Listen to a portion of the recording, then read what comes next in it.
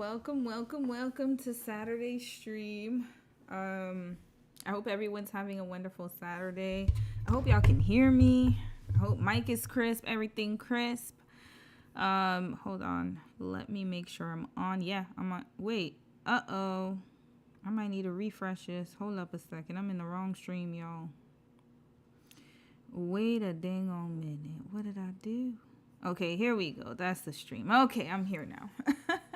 I had to make sure I was on the right stream. I hope everyone's having a wonderful Saturday wherever you are. I'll wait for a few people to join and then we're going to get right into it, y'all. And I do have an announcement to make, so hopefully I can see who's going to join today. That art girl. Hey, sis. How are you? Welcome, and happy Saturday. Happy Saturday. Hope your Saturday is going well. I can't believe it's almost April, y'all. It's the last Saturday of the month of March. So, yeah, it's already April, y'all. That's crazy. Spring is almost here. Well, I hope that, everyone's having a wonderful, it is actually spring. Yeah, March 20th was spring. So it's actually spring. Yeah, Easter's coming up. There's a whole bunch of stuff coming up soon. Yeah. Let me see who else is going to come. Let me also do some troubleshooting. Just give me a second. I'm just gonna announce that I'm on stream. I have to get better at doing that. I definitely need to get better at doing that. So just give me a quick second. And then I'm gonna make the post for this. And then we're gonna start. But before that, I do have to make an announcement. So I'm waiting for a few more folks to join so I don't have to keep repeating the announcement. Let me just get into my stuff here. Give me a second, y'all. I have to get the link. Yeah, this week was crazy, y'all. Some girl, hey sis, how are you? XOXO Ganja girl, hey sis. Allie, hey sis. How are y'all doing, man? I hope everybody's having a wonderful day, wonderful Saturday. Whoo, when I tell y'all, you can tell by how I look right now. Like, I'm just like, oh boy, I'm not gonna lie to you guys. Like, I've been going through it the last few weeks. Like, I don't know what's in the ether, but it's just definitely not what I thought it was gonna be in the sense of like, and it's not anything with me personally speaking, but it's just a lot of stuff that happened, y'all. Like, it was just so crazy. But I'll let you guys know. Just give me a second. I'm just gonna wait for a few more people to join. I'm gonna tell y'all what's been going on in my world, I should say. And I don't know, y'all. I don't know what's happening, but it's like I'm like, should I start paying attention to things? Like, I don't know. But anyways, okay. Let me shut up. Let me post. And then I'm going to let you guys know what's going on. Hold on. Oh, this is a good one. We're going to watch a little bit of that today. Just give me a second. Okay. Let me do the post. Post. Let people know we are live. And then that way, they can catch it or whatever, right? And we'll put one picture. I don't know what am I going to really talk about? Well, we have a few things we're going to talk about and we're going to discuss today. So, give me a second, y'all. It's Command and Enter, I believe. No, it's Control and Enter, Shift and Enter. Okay, here we go. I got it. Okay. And then I'll put an image here. What image should I put? Here's my thumbnail. I don't even know if it's going to open up properly, but whatever. We're going to leave it how it is. Okay, yeah, we'll just post it like this. Who knows? Who cares? Okay, we'll leave it like that. Reposition. I don't know why it's doing it like that, but that's okay. Okay, we'll leave it like that. All right, so I'm going to post now. I was going to say something. Let me say hi to a few more people, and then we're going to get going. Why is it not letting me post? I don't know what's going on here. Oh, I know why. Duh. I just did something so dumb, y'all. Oh, my God. I hate when I do that. Okay. All right, y'all. So, yeah, that's it for today, y'all. Let me say hi to a few people. Okay, I think a few more people joined. So here, we just gonna post it like this. I don't give a damn no more. Okay, we'll just post it. I don't care today. All right, let's check the comments. Sorry, y'all. I had to post that I'm live right now. I'm trying to be good with that. Okay, let's see who else joined. Ali, some girl, you said I was watching the replay for last weekend. The way you went in on I couldn't stop laughing. Man, because, well, thank you. That's number one. I got a comment on that replay. Shout out to the replay family. Y'all always be holding it down for your girl. Yeah, I should have, the thing is, she was pissing me off, yo. Like, I was so angry because it's like you had all this money, all this opportunity, you still not changing. Like, this is an opportunity of a lifetime to turn your life around, and here you go chasing a damn man. That pisses me the hell off. That art girl, what are we going to discuss today? Okay, so first we're gonna discuss I don't know in which order we're gonna go, so I'll just let you guys know. But first I have an announcement to make, and I think I'm gonna announce it like right now. And then after that, we're going to talk about some of the videos I didn't get to do last week. So Jack Harlow, I don't know. So Sophie sent me that video. So I don't know what situation he got going on. So I wanted to, we're going to talk about Jack Harlow. We're going to talk about the Air Canada plane crash. We're also going to talk about Ruth, Chris, and their dress code. We're going to talk about, I don't know who else I put on the thumbnail. Oh, yeah, Latto. I put on their thumbnail for a reason. And we're going to talk about Black women and the new natural hair movement. There's going to be another natural hair movement that I've been seeing kind of discussions around on TikTok. I wanted to kind of talk about that a little bit. And what else did I put on the thumbnail, y'all? I just don't remember. I put a lot of things. But anyways, I have all the videos up. So we'll go through that. All right. Mom of one. Hey, how are you? You said, can we get a red flag once? You know what? You're not just going to get one red flag. I say a lot of red flags in the live stream, but I'll do it right now. Red flags. That's how I do it. But I say red flags in the live streams too. All right, announcement time, and welcome. It looks like you're new. Welcome to the family. And yeah, I'm glad to have you here. Saint, how are you? How are you, sis? You said Latto. Oh, Latto. Oh, Lord. And then we have other serious topics to talk about tomorrow, but there was just way too much. So I was like, let's just do like kind of like half and half today. And then tomorrow we'll discuss the more serious topics. But announcement. So I don't know who's a member here, but if you're part of the members only channel, is going to be a sad announcement that I'm making. Well, I mean, not sad for your pockets, but sad for like, just what it is. So from now on going forward, and I'm going to announce it a few times just to make sure people understand. I will also make a post in the members only channel. I will be shutting down the members only channel effective after the Diana in Korea case study. So I had to make the decision to close it down for various reasons, but I would say the number one reason why I ended up shutting down the members only, or not shutting down, I say I'm transitioning it. It's not shutting down. I got to make that very clear. Sorry, I got to word my language better. I'm not shutting down the members only, but I'm just transitioning it to Rumble. So it's free. So no more charging for content. And the reason why I started members only was because I kept getting copyright strikes. And your girl was like, oh, hell no, I don't want to do that. And of course, people enjoyed those live streams, or sorry, not those streams, those case studies. So I put them behind a paywall because I didn't want to make it like too inaccessible or you having to go to another platform to watch a video. So I was like, okay, let's just make it in-house. And then originally what I did is I made it members only, and then they would get early access, and then I would post the videos on Rumble. That was the original intention of what I was doing.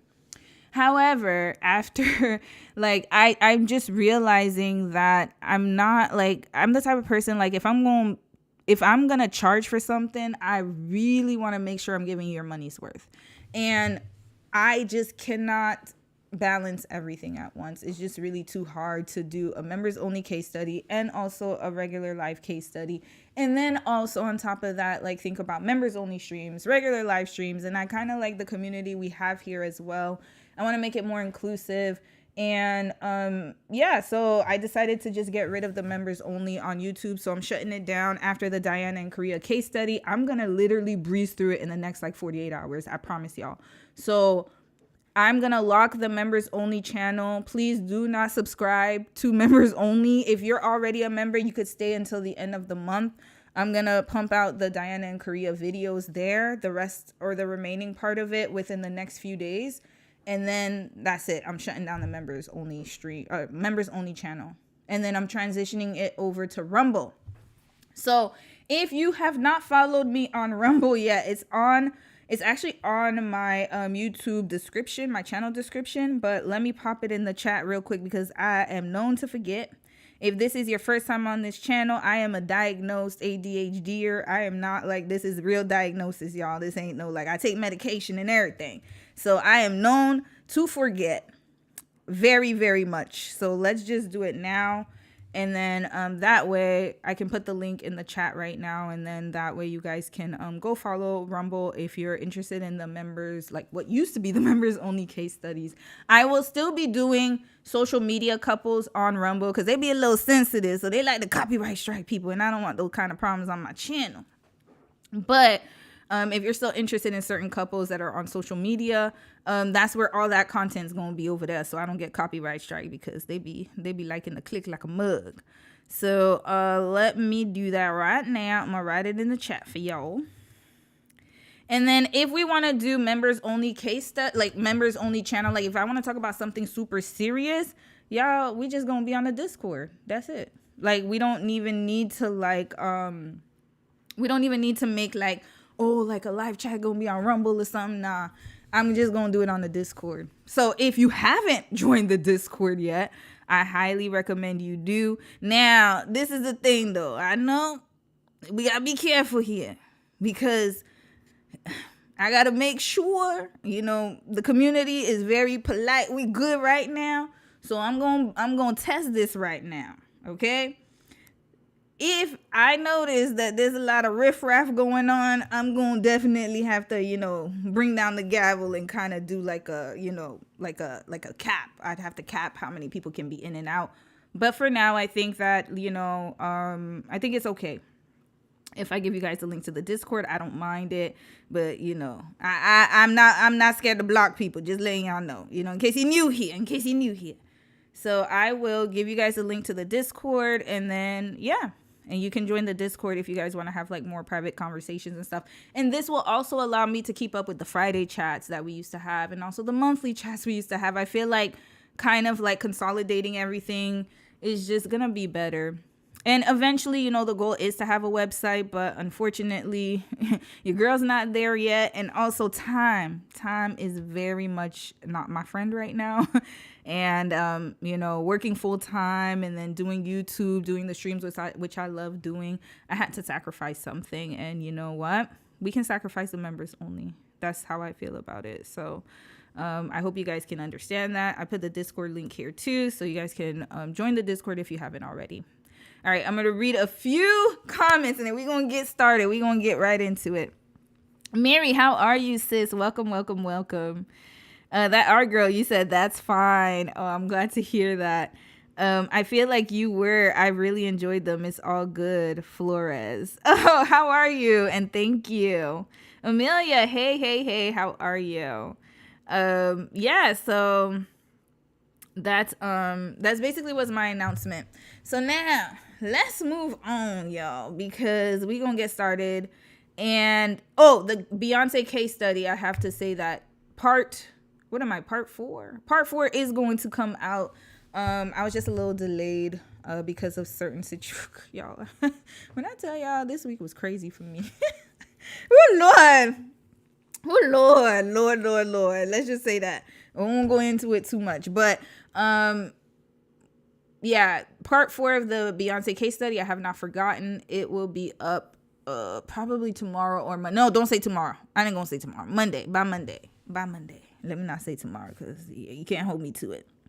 Saint, can we start with Latto? Yes, we can. Actually, I was thinking I would do that, and I'm glad you guys are going to.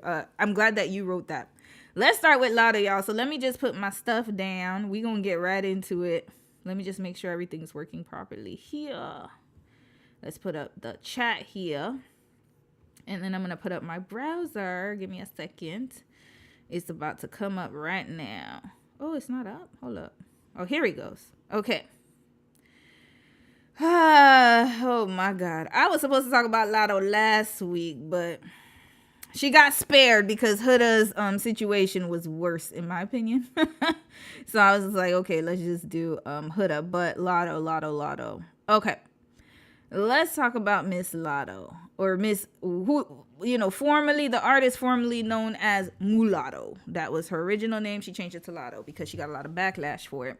Now let's get to her picture. I actually was gonna talk about her in another way. So she's gonna appear twice in this live stream, and you guys will see why when we talk about like the erasure of Black women. We gonna hit up on Latto as well. So let's get to the pregnancy announcement, y'all. Now, before we get into the videos, let's give a quick recap of what has happened or transpired in the life of Latto, aka Alyssa, whatever her last name is. Now, let me find out, how old is Latto, first of all, and what's her star sign? Y'all know I be looking at that stuff. Latto is 27 years old, and is she a Sag or a Capricorn? She look like a Capricorn, Lord. She's a Cap and Capricorn. Okay, I believe it's a Cap. Yep. Oh yeah. Okay, she's got to be a Capricorn.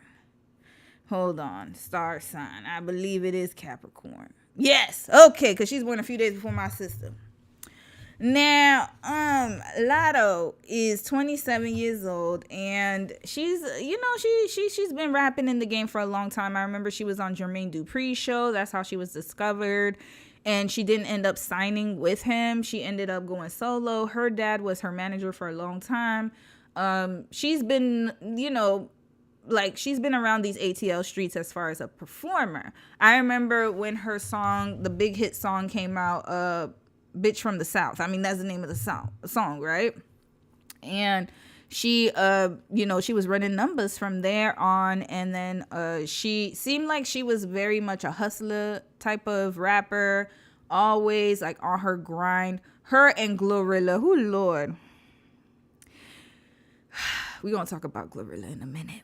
So Latto was on a trajectory because not only is she talented, I must say she is very talented. She's not like one of those rappers who's just beautiful, right? So she actually has a lot of talent. We got to give her that.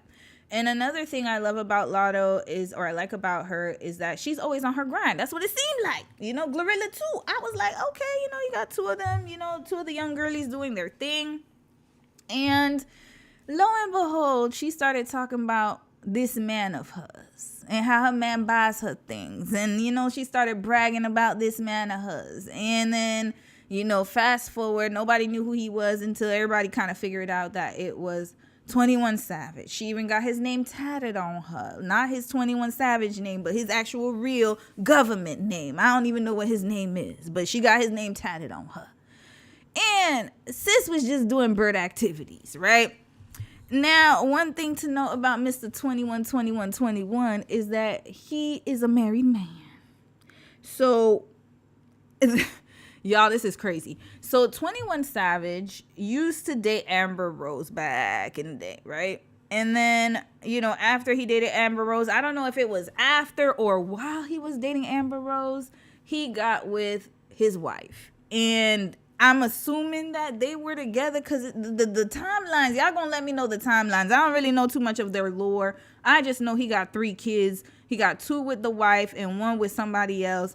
And the kids are pretty, school age. So that lets me know that he was either creeping with Amber Rose while he was married, or he wasn't married. She was his baby mama and he married her after. I don't know the situation. We're gonna find out today though. So either way, when he got with Latto, when Latto was, bragging about her man, she was bragging about a man who is married. Now, everybody could say whatever they want and say, oh, yeah, he just married his wife for the papers. But listen, this does not seem like a paper marriage because he is still married. And now she has announced her pregnancy. Here we go. So let's listen to some kind of news announcement about her entering into motherhood. And you know what? I'll say congratulations. I think babies are a blessing. It is very hard for some women to have children, and I understand that it could be something that can be celebrated as far as the baby goes. The baby is all we focus on, but as far as Latto and 21 Savage,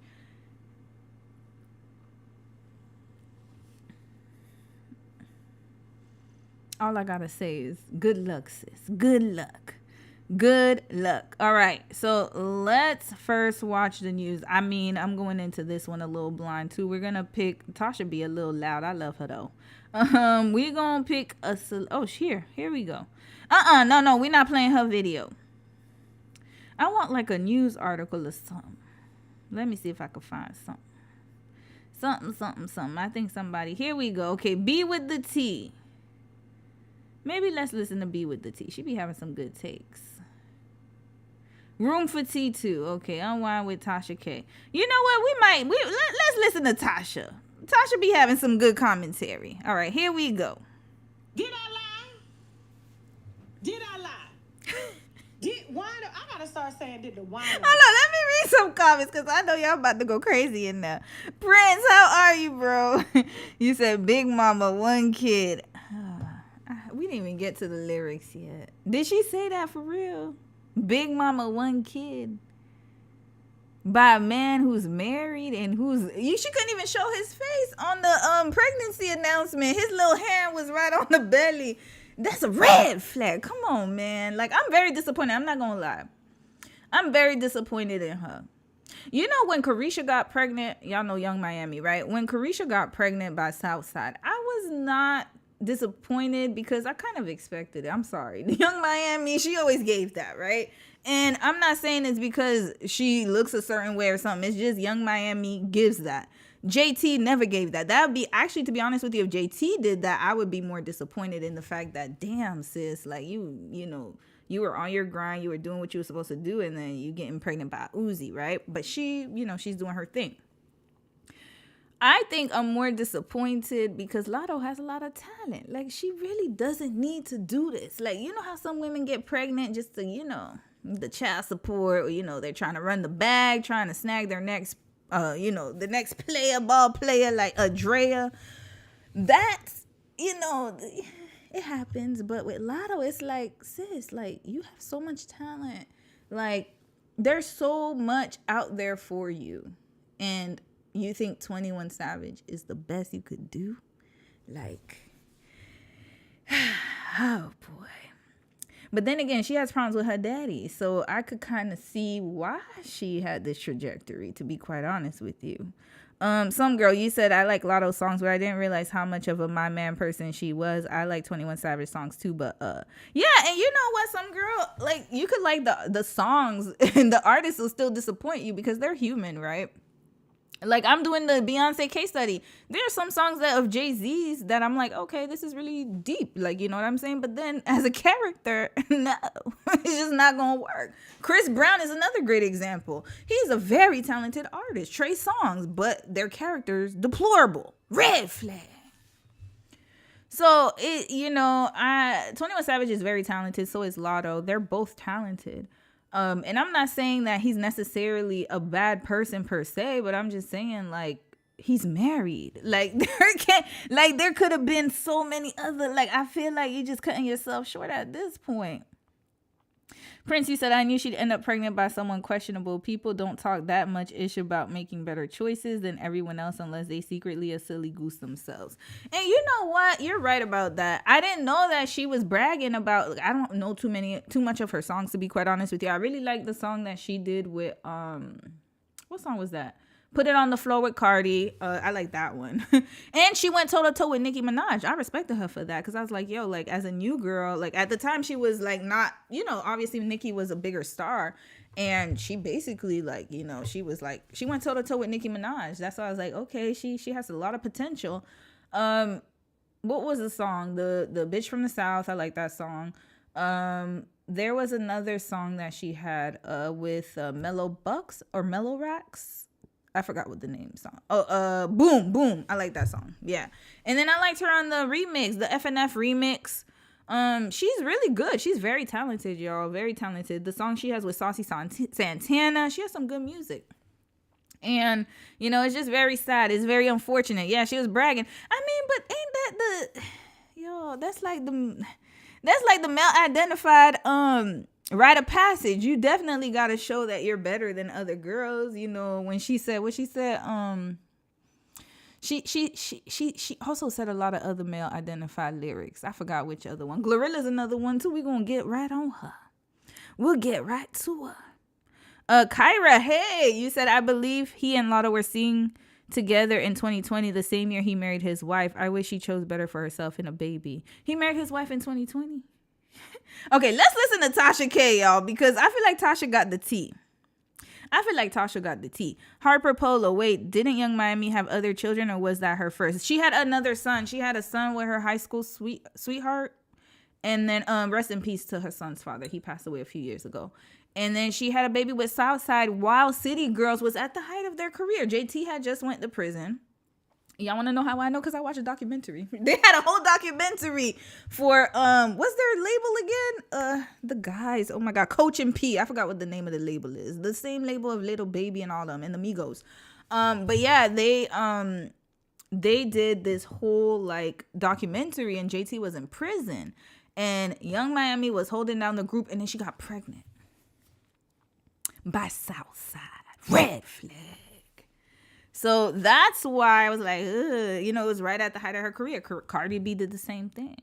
She had the first album came out, and then boom, had you know, I think she got married and then had the baby, or got pregnant, and I don't remember, but they broke up, got back together, had Culture, and then had the other two after.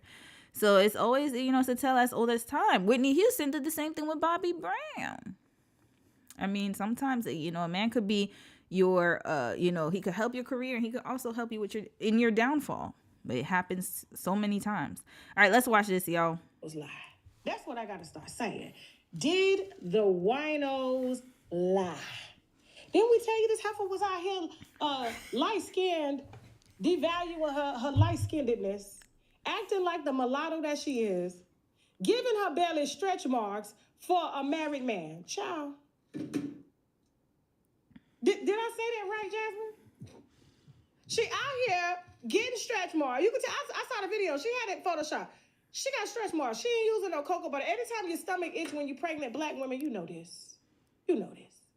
You got to oil that belly down. You're not supposed to scratch it. Yeah, I heard about that. Yeah, that is very true. I've seen a lot of women do that. She ain't lying. You get stretch marks. That's how you break the skin. That's how you make the skin loose. You got to oil it. I had cocoa butter, shea butter, coconut oil, olive oil, and I was just rubbing it. I got two. Well, to be fair, Tasha, some of us ain't had no kids, and we still got stretch marks. Hello, my baby, I need to do some cocoa butter, some whatever. You know, the belly expanded, and then it regressed back. But anyways, I digress. Let's one stretch mark. Now, I got stretch marks on these titties now. These titties got stretch marks. And we finna stretch them back up. I'm going to see my doctor next week about pulling these up and decreasing them. I'm finally going, y'all. Pray for me, okay? Pray for me. Now, so she finally unveiled, and I told y'all she was pregnant. I mean, it wasn't hard to see. When she was performing, you could see the gasping of the breath, and then her belly was poking out. I mean, there's some women, they could hide it very well, especially if you're a thickum, but Latto was always flat tummy. So, yeah. My sources don't lie. The wino sources don't lie. She was just trying to figure out a way to come out here and tell y'all because it looked bad. Now, they got a whole PR thing going. Whole PR stunt. It's so bad that they even got his legal wife liking her pregnancy reveal video without her husband in the video. So Kiana, that's her name? That's 21 Savage's wife. Well, you know what? This is the thing. How do we know that she didn't like it out of spite, right? Like, oh, you messing with my husband, I'm just going to be petty, right? We don't know her intention of why she liked it. That's number one. And number two, Ain't 21 Savage Muslim? Now I'm not saying, listen, we gotta, okay, listen, I know Ramadan's done, Eid done came through, okay, listen, I'm not trying to have no type of religious insensitivity, but from my understanding, there is, stipulation of some men having multiple wives in certain Muslim, like not the whole entire culture, but I know in certain sects it's okay and it's acceptable. And it looks like 21 Savage is trying to start a harem or polygamy. I don't know. So it might be a religious thing. Is his wife Muslim? We're going to find out, y'all. Let's just keep hearing Tasha talk. But sister wife is okay with it. Okay, y'all, it's a poly relationship. Okay. I'm sorry. I'm too jealous to share a man. Red flag. I'm not doing that. Listen, to each his own, but I'm sorry. No, I need all eyes on me. I'm not. Nick Cannon, didn't his girl Bree talk about, oh, I'm the best baby mama, or trying to say, well, I don't have a problem with him. He barely sees your son. Like, how much can he spend for me, I'm too selfish. Like, there's no way I'm going to be sharing a husband or, attention and time and affection. I'm not built for that. This is craziness. And then also, y'all ever seen Sister Wives with Cody and them? Like, he's going to have his favorite. So what if Latto's his favorite? And then what was the lady's name? I don't know what the first wife's name is. Or the wife's name is. But it's like, he's already showing you that you're not his preference. We don't know why he's still with her. Obviously, he has some love for her. But I personally believe that Latto is more of his preference because he dated Amber Rose. I think he likes them light bright. We got to be honest. So there's that. And he's a rapper. I'm going to be honest with you. I would like it too. Baby, thank you. You just gave us extra money because his career is doing nothing. He gambles. He got a heavy gambling habit. And so we got us a light-skinned, pretty mulatto to go out there and work on that stage. And she going to take care of both of us. And y'all right here talking about congratulations. Woman just did a damn pregnancy reveal with the man's hand in the video. She sound like one of y'all that be on, you see these IG girls that be on Instagram and they be taking pictures and you'll see a partial. It's a dude there with them. But you know what, Tasha? I had to think to myself because I did see the post. I saw the congratulations. And I gotta be honest though, what else are you supposed to say? Like, am I supposed to, dogpile and be like, you side chick, you and your baby gonna be doomed? I'm not gonna do that. You congratulate her because that's what she wanted. Hello, congratulations. You wanted to be the side so bad that I'm gonna be happy for you. Let's cheer in your stupidity. I don't know what to say. Because at this point, I think that's why people are saying congratulations. I don't think, of course, you have a segment of people who are just fanned out and they'll just they'll follow anything someone does as long as they're a celebrity. They have money. It's like, let her do whatever she wants. You have those segment of people.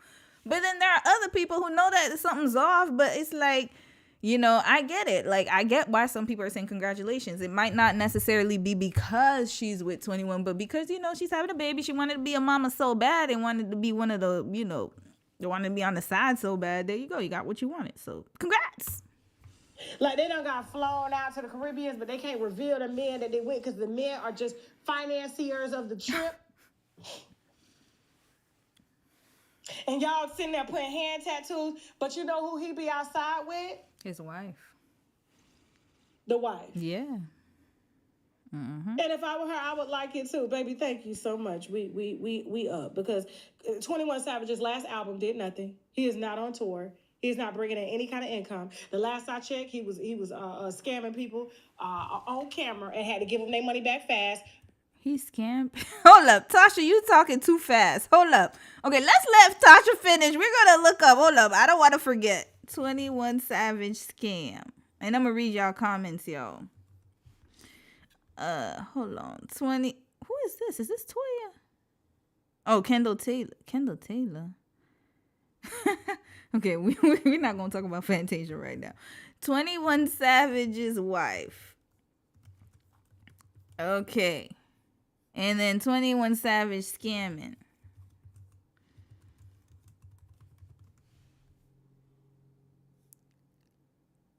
He scammed. Hold on. Oh. Okay, she was right. He do got gambling merch. Hold up. Okay, we're going to read all that. All right, let's finish, Tasha. You giving us a lot of breadcrumbs here. by gambling. Y'all seen it. Yep. And you out here congratulating. This why I be mad at light-skinned women. Because here's the thing. And I know a lot of y'all get mad at light-skinned women. I'm on y'all side. I seen it. It's no different than a Black American man that favors racially ambiguous or exotic women from other countries.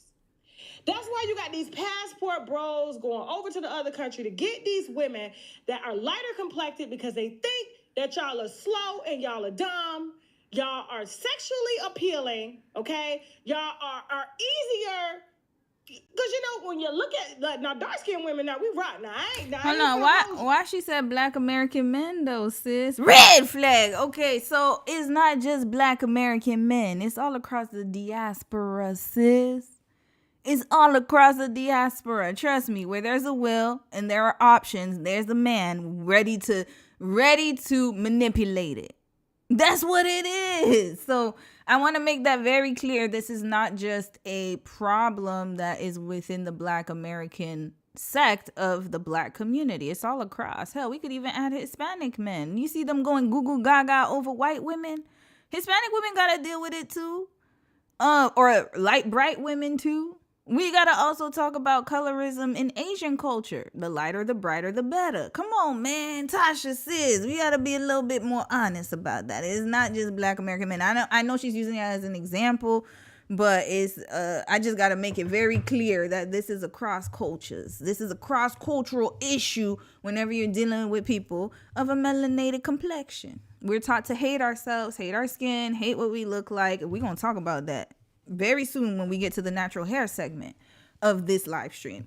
But I just have to bring it back and say that, choosing a light bright woman is not just in the Black American sector. I'm just going to be honest.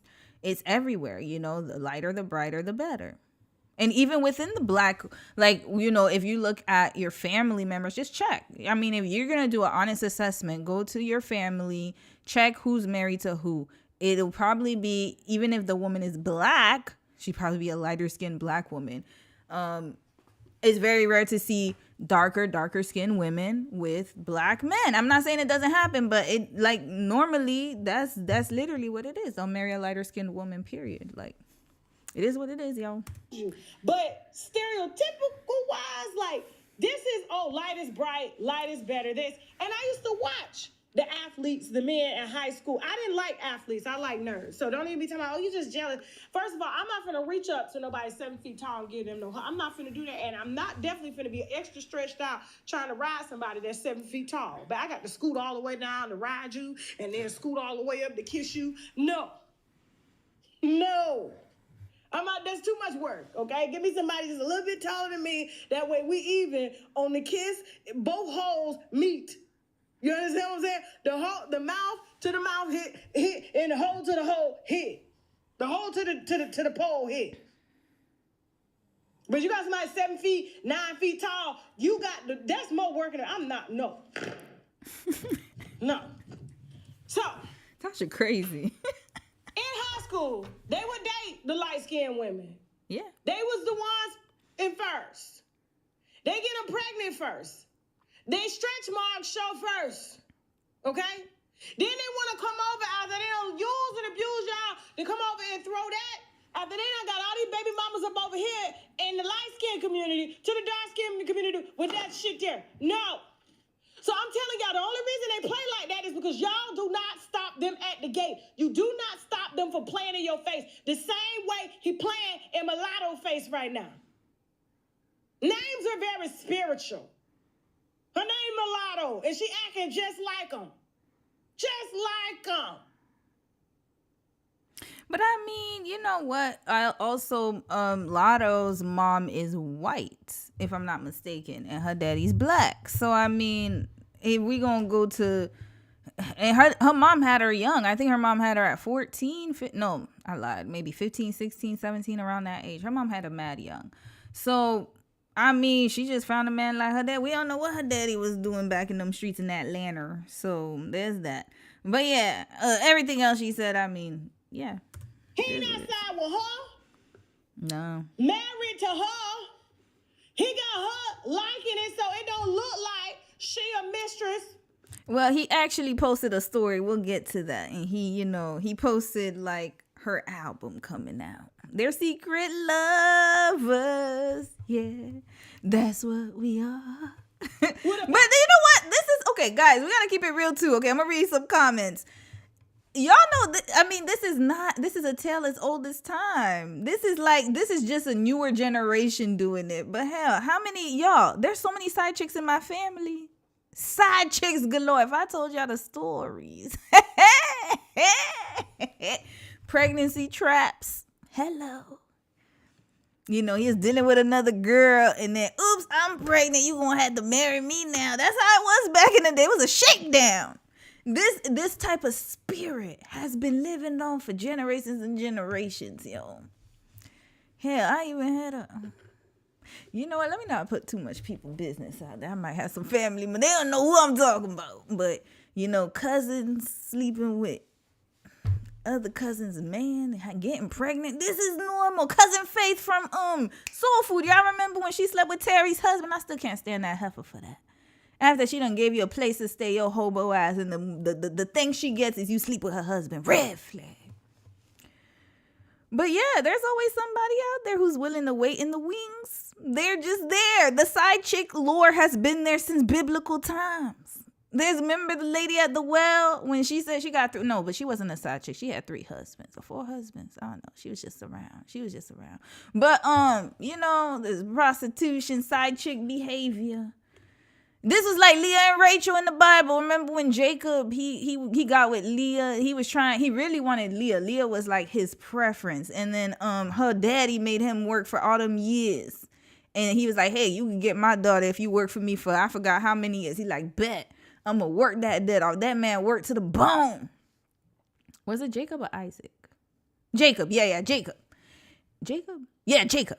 And then what ended up happening was that after the years went by, because back in the day the veil, they had to get veiled so they couldn't see who the wife was. So that the dad gave him the first daughter, and he was like, look, it don't make sense for my first daughter to get not get married before the second. You can't have Rachel. You're gonna have to take Leah. And Leah, they said that what they described her as, the Bible called her ugly. They said her face was not one to look at. He married her though, and he made her his wife, but he still wanted to be with Rachel. And right after that, he's like, okay, if you still want Rachel, you're gonna have to work for me 7 more years or whatever X more years. He worked again, and then he got Rachel. There you go. So that's like 21 and you got a chocolate one, you got a vanilla one. Here you go. So you got maybe he wants the best of both worlds, and you always have somebody signing up to be a Leah or a Rachel. Not calling them side chicks because Rachel was actually the preference. But, you always got somebody on the side. Somebody's on the side. That's the baby. Man, bye. And y'all, go, girl. Go.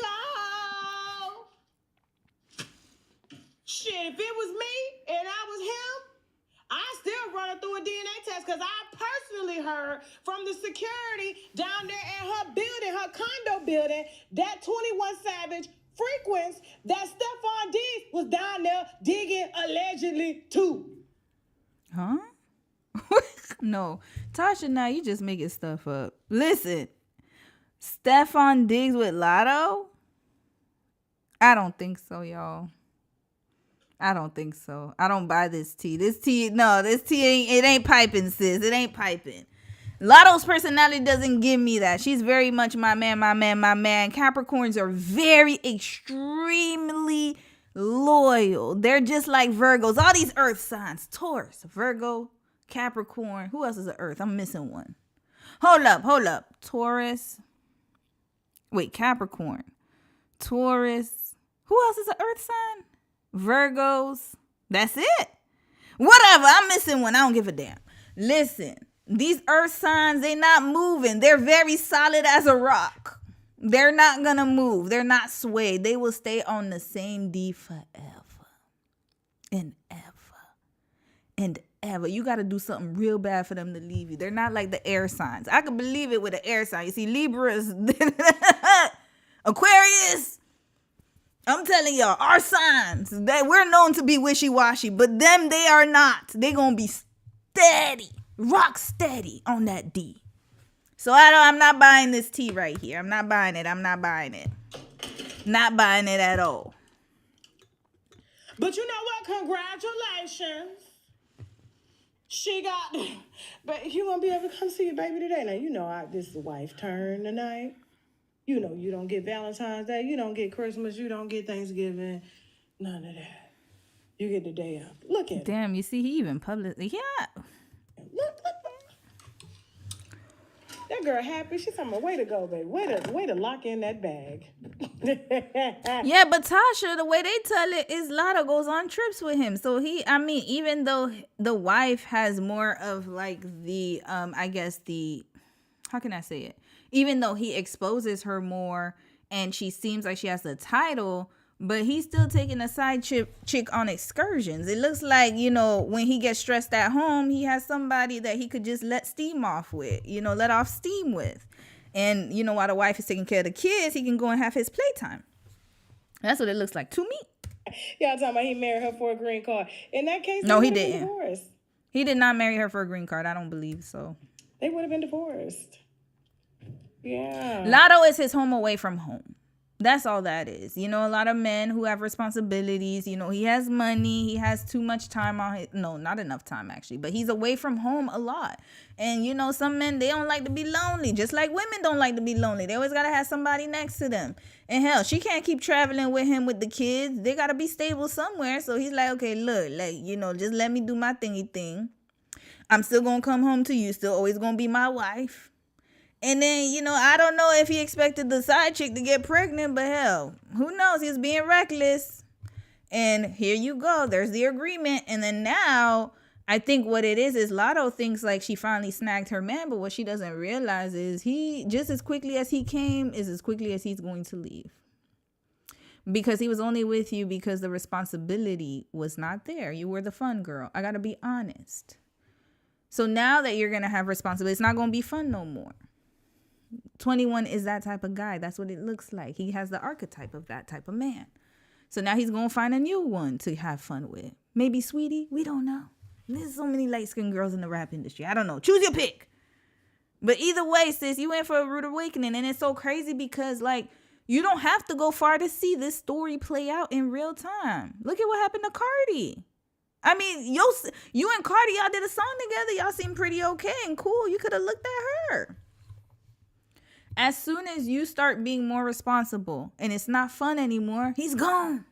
Gone like the wind. And then he's going to stay with the first wife because that's really who he, you know, his affections with.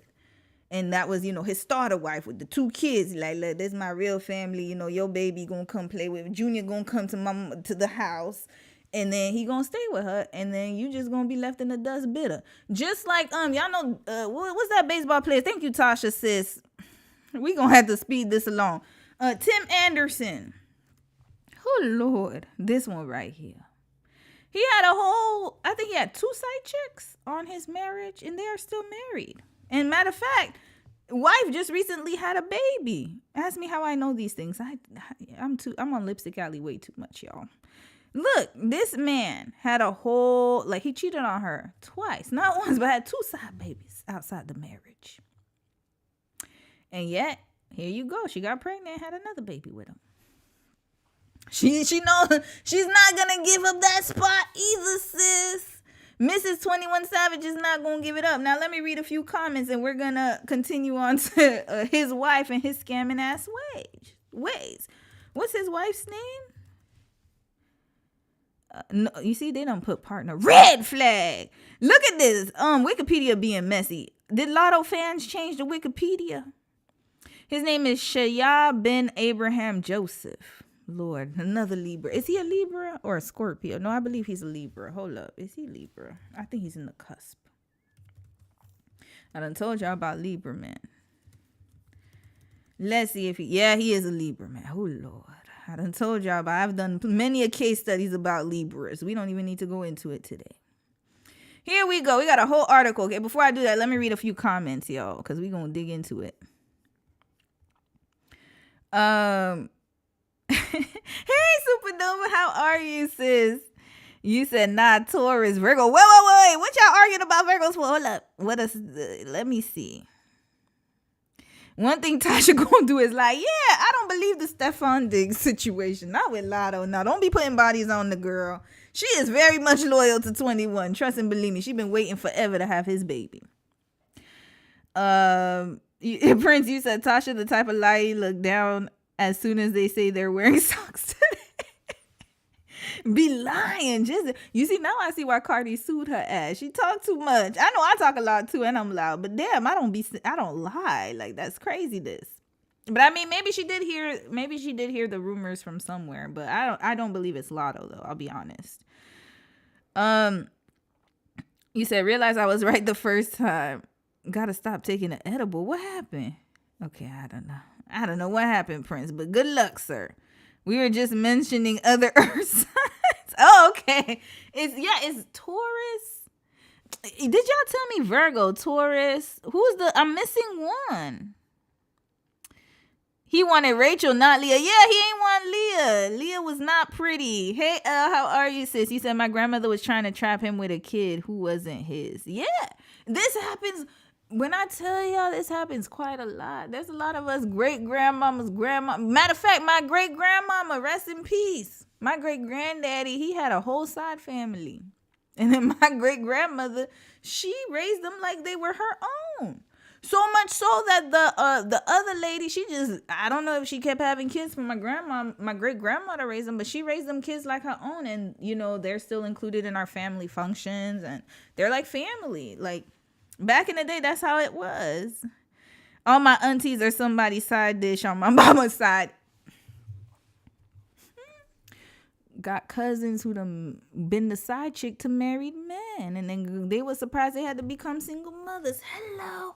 This is very common in our community. So for me, I'm just like, okay, she chose that path.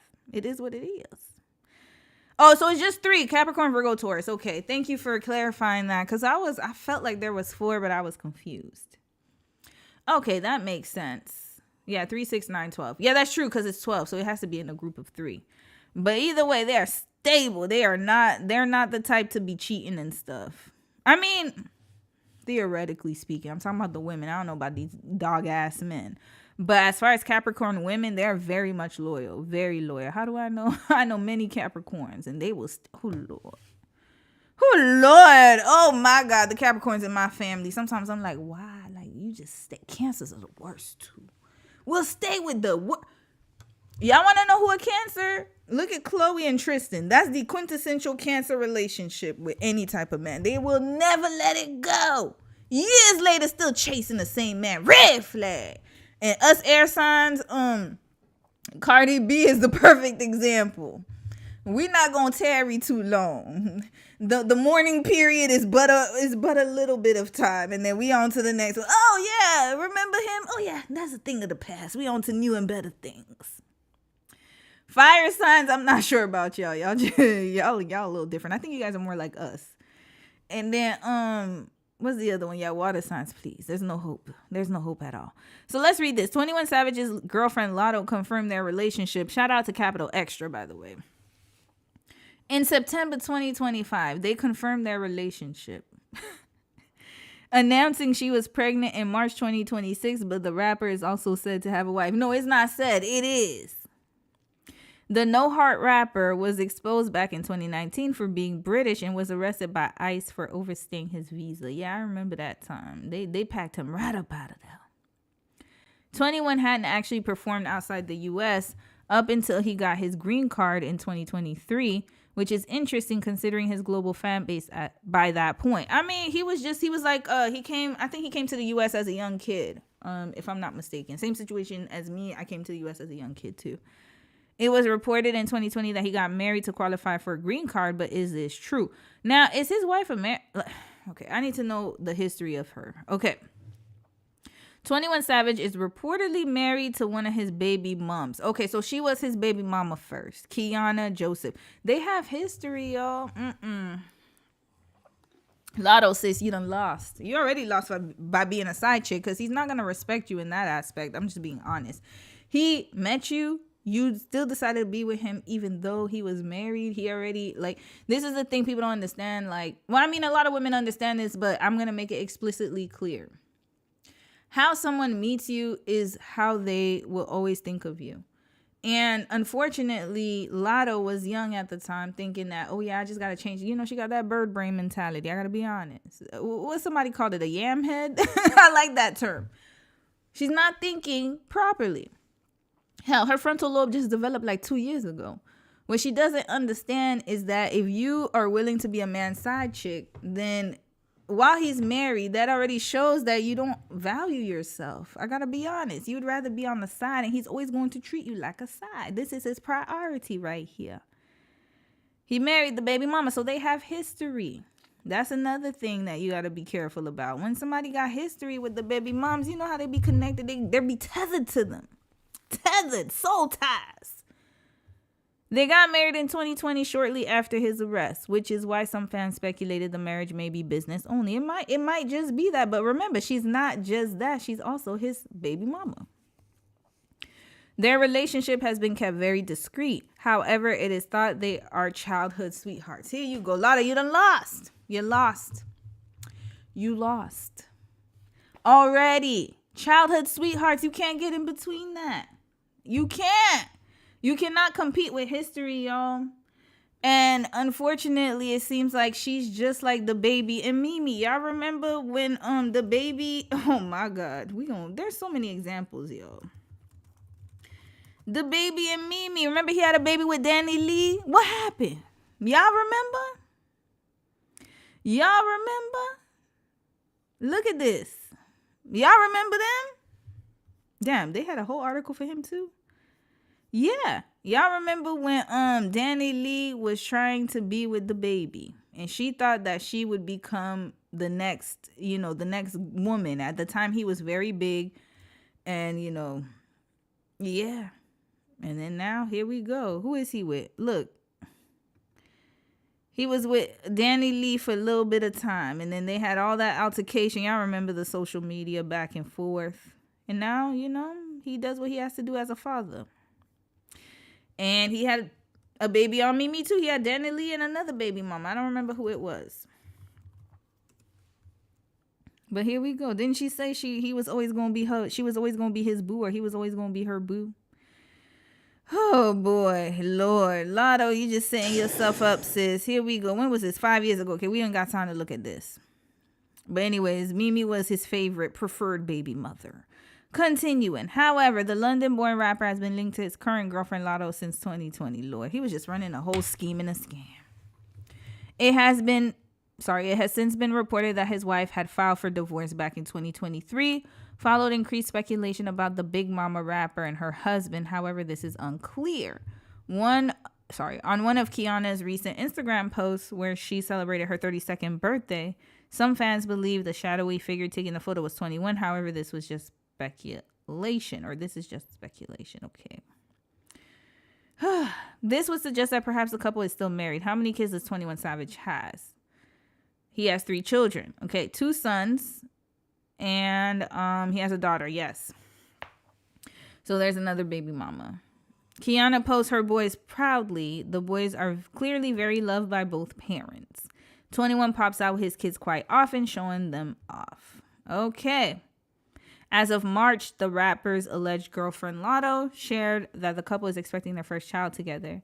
The Big Mama rapper announced her pregnancy with her latest album cover featuring her big bump.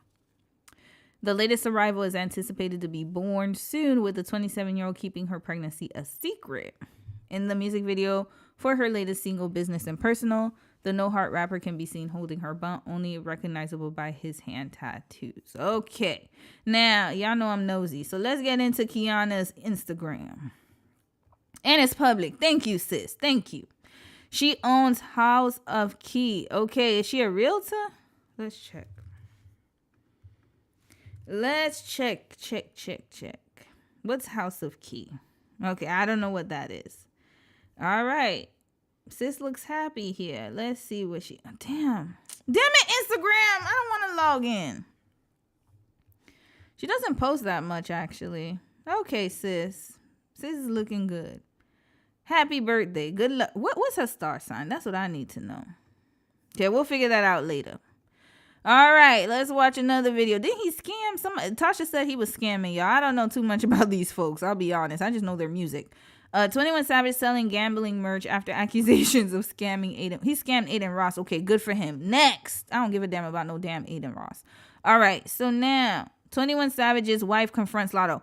Okay, I don't know if this is AI, if this is true or not, but I heard that she did do that supposedly a few months ago. Okay, should we listen to Art? Okay, maybe we'll listen to RRG or Chrissy. Oh no, Chrissy. I like Chrissy's content. Okay, let's watch Chrissy, y'all. Shout out to Chrissy. So I want to talk about the rapper Latto's pregnancy with 21 Savage and also about his wife, Kiana. And before we get into it, I just dropped a new video for Neptunian members and patrons. So if you're interested in watching that or my other exclusive content, the links to join are in the description box. Also, if you enjoy my content, be sure to like this video, share, and subscribe. So I'm subscribed to Chrissy already on my other YouTube channel. Shout out to sis though. You know what? We'll subscribe on this one. Give you the like. Just announced her pregnancy, and it appears that she is pregnant by rapper 21 Savage. And everyone knows they're together, but they haven't been very public with their relationship because 21 Savage is allegedly married to a woman named Kiana. According to the internet, they got married because 21 Savage needed a green card because he was born in London, and people are saying that they aren't together and they just have a quote-unquote arrangement. But he and Kiana also have 2 or 3 children together. So that does not seem like something that started off as an arrangement, but it's not. That's what it developed into. I believe that they were childhood sweethearts. It says they known each other for a long time. He was making, he was doing what he was doing in the streets. That's my baby mama. Just like Future and Britney. It's a similar situation. And do I think that he married her for his green card? Absolutely, because the timing is suspicious. But do I think he married her only for his green card? No. I think he actually does like her. And, I don't know. Listen, I can't get into dudes and their mentality, especially when they have multiple baby mamas and they're unfaithful dudes. I don't know how to get into their mindset. But what I will say, though, is I don't think he married her only for the green card. I think there was more to it. After the kids were born, and maybe now they have an open marriage. And I saw where people were saying that 21... It's not just an open marriage, sis. Sorry, I keep interrupting, but I gotta be honest. It's not just an open marriage. They've been open. The fact that he had a kid on her, he was with Amber Rose, and they were childhood sweethearts, and she was his baby mama, that means they've been open. Again, how you start a relationship is how it's going to end.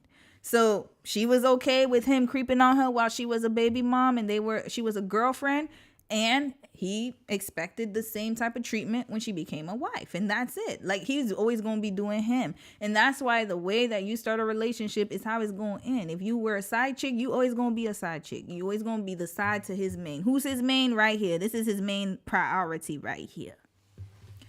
So when Kiana calls him and says, hey, our son is sick, he's going to take the first flight out. And your son gonna be left over there. Has she not watched TV shows? Red flag, Latto. I need you to open up your mind. But I mean, it's too late at this point. You didn't watch TV shows when the side chick would try to have the main, and then he'd be like with his wife and kids. And then the main chick is there calling him all the time, causing a ruckus. I feel like this was in a movie. I got to think about the movies. But yeah, this was in TV shows all the time. Oh, Lord. Continuing. This will always be his priority, y'all. It's already set up this way. Divorced. Some are saying that he recently got married to Latto. So I'm not sure what's true and what isn't true, but it is possible that Latto is currently pregnant by a married man. And according to the blogs, Kiana seems to be cool with everything because she allegedly liked Latto's pregnancy announcement on Instagram. And over the years, she's never really said anything about her and 21's relationship. So I'm guessing 21 is financially taking care of his wife and Latto and his children. And so they're all cordial with each other. together and basically cool with sharing him. And it's also possible that Kiana is seeing someone else as well. Now, if this isn't a poly relationship or a throuple, and Latto really thinks this is going to be a long-term relationship where 21 Savage is faithful to her, I personally think that she is in for a rude awakening. See, men like 21 who juggle different women, they like to get childless women pregnant to feel like they've quote-unquote conquered them. And after the high of making them fall in love and getting them knocked up wears off, they get bored and they start looking for other women again. So I wouldn't be surprised if this relationship starts going downhill after the baby is born. And you want to know why it'll go downhill? Is because her expectations are going to change, because she's going to be a big mama for real, not just a fake big mama, and she doesn't know what it's like. Just like, you know, I don't want to equate it to having a puppy, but I have to, you know, it's the only thing I have that I could kind of relate to, is that, you know, when you think you can handle something and the reality of it is totally different. Do I love Mimi? Absolutely. I'm so happy that we got her. She brings so much joy to our lives. But I would be lying if I said that I'm not tired. Look at this. I'm always tired, y'all. It is a lot to take care of a puppy. I can't even imagine a human. And she's thinking it's going to be this fantasy land of, oh yeah, he's going to come over and we just going to have, you know, mommy, daughter, son, daughter time. That's not the reality. He's going to be the same type of father he is with Kiana's kids. Will he show up for your kid? Absolutely. Will he be there? He seems like he's a present father. But will he be an emotionally available boyfriend / future husband? He never was. Red flag. And now you're going to finally realize it. But again, you know, this is what happens with women who have the privilege and they think that they're better than. And it's so crazy because I just don't get how they can't see it. Just like with Cardi and Offset. Offset already had a whole gang of baby mamas. And you thought you was going to be better because you're lighter complected. He's going to give you the same treatment he gave Kiana once he finds the new Latto. And she will come. I told y'all Sweetie's right around the corner. Let me stop. Sweetie's doing her own thing in Dubai. Let me stop pinning people on her. But he gonna find another light-skinned come-up rapper. There's gonna be another one coming out the woodwork. They're always there.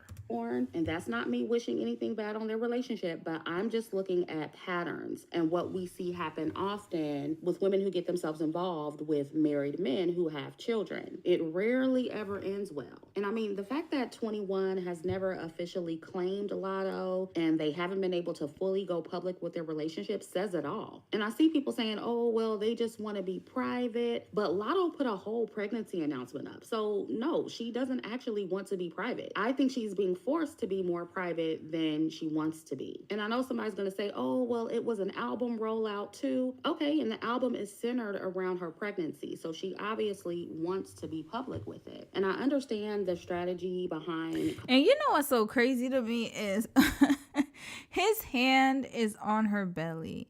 And I can only imagine, because you gotta think about it. They had a whole maternity photo shoot, it looks like.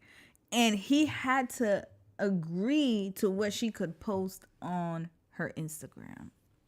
So imagine you have a whole photo shoot with the father of your child or future child that's about to enter this world. Y'all got a whole photo shoot. You pregnant. She looked like she damn near 6 months, whatever. And then, no, probably more than that. Maybe she might be due soon. And then all of a sudden, you know, you get all the photos from the photographer, and he's like, no, all of these, no. Which one you think I should post, babe? You know, because we finally could announce our relationship. And he's like, the one with the hand. That's the one right there. Red flag. This is so sad. It's sad. You could only post his hand. Just his hand.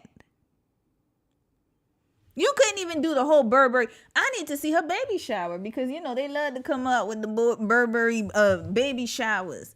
One thing I will say about these baby daddies out there, at least you could show them in the picture. I always see them like holding the belly. You can't even do that. You can't even do that. He's all Wizard Kelly with your ass, but with Kiana, he wasn't. And with Amber Rose, he damn sure wasn't. Let's get to it. Hold up. Where he at with Amber Rose? What's his name again? 21. Look at this. Look at this. All out in public. Look at that. With her lemon head. He was all up on her. Look at that. Had the cup and everything. Uh-oh. Hand holding in public. Here we go. Here we go. Beautiful picture, I should say. Look at that. All holding her behind. Look at that. When was he with Amber Rose? He was with her. Okay, they separated in 2018. So 2018, but how old are his kids? Let's get to it.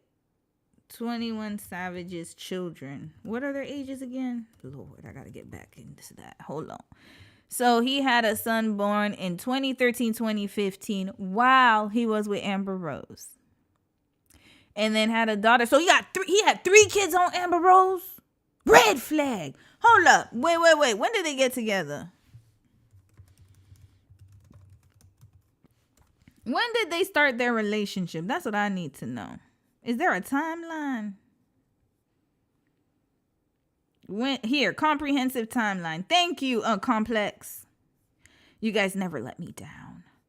Okay, when did they get together? 2017 in the summer. Okay, so they got together in 2017. So he had 2 kids before he got with Amber Rose. Okay, 3 kids, my bad. Okay, he didn't have kids while he was with Amber. But he had 3 kids.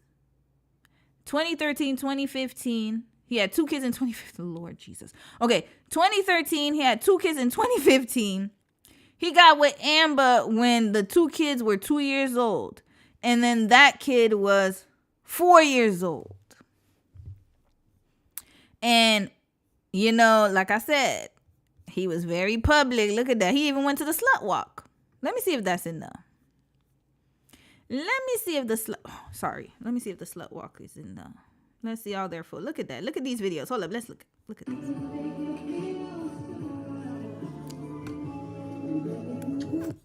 Look at that. Oh, look at Amber in 21. Okay, here we go. More, y'all. Let's see. Happy I met you too, baby.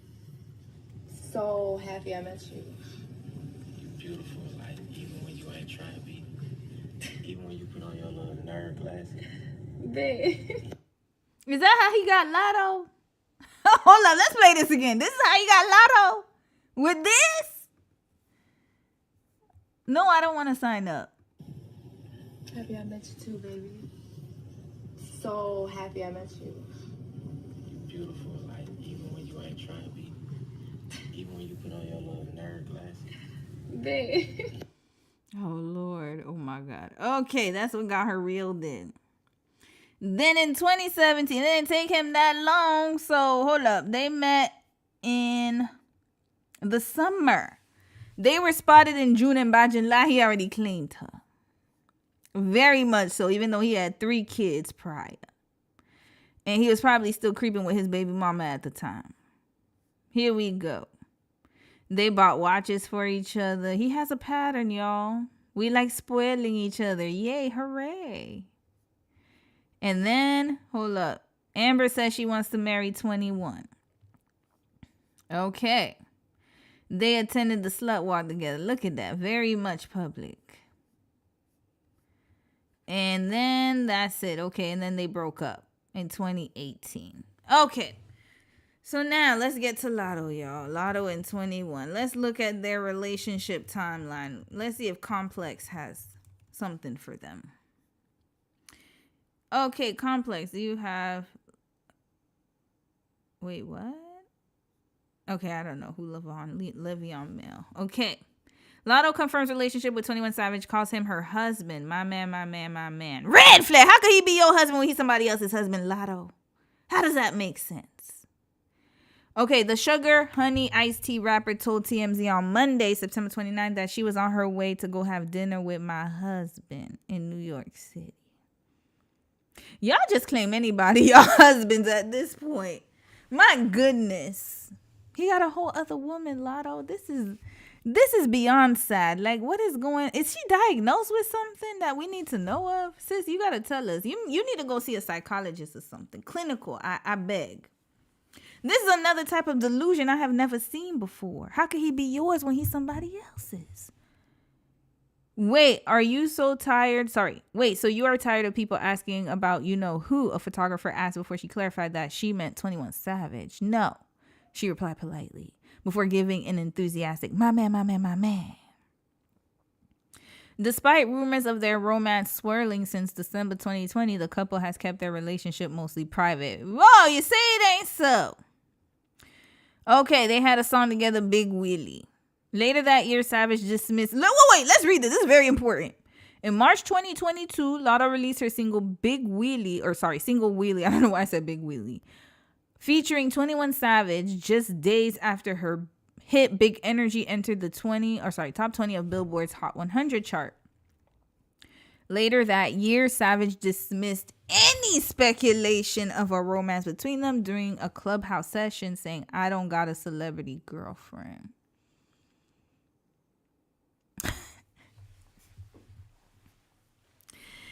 Oh boy, 21. What is going on here? Why is he hiding her like that? Despite several denials, rumors intensified when fans noticed a tattoo behind Latto's ear that appeared to read Shea. I don't know how to say Shea, but I don't know how to say his name. Which many interpreted as a reference to 21 Savage's birth name. I mean, it's a very unique name, so yes, it is him. In May 2023, Hollywood Unlocked's Jason Lee claimed that after posting a photo of the tattoo, he was contacted by Latto's team asking him to take it down.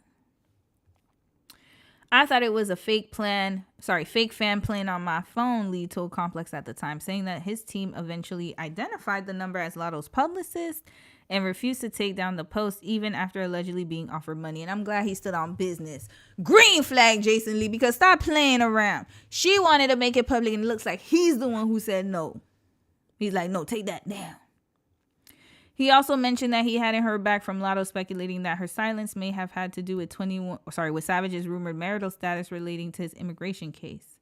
By August 2024, Latto continued to deflect public curiosity about her dating life. The internet don't know a goddamn thing. Let's start there, she told Ebro Darden in an interview with Apple Music. It ain't really nobody's business. Like, listen to the music and you'll know what you need to know. Well, now we don't need to listen to the music. You have a whole proof of your affair. Here we go. Okay. Immigration status. We already know about that. Okay, let's finish watching Chrissy's video and we wrapping them right up out of here. Combining both announcements, because let's just be honest, Latto needs as many streams as possible because she's not the best artist. And I honestly think the buzz that she's getting right now will be temporary, unless of course the album is amazing, but based on her new song, I don't think it will be. So I do understand that combining the album rollout with the pregnancy was a business strategy and it was smart, but I also think that she wants to be more public about her relationship. And the way Latto has constantly bragged about her man over the years, I honestly don't believe that she wouldn't want to show off being married and being with 21 the same way she does her pregnancy. She just can't go public because he's married. And I don't care what anybody says, that is not a proud position for any woman to be in. Imagine not being able to claim your man or him not being able to claim you because he's married. And the way I see Black women especially giving this man excuses and saying that he's only married because he needs his citizenship is giving hope on the part of Black women, because he's a Black man and Latto is a mixed woman that a lot of y'all are living vicariously through. If this were Clarissa Shields and Papoose or any other Black woman who got knocked up by a married man, there would be no excuses at all. Yep. She ain't lying. I gotta give her that. She ain't lying, because hell, Clarissa gets drugged like every 2 business days because Remy and Papoose are still married.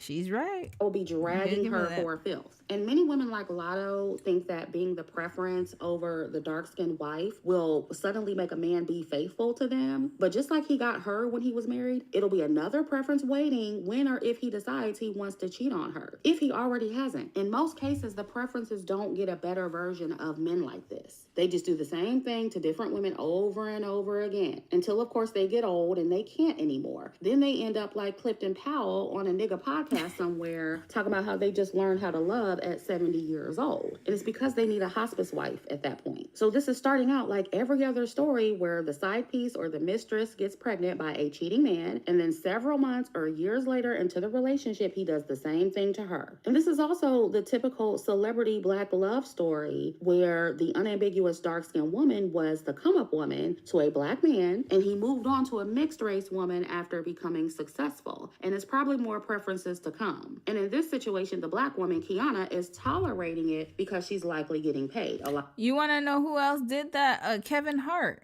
Yeah, y'all remember when he was with Tori Hart, and then he left Tori for Aniko, and then she thought she was the best thing. Remember his rib? She was the best thing since sliced bread. Did the same damn thing. Red flag. It's a pattern.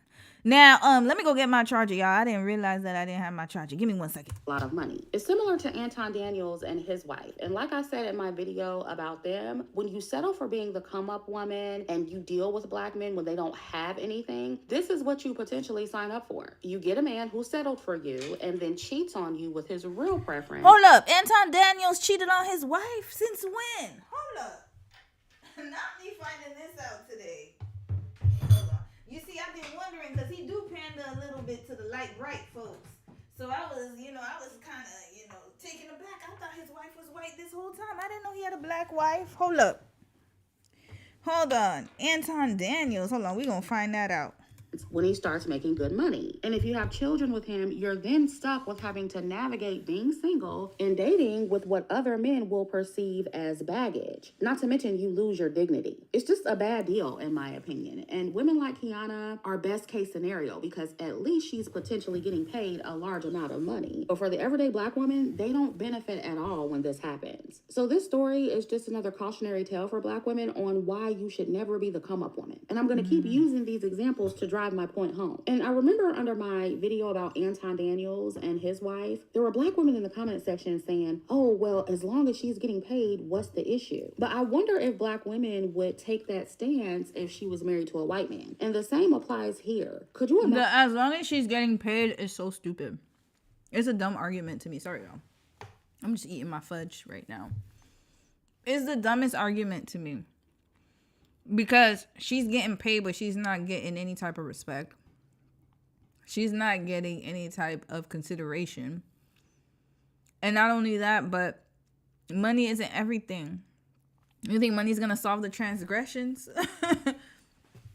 The value is already there. You don't value me as a person, as your wife. You don't value me as somebody that you love. You value me as property, so that's how you're going to treat me. I don't understand that logic. Oh, she's getting paid for it. Okay. Paid to be abused like that? And when I say abuse, I'm not talking about physical abuse, but I'm just saying like you're tormented. Like, why would you want to stay in that type of situation? It's not an equal trade-off. To be honest with you, you brought his legacy into the world. Like, he needs to pay more. Matter of fact, no money could ever replace that because you gave him a human life. That's worth more to me than anything. So you're willing to take all of that disrespect, take all of that, it's just, to me, it seems as if there's a lack of consideration here. So money can never replace that. You just look foolish, in my opinion. Sorry, I gotta be honest. Now let's get to Anton Daniels. Hold up, I didn't know about this tea. Sorry, y'all. Wait. And we gonna watch this one too. Chrissy, we gonna watch all your videos today. Oh boy. Did he this is the Anton Daniels video she talking about? So I want to talk about this situation with Anton Daniels and Corey Holcomb and Corey going after Anton's daughter and wife. Okay, but is this what this? Oh, he was seen with a preference. This is his wife. Oh, she was the startup and then he was with her? Is that his girlfriend or what? Oh, him parading around what appears to be a mixed race woman by the name of Mika, who is not his wife, that to my understanding he met online and who frequents his panels. I think she works for him. And Corey outed him for bringing her to his show. And it's rumored that he is romantically involved with her. And well, Corey's a piece of shit, to be quite honest with you. Wasn't he the one that got caught punching a woman in the face? So it's like the pot calling the kettle anything. Red flag. But yeah, that's how it starts. You get women on the panel, and then because she wants the spot, she's seen what the wife looks like, and she's like, I could be better. He's making money now. He got a lot of subscribers, so I'm a hit the wave. It's a tale as old as time. Tale as old as time. All right. So there you have it. I might have to watch that later. Thank you, Christy. I did not know this tea. So yeah, good luck to Latto and 21 Savage. And I'll read a few comments wishing them well. Latto, you're gonna need it, sis. You're gonna definitely need it because he is not going to stay faithful to you. I can promise you that, sis. I can most definitely promise you that. So let's read some comments. Good luck. Some girl, you said the only claiming the man did on his own social media was repost the pic of her maternity shoot to his story with his knife emojis. SMH. What? Hold on, let's watch it. I didn't know it had knife emojis.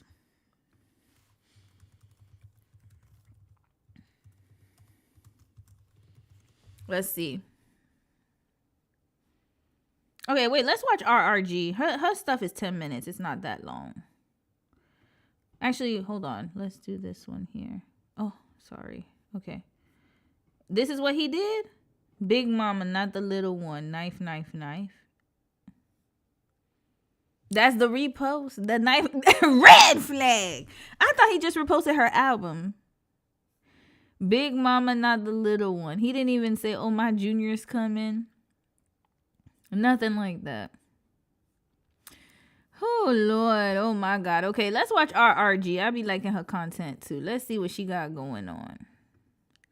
RRG, let's get it.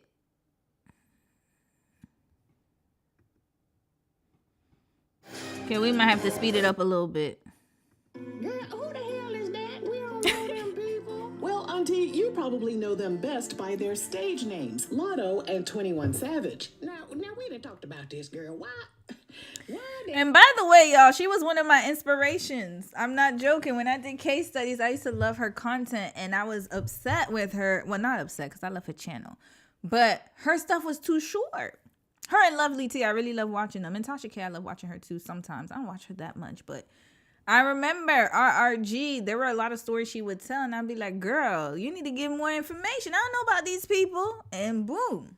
There you go. So shout out to RRG. Hell, you ain't just say that then. Always trying to be fancy and sound smart. Use the names that we recognize next time, okay? Talking about some Ben Abraham, Joseph, and Alana Michelle, whatever you said. Okay, Auntie. So anyway, what was once a quiet, low-key situation that people speculated about has now turned into something a lot louder, a lot messier, and a lot more permanent. Yep, we're talking about Latto getting her egg fertilized by a man who's reportedly legally married to someone else. Fix it, Black Jesus. Now listen, we're not here to judge. Yes, we are. But we are here to ask the questions everybody else is thinking. Because hold on a second, for y'all. a single childless woman to have a baby with a married father of 3, well, all signs point to this being a hot, stinking mess. So today we're breaking down why this type of dynamic tends to go left, why women sometimes find themselves in these situations, and why decisions like this can have long-term consequences that go way beyond love. But before we jump into this tomfoolery, Okay, shout out to your snacks, sis. Officially ended their relationship. Okay, let's get to this. Back We already in talked March about this. 2018, 21 Savage and the bald-headed MAGA heifer Amber Rose officially Not boy. ended their relationship. Now, Bessie, now you speaking my language. Yeah, girl. With your messy self. Not long after that, in 2019, things took a very unexpected turn when 21 was apprehended by ICE for overstaying his visa. ICE? Come again now. The incident had the internet collectively gasping, since people thought this man was straight from the A, only to find out he was actually a British national whose visa had reportedly expired in 2006. While people were trying to process how one of the most recognizable voices in Atlanta rap was from the UK, 21 was released on bond and began working on resolving his immigration status to avoid deportation, all while continuing to drop music and stay active in the industry. Fast forward to August 2020, and this is where Latto enters the picture. The two collaborated on the song Pull Up, marking the beginning of a pattern of working together. Then, just a couple of months later, in October 2020, 21 dropped a detail that raised more than a... My question is, why didn't he just marry Latto? She's American. Not only that, but they've been knowing each other a minute. And by the way, wouldn't it just be like Justin? People said Justin Bieber married Haley because he was about to get deported to Canada. Yo, I don't know the truth. Listen, I don't know the story. All I know is people saying he married her for his papers too. So listen, it's been done before for celebrities and also regular people. You could have definitely married Latto. Why didn't you marry her? Or maybe he wanted the story to sound more serious because Kiana was his childhood sweetheart. I don't know, but I feel like he could have married Latto. They're in the same industry. A few eyebrows. During an appearance on the Big Facts podcast, he casually revealed that he was married and had a family.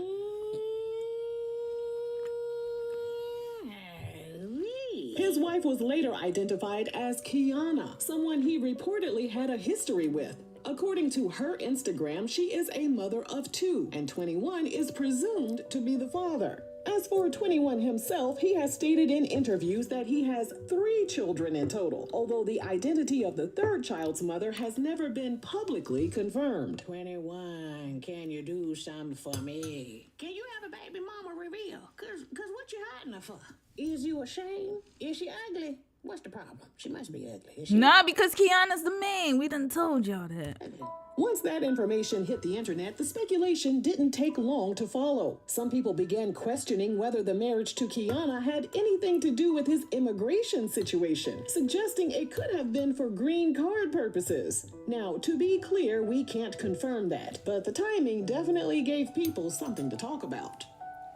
By December 2020, fans started connecting even more dots, this time involving Latto. Both of them were spotted in Puerto Rico around the time of her 22nd birthday. 22nd? Oh, shit. Hold up. How long she been his side chick? 2020. I'm so dumb. She's 27. Yeah, oh. Wait. How old is 21 Savage? I forgot to check his age, y'all. Is he in his 30s? How old is he? Oh, he's 33. Okay. All right. So she was, hold up. We're 6 years. 2026, she's 27. Y'all know my math be off. So she was 21 when she met 21 Savage. Lord. And to add a little more fuel to the fire, a blog called On Site reported that 21 allegedly gifted Latto a pink Corvette for her birthday. From that point on, the speculation never really went away. Latto admitted that she was in a relationship, but consistently denied that 21 was the man in question. Meanwhile, 21 also denied having a celebrity girlfriend, which only made the situation feel even more mysterious. It is nothing romantic going on with you and 21 Savage. No. Like, it be real respect. You know what I'm saying? Why though? Lying. Doesn't read like a clean situation where one relationship ended, everything was resolved, and then something new began. Instead, Y'all, she was that young. I didn't even clock it, y'all. Oh, boy. She's done for, y'all. He about to drag her through the mud. Well, he already is. She just don't realize it. She's in La Delulu land. Feels like overlapping timelines, blurred boundaries, and many unanswered questions. She's There's too something young. about dating an unavailable person that can feel more exciting, more validating, and a lot more emotionally intense than it should be. When someone is already tied to another situation, being chosen by them can create the illusion that you're different, that you're the exception, and the one they couldn't resist, no matter what they already have going on. It can feel flattering in the moment, almost like you've won some kind of emotional competition. And when you factor in age and development, it adds another layer. Around that time, Latto was still in her early 20s, which means her frontal lobe, the part of the brain responsible for long-term decision-making. But still, at this point, though, because she's 27 and pregnant. So frontal lobe been developed 2 years. She had so much time to get off this damn ride. And she didn't have to bring a baby into this mess. But here we are. She had a timeline in her mind. I think Latto's one of those kids that probably, her dad reminds me of Matthew Knowles, but the hood version. No, Matthew Knowles is hood too. But where they had their daughter working at a young age for the family. Because he was the one managing her. She was always performing. So I don't think she really had a chance to actually develop. Period. She's always been working, always been grinding. So now that she's fallen in love, she has this delusional way of looking at it. She's definitely a fantasy type of woman. She's having this whole fantasy in her mind, because to be with a married man already lets me know that you're living in a delusional world that I've never seen before. That's a fantasy world right there. So, and she was 21, but then she had from 21 to 26. At this point, from 21 to 25, okay, we're going to give her that. Her frontal lobe wasn't developed, but now she's 27. Red flag. You know better, sis. You just didn't care. Impulse control and weighing consequences was still developing. So navigating something as complex as a relationship with a married man and children would naturally be more difficult, because such situations require a level of foresight and emotional detachment. And are they trying to be like Jay-Z and Beyonce? I'm starting to peep that, though. You know, I don't know. Are they trying to be the next rap couple like Big Sean and Janae Aiko? Are they trying to have like all this whole collaboration thing going? Let me find out. Who is his biggest? Hold on, 21 Savage, Jay-Z. If he says his inspiration is Jay-Z, I already know what it is.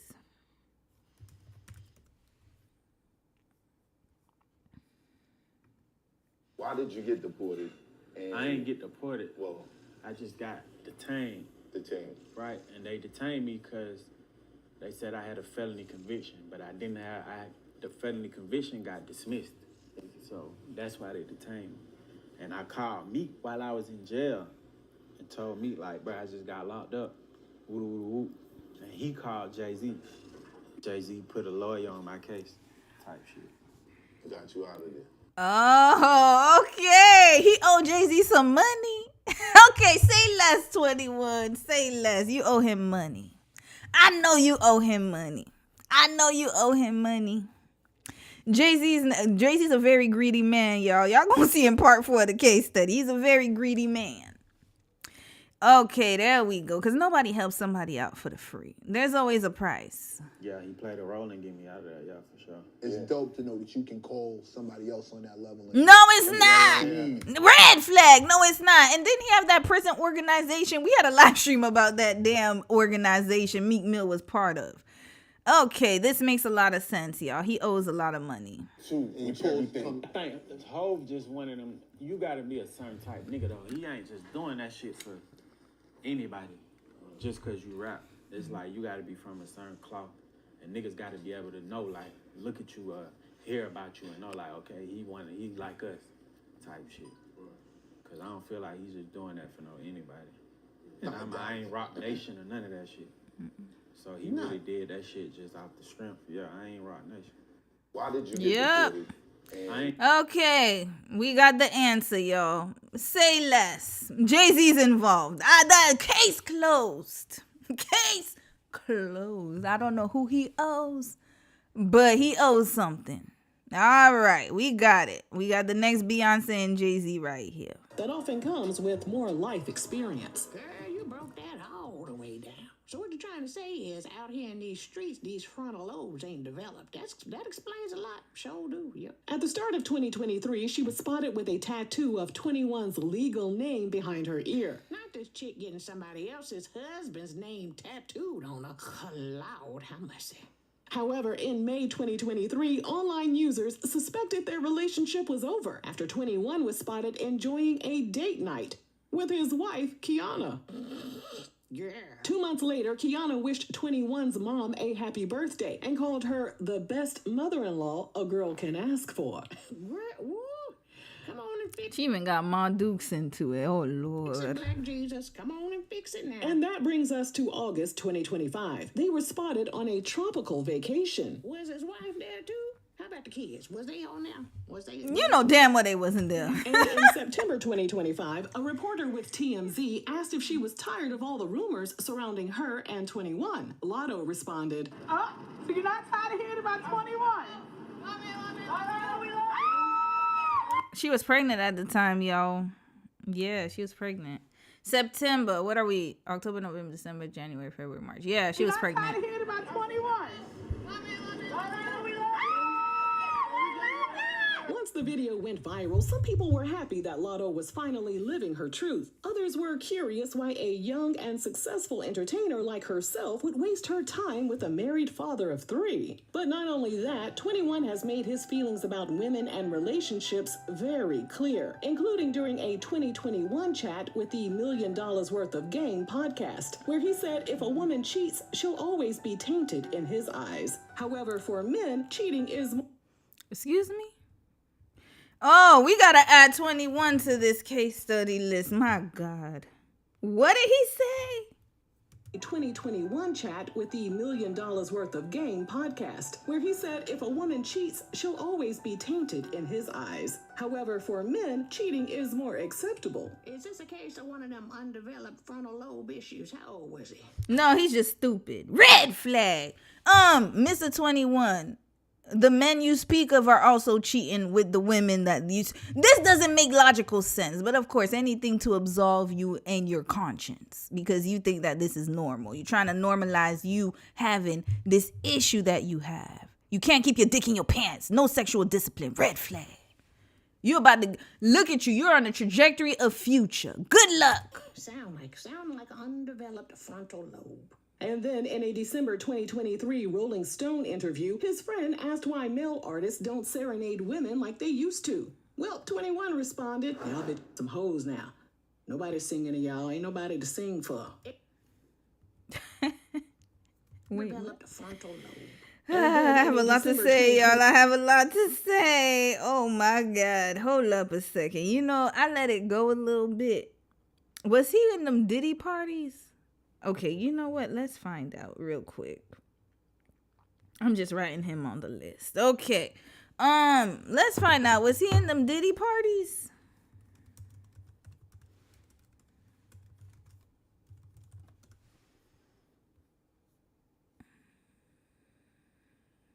Let's see. Let's put Diddy parties. Because, hell, he's around Jay-Z. If you're around Jay-Z, you definitely around Diddy. Let's find out. Uncle Luke shares insight on leaving Diddy. Okay. All right. We're going to find out. Was he there? We'll find this out in your case study 21. But you're not looking good. You're definitely a red pillar. And when you're a red pillar, I think many things. Trust and believe Rolling me. Stone interview, his friend asked why male artists don't serenade women like they used to. Well, 21 responded, y'all be some hoes now. Nobody's singing to y'all. Ain't nobody to sing for. What about your new queen with the pregnant one? She's a hoe too? And your wife? Your ex baby mama turned wife and your other baby mama? Red flag, you the hoe. Projection. Excuse me? No, the hell he didn't.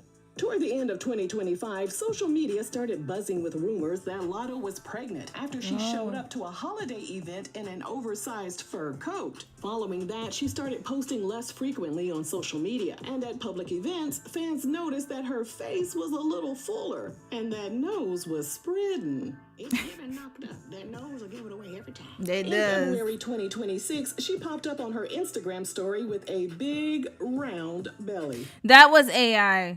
But fans assumed it was a prosthetic baby bump. As it turns That wasn't out, AI? Latto was indeed pregnant at the time. She confirmed her pregnancy in March 2026 in conjunction with her new song, Business and Personal. She also announced her 4th studio album. The song failed to debut on the Spotify Global or Spotify US charts, and it also didn't enter the top 150 on Apple Music US or the top 100 on iTunes. Well, damn. So what you're trying to say is it flopped.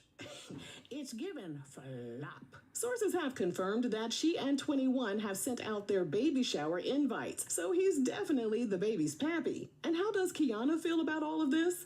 Well, judging by her Instagram, she's living her best life and ain't losing sleep over being a sister wife. Bestie, you messy. You know you need to cut it out. Just stop it now. Talking about some sister wife. Now that the cat's out of the bag, Latto is showing off her belly like she just hit the jackpot. And hey, if she likes it, We love it. Okay, maybe she has. What's her net worth and what's 21's net worth? That's what I need to know. Because was this worth it, sis? Was this worth it? Okay, Google says it's 5 million. But it might be more than that. But anyways, we'll go with what Google said. All right, 21 Savage's net worth. Ooh, Lord, we wrapping them right up. I'll read a few comments. We're wrapping them up, y'all. 16 million. Okay, that's why. All right, he definitely has more paper than her. He has more paper than her. Okay, there's that. Oh boy. Okay, and you know who else is pregnant? There's pregnancy rumors, but her situation's a little different, so I'll give her that. Glorilla. They're saying she's pregnant, y'all. They're saying sis is pregnant. Remember her sister, y'all called her Brorilla. Remember her sister was dogging her out the other day. Maybe she was foaming at the mouth because of this. She knew, damn, there's a baby here. We never gonna get our money. Here we go. All right, let's see what's going on. Look at her. Look at her popping out here. We're not gonna play the music. I have a feeling it's a song. Yeah, the wham in a circle. That's right. Yeah, that belly poking. Belly is poked. Belly is poked. It's poking. All right, she's on the trajectory. And her boyfriend got a baby mama, I think, or something. I don't know what these folks. Good luck. Good luck and congratulations to both Glorilla and Latto on their impending baby mamahood. I love it for y'all, sis. And they chose it. That's the worst part about it. It's choosing that. Why would you do that to yourself? But you know what? To each his own. Let's read a few comments and we're gonna move on. Move on. Hey Rose, how are you? You said heads up, sis. Discord is now being monitored. Streamers started using another platform. Can't recall the name though. I'm definitely going to join your Patreon channel this summer. Oh sis, no more Patreon. You may have missed the okay, let me do it now since I said it at the beginning of this stream. But to all my members out there, this is the second time I'm gonna say it because I remember I know earlier was a little too early. I'm closing the membership down after the Diana and Korea case study. I'm going to rush to finish it, and then I'm gonna close the membership down by the 30th. So that's my goal. When is the 30th, y'all? Yeah, in 2 days. So I'm gonna finish the Diana and Korea case study, and then we shutting it down. Just long story short, it's just easier for me to focus on the main channel and keep everything on Rumble. So all the social media case studies will be on Rumble from now on. And that way I won't feel pressured to keep putting out content for members. I know you guys don't say anything and you don't expect it, but I feel like, you know, your money's worth is worth it. Like, I'm the type of person, like, I got to think about what value am I providing for the money that I'm asking for. And I just feel like with my schedule, it's very unrealistic. Not only that, but, you know, I got Mimi in the cut. And not only that, but I work. And now I got a lot of responsibilities at my job. So I got to be honest. It's going to be really difficult to keep the same schedule as before.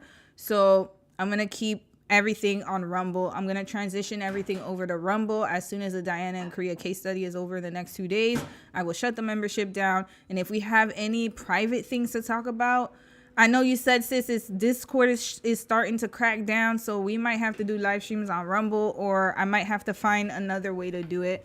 Or maybe Zoom. I was thinking about getting a Zoom subscription or MS Teams or something. And then that way, or Google Meets, I don't know, I'll figure something out, and then I'll send the link in the Discord and we could gather there. So that probably would be a better idea. I'll figure something out. But anyways, just had to make that announcement for all the members out there. And then I will also make another announcement in the members portion of the channel, possibly tomorrow. Yeah. Cardi B a good example. Is Cardi B a good example of moving on quickly? She sure is. She moved on way too fast. That's an air sign though. I used to be like that. I ain't gonna lie. I used to be a hopper. I was a hopper. One relationship done, up next. I ain't got time. I didn't even have time to breathe. I didn't let my coochie rest. And that's why I'm very honest in the case studies, because I got to be honest. You got to let it breathe. But then again, to be fair, like, you know, that was before my frontal lobe developed. I don't know what happened between the ages of 26 to 30. I was so serious, y'all. That's when I became really serious. But before that, I was dumb as hell. Stupid. Best Beauty Fitness. Men don't want to leave their children either. They would rather raise and stay with the first baby mama and have the extra kids join the family, like you said. Yeah, it's true. It's true. And if you it's even better. It works better when the baby mama or wife accepts it, because then it's like, why would I leave her? She's accepting everything. Latto's going to keep requiring more, and he's never going to give it to her. That's the sad part. Not to mention, some girl, you said, not to mention she doesn't look very done up in IG model. She looks very natural. She looks very different from who he dates publicly. Yes. And notice how he made a differentiation between a celebrity girlfriend. So I feel like that's his boo from childhood. You can't compete with that. It's hard. Whenever I hear childhood sweetheart, say less. we not. That's why I always ask. Like, I used to always ask guys, like, oh, your ex, like, how long were you together? If they say 2 years, 3 years, I'm good. But if they say, oh, we was together for 10 years, we was high school sweethearts, say less. I'm out of here. Bye. Good luck and Godspeed. Good luck and Godspeed. There's something about them childhood sweethearts, y'all. I heard a story the other day about this girl, and she had reunited with, she met one of her old childhood sweethearts at the airport just by accident. And he was asking her about her family, whatever. And homegirl was already engaged to be married. And then I think like they ended up working on somewhere together. I don't know what happened, but they reconnected again after the airport incident, and they were working together. Or they I think her company and his company, something happened between them. And then she basically left her fiance for the childhood sweetheart guy. Yeah. This happens quite a lot. People have a fantasy in their minds, and, you can't get in between that. That first baby mama stuff is real, y'all. Fatal Attraction. I can't. Oh, boy. Harper, you said Wizard Kelly. Yup. Wizard Kelly. Hiding him in the wings, yo. Like a secret. Elle, you said this ain't gonna work in her favor. The 4 songs of hers in my playlist get skipped because she's obviously a bird. Not you skipping the songs. We gotta support her. She about to be a single mama. We gotta. Well, she is gonna get child support. I mean, we'll give her that. Yup. Fake talk and dumb bird shenanigans spread tainted her music now. Yeah, and I think that's why her music's not doing so well, because she's so focused on the man. We talked about it last week with Huda. Huda's a Virgo, y'all. I don't know what's going on with y'all earth signs, but the man will continuously be your downfall. Like, if you notice that she was doing really well and then she just fell off. Same thing with Sweetie, but I will say Sweetie fell off too. I will say that because she was in the scene a lot. I know a lot of people, they say that she can't rap, but she had a lot of bops, and then all of a sudden she disappeared after she broke up with Quavo. Like, when you put your identity in a man and you start to fall for that and you start to become known for that relationship, then that's what's going to happen. You don't have your own lane. You know what I mean? Like, she's flopping all over the place. The only person I could say that did it very well, she's not a rapper, Beyonce and Jay-Z. Beyonce is her own entity without Jay-Z. So I would say she did it well. I'll give her that, and she's an earth sign. I'll give her that. I'll say Beyonce was one of the exceptions to the rule. Even though she collaborates with Jay-Z, even though she's with him all the time, she has her own brand. But her downfall, though, is now that he's in these shenanigans with Diddy, people are dragging her and her mama. See, there you go. And now I got to do a case study, reliving and rehashing old Destiny's Child's tea. You see? So it's like, you could be with somebody and they could be your downfall. It always happens. And then they realize they've outgrown their high school sweetheart after they spun the block and threw everything away. Yup, always. It's always like that. Sweetie doesn't even have an album out yet. I was shocked. I was so shocked about that, sis. Because I was like, what the? I couldn't believe it. I'm thinking this whole time she had an album. Nope, she never did. Sweetie has never released an album, y'all. And she keeps doing these remakes. Like, whew, Lord, now I heard she's in Dubai. Lord, doing Lord knows what. Sweetie squandered her 15 minutes. You ain't lying. At this point, her album gonna have 30 songs. Yo, she ain't gonna never drop that album. I think she's scared too. A lot of women are scared. Like a lot of rappers, I would say, are scared to drop the album because Cardi was also scared to drop her second album. She was forced to though because she has a contract with her label. But yeah, a lot of people, they're scared to drop the album because then, like, you know, the sales matter because then you got to pay the record label back. So that's why Cardi's on tour right now. Even right after she had Fresh out, she's on tour. She had to. She had no choice. Let's segue, y'all. Speaking of, well, we were talking about Latto, right? Is there another rapper on my trajectory? Is there another rapper? Oh, Jack Harlow. Okay, let's move on to Jack Harlow, y'all. Oh, Lord. Now, I got this in my Discord. I don't know what's going on with Jack Harlow. I don't know what he did to black women, but I'm sitting right here and I'm sat because I need to hear what's going on. And the reason why I decided to play it today is because we're going to talk about black women in hair soon and also a lot of other issues as well. So I thought this would be a good segment to add into today's stream. Hold on, how long I've been streaming? Okay, now we're 2 hours on Latto. Damn, I spent a lot of time talking about their asses. All right, let's move on to Jack Harlow. There's only one video, y'all. We're not watching another video about Jack Harlow. And we might have to speed this up just a little bit. So I don't know what he did. I just know that his album came out. Oh, sorry. His album recently came out. That's all I know. Let me give sis a like. We gonna subscribe. Let's move on now and figure out what Jack Harlow did to black women that I need to know of. Green topic. Now, today I want to talk about the cultural appropriator that is Jack Harlow.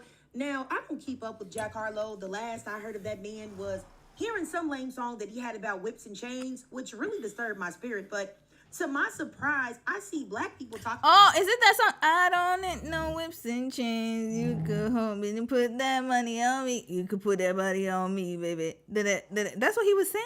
Whips and chains. Did he say that? Hold on. Did he say that? And isn't he a Sag? Oh, oh Lord, he's a Pisces. Oh God. Oh God. Okay. Whips and chains. Did he say? Loving on me, yeah. I don't have no whips and chains. I thought it was more like dominatrix type of language. Okay, whatever. About they like his new album called Monica. That's not Post Malone. Red flag. Why does he look like Post Malone? That's not Post Malone. What? Jack Harlow needs to find himself. That looks just like Post Malone to me. And how it is so neo-soul. And I'm like, neo-soul, where?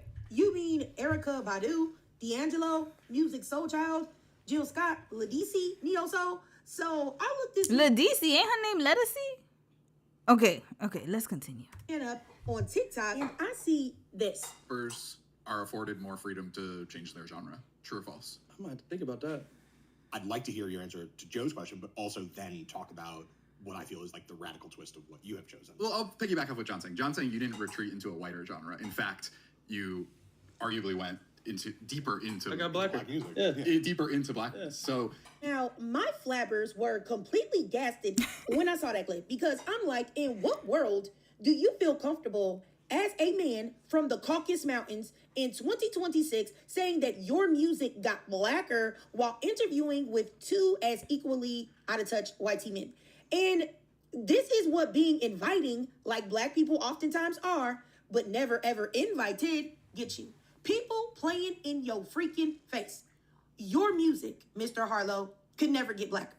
It has never been black or even black-ish. It has been a bastardized facsimile and poor imitation of what you perceive black music to be. And to be honest, he is giving very much Post Malone and vibe. And she ain't lying. Listen, he looked just like Post Malone. Tell me I'm lying right here. Look at him. I thought that was Post Malone. Y'all know Post Malone went country, right? Because Dom was listening to one of his songs. Dom loves country music. And we were listening to I Need Some Help. And I was like, oh, who's singing that song? You know you gotta. And he's like, oh, that's Luke Combs. Luke Combs, right? No. Who is that? Post Malone. And who else? I Need Some Help. What's his name again? Is that the Shelton guy? Yeah. Blake Shelton? No. Who sings I Need Some Help? Hold up.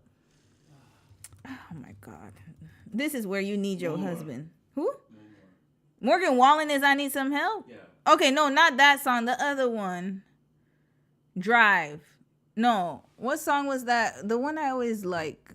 I actually like that song. That song with Bob. The other song he has. I Had Some Help is the Morgan one. No, not the Morgan Wallen one. The other one where it's wait. Post Malone and that guy. Either Bruce Hilton or I think it's Blake Shelton. Sorry, y'all. Post Malone, Blake Shelton. I think it is him.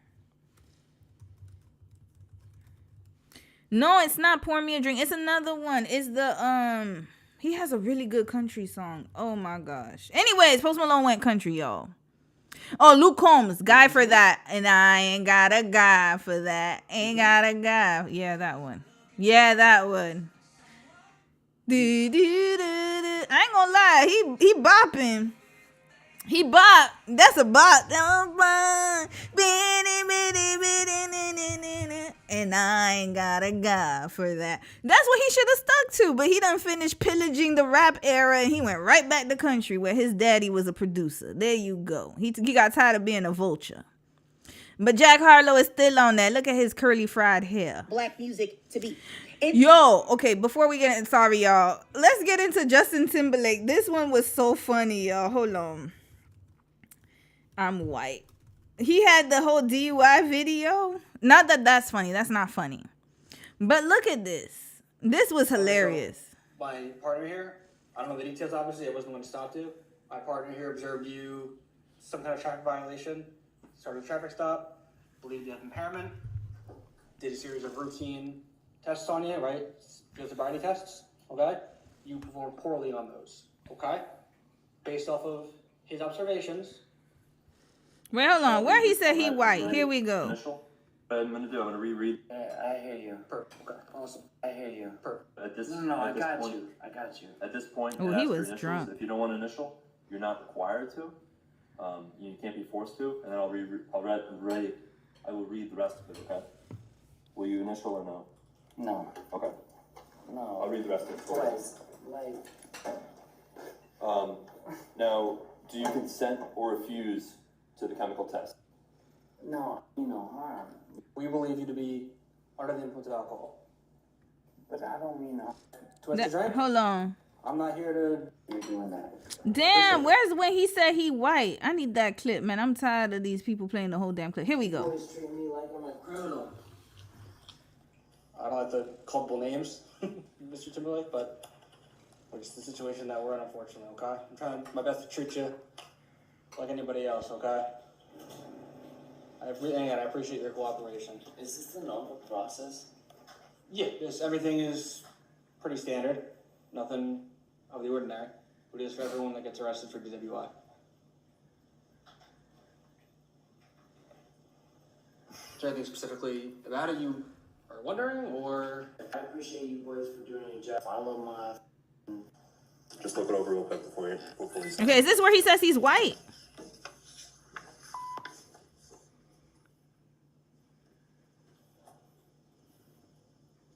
White?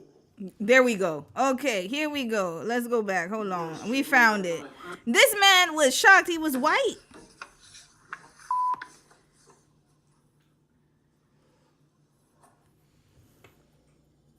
White? I'm just kidding. You're not kidding. Red flag Justin. Justin was not kidding, y'all. He was, listen, I used to watch him in NSYNC. Them cornrows done got to it seeped into his brain. This man has been acting black his whole life. He couldn't believe he saw white on a piece of paper to describe his race. Red flag. And not only that, but red flag for driving under the influence, Justin. You are too old for that. I don't know what's going on in your house with the kids and Jessica, but you need to get it together. There is no reason why you should be driving around under the influence. Nobody should be. I mean, as a teenager, I don't even expect it, but hell, at least teenagers, they're dumb and young. You are too grown for that. Red flag. Continuing on. And to be honest, he is giving very much Post Malone and Pink vibes. Add Justin Timberlake to it. No, but take Pink out, sis. Pink never acted like she was black. The label tried to make her a non-ambiguous biracial. They tried to make her look biracial. We can't add Pink into that. L.A. Reid was the concoctor of that. But Jack Harlow, this is very much a choice. Post Malone, very much a choice. Justin Timberlake, very much a choice. The vibes of people that build their buzz by appropriating black culture and using their whitey privilege to gain access to funds that were meant for black faces, and after they have sapped all of the energy from the black spaces that those funds grant access to, once they do that, they go where they really want to go, and it's to their people. And we are add Jennifer Lopez. So inviting, but yet, like I said, we are never invited nor included.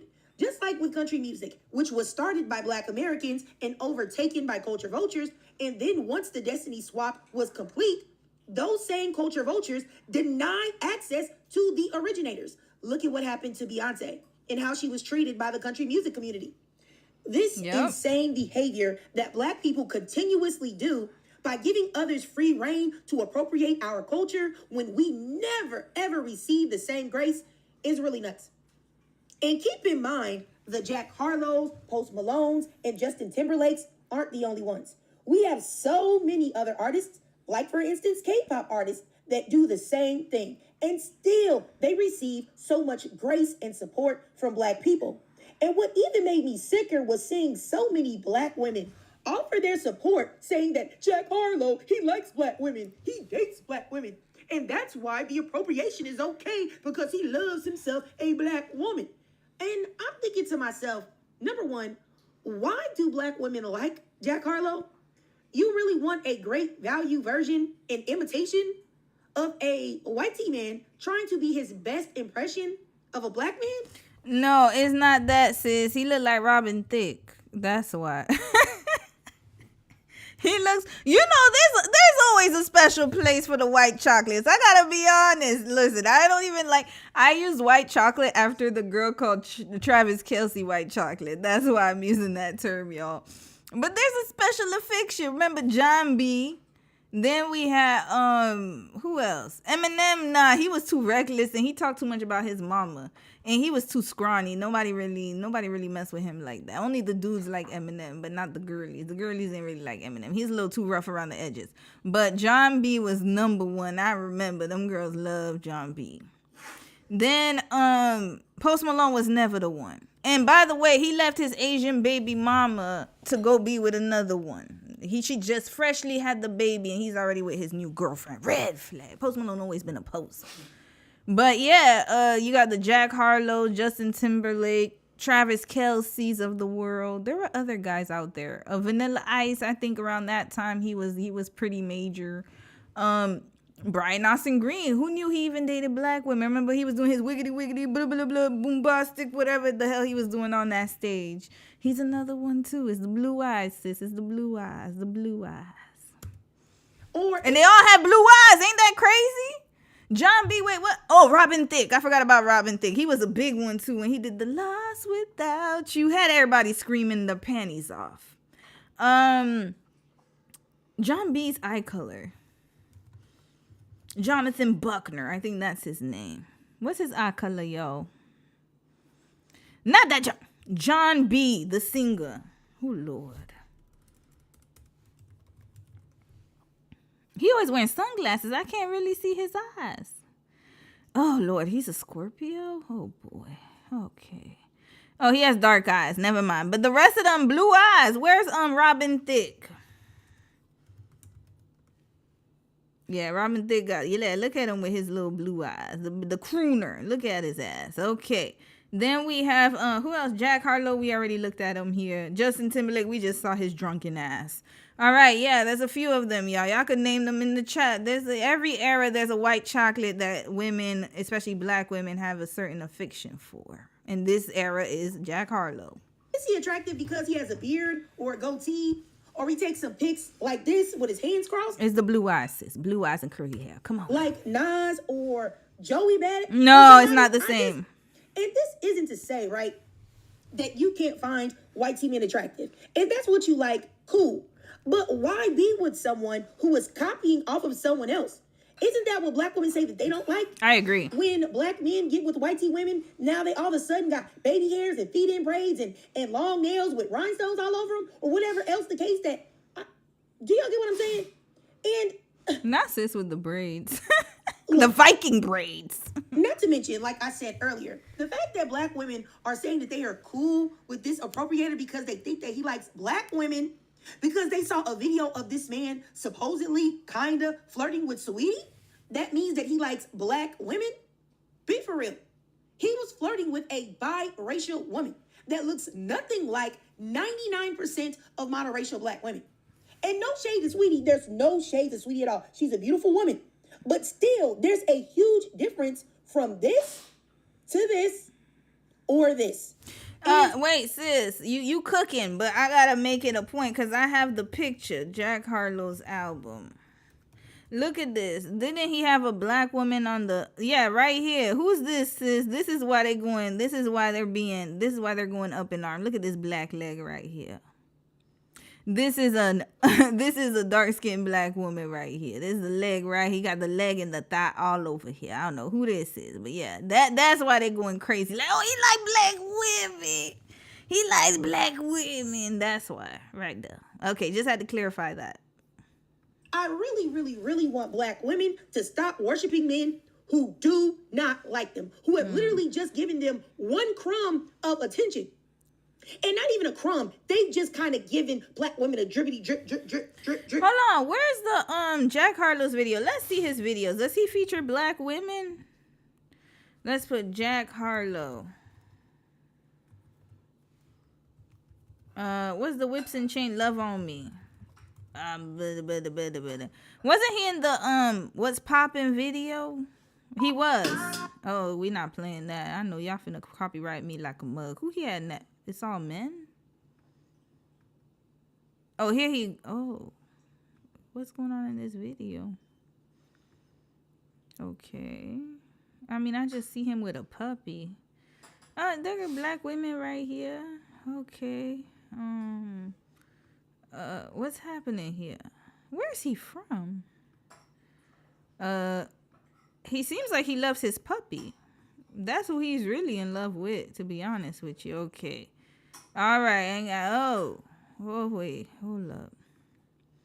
I don't know what's happening here. Oh, here we go. That's why he got Doja Cat in his video. Oh, but is that her? Oh, she cut her hair? Okay, I didn't know that was her. Look at the way he all up on Doja Cat. That's why, y'all. That's why. Okay, continuing on. We ain't got time to see him dancing around and prancing around. Jack, where are you from? I need to see where is he from the same town as Travis Kelce? He's giving corny. Where is he from? Atherton High School. Lord, I know he from somewhere that is not diverse. Louisville, Kentucky. Oh, there we go. He cosplaying, y'all. Red flag. His name is Jackman Thomas Harlow. Good night. He about to be like Post Malone. He's going to come out with a country album soon, y'all. Just wait for it. He will come out with a country album or be featured on one. Next, case closed. He's from Kentucky. Case closed. Continuing on. Okay, where's this video? Sorry, y'all. Oh, no, not this one. Hold on. Oh, it's this one. Okay, here we go. Drop of possible hope that they may like black women in the slightest way. And black women are jumping on it. And this type of desperation, honestly, that I see black women doing is completely embarrassing. And I see it so much. Black women in non-black men's comment sections asking, do you like black girls? Do you like black women? That is very embarrassing. I ain't gonna lie. It is extremely embarrassing. But I'm assuming, and let me tell y'all something. I think that you're gonna keep seeing that only because the younger generations are getting older and then they're going through their own metamorphoses and trying to figure out who likes who. I think the conversation is tired though. White men have been around black women since the dawn of when we came over in ships. Okay, let's just keep it real. So you're always going to see this whole type of question being, does he like black women? Does he like black women? We don't give a damn. Red flag. Stop saying that, you youngins. You should be focused on school, matter of fact. Y'all shouldn't even be looking at boys, okay? But the conversation is very tired. But I get it, because a lot of black women are not, we're not represented in the media. So there you go. Not in a positive light anyway. So I can understand why the question keeps being asked. But the problem is that, oh, Lord. Yeah, I don't even want to get into it, y'all. The problem, though, is that, you know, the more you ask those questions, the more desperate you look. That is embarrassing. Honestly, it makes us look weak. Yeah. I can't even take it, but let me just show you. White boys, hi. Ooh. I can't walk. What's up, Black? Jack Harlow is an industry plant created to lead black women astray. Black women need to stop trying to make Jack Harlow a thing. Black women everywhere trapped in the claws of confusion and attraction to this man, SMH. I don't know which black women. Hell no. Red flag. He's not even fun. Like, nah. He don't even pass the test. But you see, that's when you know social media has really done a number on the younger generations, because their type of fine and the type of fine that we used to look at, completely different fines. I don't know. They'd be liking the very facially challenged men. And there were so many posts of black women. I think it's the eyes. This man, just like the girls that I showed you. And yet, when asked, does he date black women, he said this. Black women. Do I date black women? I don't know anything about your data history, so that's what I'm trying to figure out exactly. I do. Okay.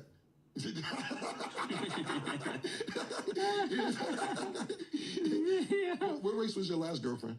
A couple of them. Okay, you had multiple women at one time. No, a couple races. She's a couple races mixed in one. What was the majority? What she look like? Kind of like Mace looking. No, I'm joking. She look good. Red flag. So let me tell y'all something. When he said women, listen, I'm not trying to be a speculator, but let's rewind. And he said this. Black women. Do I date black women? I don't know anything about your data history, so that's what I'm trying to figure out exactly. I do. Does Cameron have an accent? I thought it was an accent from a brother from the motherland. When did Cameron have this accent? All right, that's number one. Number two. Okay. Your data history. Black women, he said this. Black women. Do I date black women? I don't know anything about your data history, so that's what I'm trying to figure out exactly. I do. Okay. Now, they should have asked him, do you date black women or black men? Hello! Because he seems like he wanted to say, actually, I like, I don't know. Listen, I'm not trying to shame nobody or put any bodies on people. But his answer was very weird. And then you saw the way he looked. I do. Is this code for something else? What race was your last girlfriend? A couple of them. Okay, you had multiple women at one time. No, a couple races. She's a couple races mixed in one. What was the majority? What she look like? Kind of like Mace looking. No, I'm joking. She looked like Mace low key. Jack, you're not beating my allegations. I'm so sorry. Something's off here. Why are you talking about? Oh, you joking? She looked like Mace. Mace is a very handsome man. What you trying to say though? Yeah. She look good. Yeah. I don't think, guys, I don't know. He doesn't look like he's into women like that. That video told me, listen, again.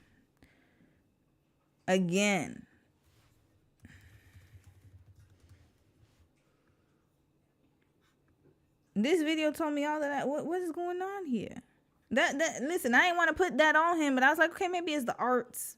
But that comment he just made about Mace just told me all that I need to know. So yeah, he might be an industry plant. I don't know. Beautiful. The way that man responded to that question about dating black women, you are nuts. If you think this man is some type of advocate for black women, or he's all about black women, or he loves or likes or cares for black women. What? No, he loves black men. Okay, anyways, let me shut up. I don't know anything, y'all. Don't believe me. Don't believe anything I say. Love and praise and acceptance right to the bank, just like the black male celebrities do, who pretend to like black women while secretly or out in the open pedestalizing whitey women and non-black women. And then for the women that will say, well, all black men have been doing this to us. Okay, and your response is to let the others do it too? Or should your response be that you won't let any of these men, regardless of race, use your mannyism and pick-meism and desperation to have a male save you, cause you to be supporting them when they really don't like you? Oh, boy. And to be honest with you, the women that will be like, oh, I know such and such that is a black woman who slept with Jack Harlow. once again. And getting a man to give you some dizzick doesn't mean he likes you or even cares if you are alive or dead. Aren't men out here bragging every day that they can have intercourse without emotion and without caring for who they are penetrating? Wasn't the slave masters out there having intercourse with black women every day and treated them in the most horrific of fashion? Not intercourse. That was rape. Gotta be honest. And no, I want to just be clear here. I do think that there are some white tea men that are out there that are capable of loving black women authentically. Maybe even some white tea artists. But with the way, historically speaking, white tea men have shown time and time again how much they value their lineage and racial purity and a whole bunch of crazy things like that, what I do is I look at the white tea men who swear they love black women and black culture. They respect black people for real, for real. What I do is I look at who they marry, not who they sleep with, but who they marry and who they choose to have children with and how they treat those women. I know I look at like a John B, who has been married 2 times to black women. First, a woman named Music Galloway, and also his current wife, Danette Jackson, who he has been married to since 2007. And he has 2 children with. So he's been married to her now, his second wife, for almost 20 years. Not only that, but John B, let me show y'all something. He had a video, I remember. John B. Oh, Lola Brooke is back. John B, he had I think it was called I Do. What You Say, Boo. Yeah, that one. That was one of my favorite videos of his. And look at this, y'all. Here, he is showing you in real time. This was 16 years ago. It was posted 16 years ago, but this was when I was like in middle school, high school, I think. I remember seeing this video on the box, the music channel. Yeah, we used to have we didn't have YouTube, we had the box. So now look at this, y'all, biracial children.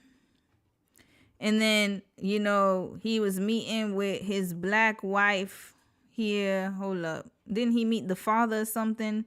Yeah, it was a whole dinner scene with wait, hold on. Was she black? I thought she was black, y'all. Wait a minute. Now that I'm looking back, the whole time, you see, this is what happens when you go back into videos. I thought when I was younger, she was black. Is that an Indian woman? Or Trini? With a black daddy? That looks like okay. You know what? Case I tried.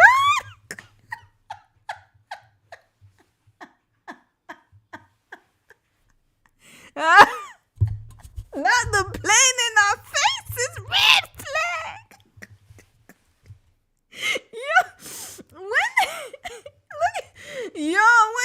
Wait. I'm trying to prove a point and I didn't do a good job, John B. I do. What you say, boo? When did that song come out? Y'all, it was 97. Yeah, I remember the video came out like it was on the box. I thought she was black this whole time.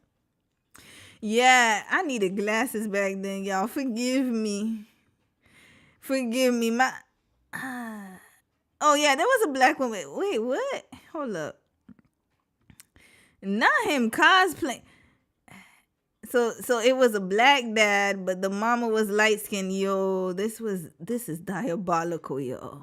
I know it's a biracial family, though, but it's just so interesting. I really thought this was a black woman this whole time. Look at them. They was doing it in front of our eyes, y'all. We didn't even realize it. Okay, it looks like Okay.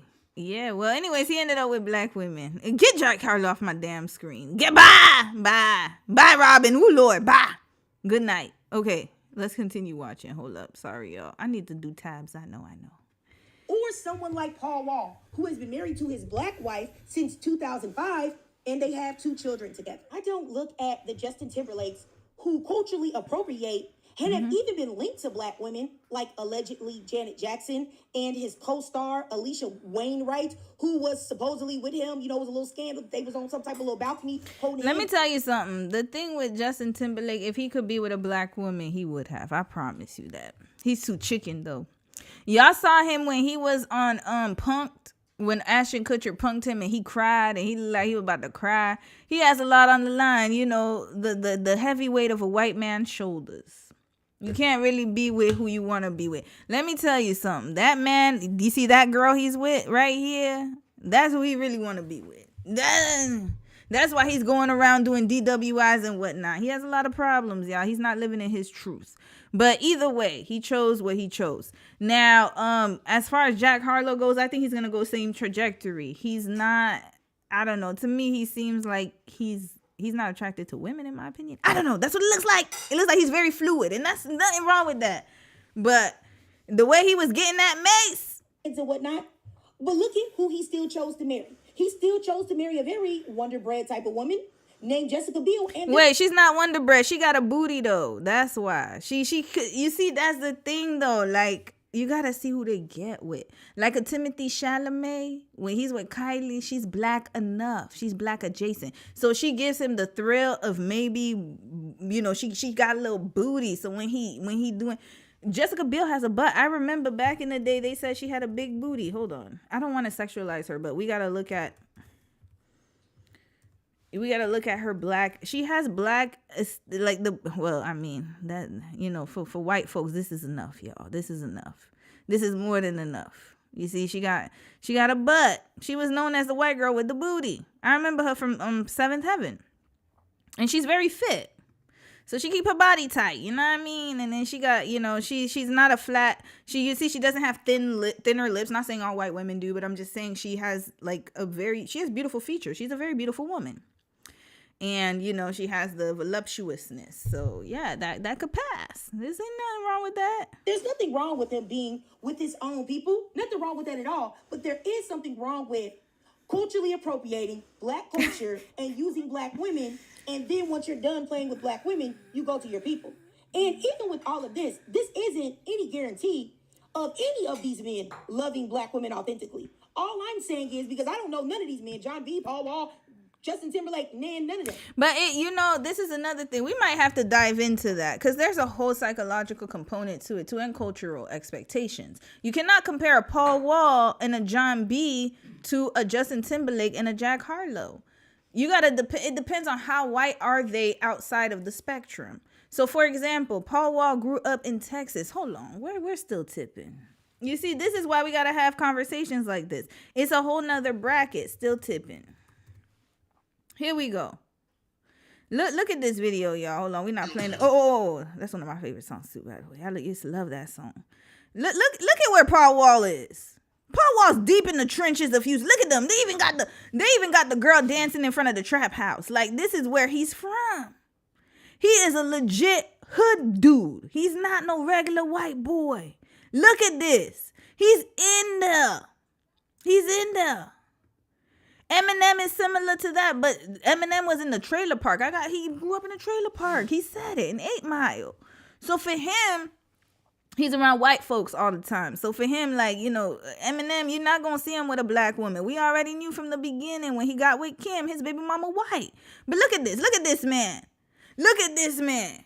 With the grills and that. This is not cosplaying. This is really who he is. There's a difference. This is who he is. Same thing with John B. That's who he is. He's just naturally, like, you know, grew up around black people. Like, that's just who he is. To be honest with you, Travis Kelce's like that too. He grew up. Y'all saw the Taylor Swift case study.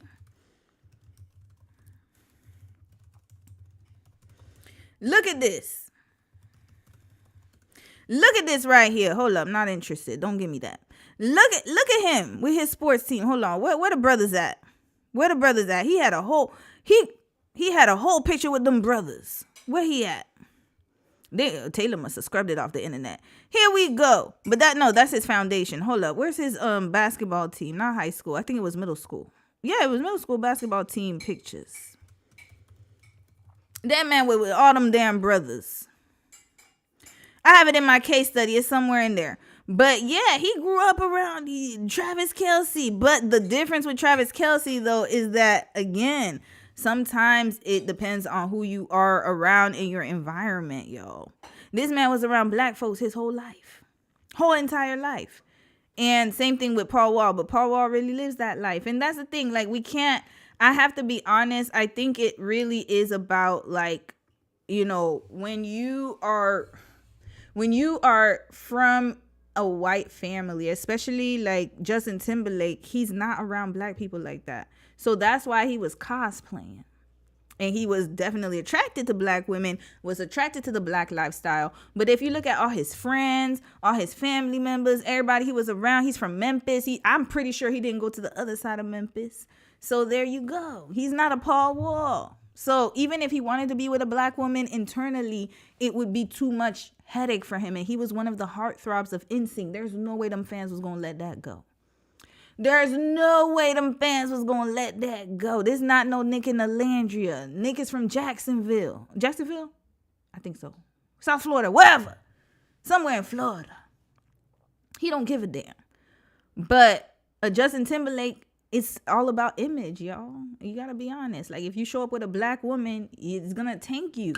Especially around that time. Maybe not now, but back in the 90s, back in the 2000s, back in that era, them white girls would have let him have it. There was no way they was going to let him be with a black woman. Look at the hell Alandria is going through. Come on now. We got to start thinking about that. But all I'm saying is that if I had to trust an artist, I would trust a John B. or a Paul Wall. They don't care, though. They are not as big as a Justin Timberlake. We got to keep it real. Paul Wall is not as big as a Justin Timberlake or a Jack Harlow. Or a Post Malone, even though, you know, I don't like his little raggedy ass head. But this is the truth. You got to understand, most of your support comes from white women. In their eyes, right? In their genre. I know Jack Harlow, most of his support comes from black women. So we'll put Jack Harlow to the side. But Justin Timberlake, definitely white women. If he decided, because remember, that's why he was pandering to the black community. Remember, he left NSYNC and he started slowly trying to get into the black side.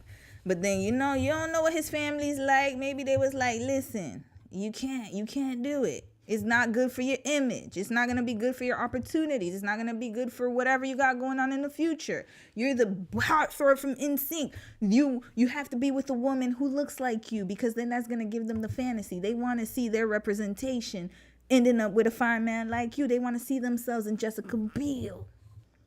That's why. Not because of any type of, I don't like black women. It's all about image. That's it. If you look at John B., where is he now? Exactly. Look at Paul Wall. Paul Wall is successful. They're all successful, don't get me wrong, but they're not big names. So that's why they're able to do this. Any day before I would ever trust a Justin Timberlake, a Post Malone, or a Jack Harlow. And I really wish that black women, honestly, would stop allowing themselves to be bamboozled into worshiping non-black men who don't even like them. But you're doing it because you need somebody to worship. And now you can't comfortably worship black men anymore because black men are wilding collectively. I'm not going to lie to you. I ain't going to lie. Yeah, we do be, not we, I don't. But black women do bring that energy to other races. I ain't going to lie. Y'all seen them oh my God, the Korea boos. Oh Lord, they're the worst ones. And it's true. We got that rider mentality. Like, it's just in us. I don't know what is rider mentality. Red flag to, listen, to some black women. What is going on here? You bring that energy. You just let it go. So now a lot of black women don't feel comfortable openly worshiping black men anymore. So now you need to worship somebody.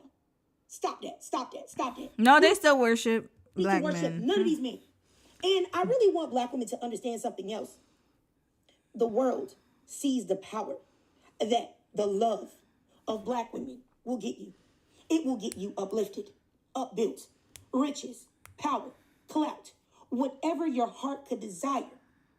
All you have to do is plug into black women's emotions and desires, and their deep-seated desire to be loved and to be looked at as beautiful and desirable. And if a man can tap into that, he can tap into the unlimited power that black women hold. And I really wish black women would stop making it so easy. For real. And not to mention that now some non-black men have realized that. They realize the power that they've been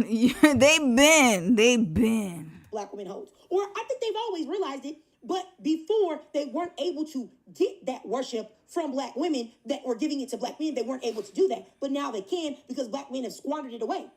And so my thing is this, is that now I really do think that non-black men see that. And they see that black women need somebody to worship. They need that. And so now what they're going to do is take advantage of that. And you know what else I want to add to the conversation is American white men are different from European white men. We got to keep it real. Because when you see, like, I remember when Robert Pattinson got with, was it FKA Twigs? They lit him up. They drug him through the mud. But then now Harry Styles is with Zoe Kravitz, Crickets. Or when, who's the next one? There's another one. David Bowie and Iman. That's another one right there. So, and then even Maximilian Koopa. So I think that, you know, there's definitely a cultural element to it too. I feel like in the UK, and y'all could correct me if I'm wrong, it's a little bit better than in the US when it comes to high profile pop stars dating outside of their race. That's just my perception. Unless you're like a black man. I feel like if you're a black man, you date outside your race, nobody bats an eyelash. But if you're a high profile white artist and you end up with a black wife, I don't think we've seen that really, like with the white artists that I could think of. I mean, other than John B. Paul Wall, but I'm not talking about them. I'm talking about somebody on a top level, like somebody who's really a celebrity, like really top level, like a Harry Styles. So that's something we should think about. I gotta actually think about that. I'm trying to think. Y'all let me know in the comments if there are any high profile pop stars who have been white males who have been with a black woman, like married one. You know? Or been with that one. The collective of black men have failed to treat black women with respect, and now black women are looking elsewhere. So now all they have to do is do the same game that black men did. Drop a crumb here, drop a crumb there, drop a crumb here, and leave black women begging, yearning for more, waiting for that penny theory relationship. You know? And I just want to say that a lot of these non-black men, including celebrities, influencers, YouTubers, actors, singers, rappers, all of these non-black men have realized that there is a vacancy, a spot to be filled. Yeah, because black men fumbled the ball. Okay, sis, love you, but I got to move on. We got to move on to other topics. Time is a wasting. Time is a lapsing. But shout out to sis for this. Let me read a few comments, y'all. Y'all look crazy. Devonda Hayes. You said, hell, black women are asking black men if they date them too as well. Yes, it's gotten to a point. We too thirsty on social media, y'all. Way too damn thirsty. Hold on. I was recording this whole time. Stop the recording. Stop the recording. He's not even halfway attractive. I'm sorry, L. I agree with you. I don't know. I don't see it. But maybe it's just me. I'm like, I need my glasses. I'm like, I can't see it, yo. I think just some women, I think it's the eyes. Blue eyes will change everything, yo. Blue eyes will change everything. You said if he looked like Jason Momoa, I'd understand, but he looks boneless and pale. Yeah, Jason Momoa was one too. But didn't he, like, I think he got divorced from Lisa Bonet, right? Is he with a white woman now, if I'm not mistaken? Hold up. Who's his new girl? I think he's with a white woman now. Let me find out. Hold on. Jason Momoa's girlfriend. I know he's dating somebody. Momoa's girlfriend. Let's see. Yeah, he's with a white woman now. I think she's white. I'm not sure. But she ain't. She don't look like Lisa Bonet. I'll say that. Well, she looks like him, actually. They might be the same culture. Yeah, that Adriana. Oh, she might be Hispanic. Anyways, either way, yeah. That's who he with, yo. And they said Lisa was a come-up woman. Who boy, LMAO, just exit the tab, Romy. I'm done. Told y'all Paul Wall a little different. He been different. I knew it from the time I saw Still Tipping. I was like, oh yeah, he real hood. Justin almost lost his marriage over that black co-star. He did. And that's what I'm saying. Like, I think that Justin Timberlake wants to be like a Paul Wall, but he cares too much about his image. That's it. That's all. You can tell.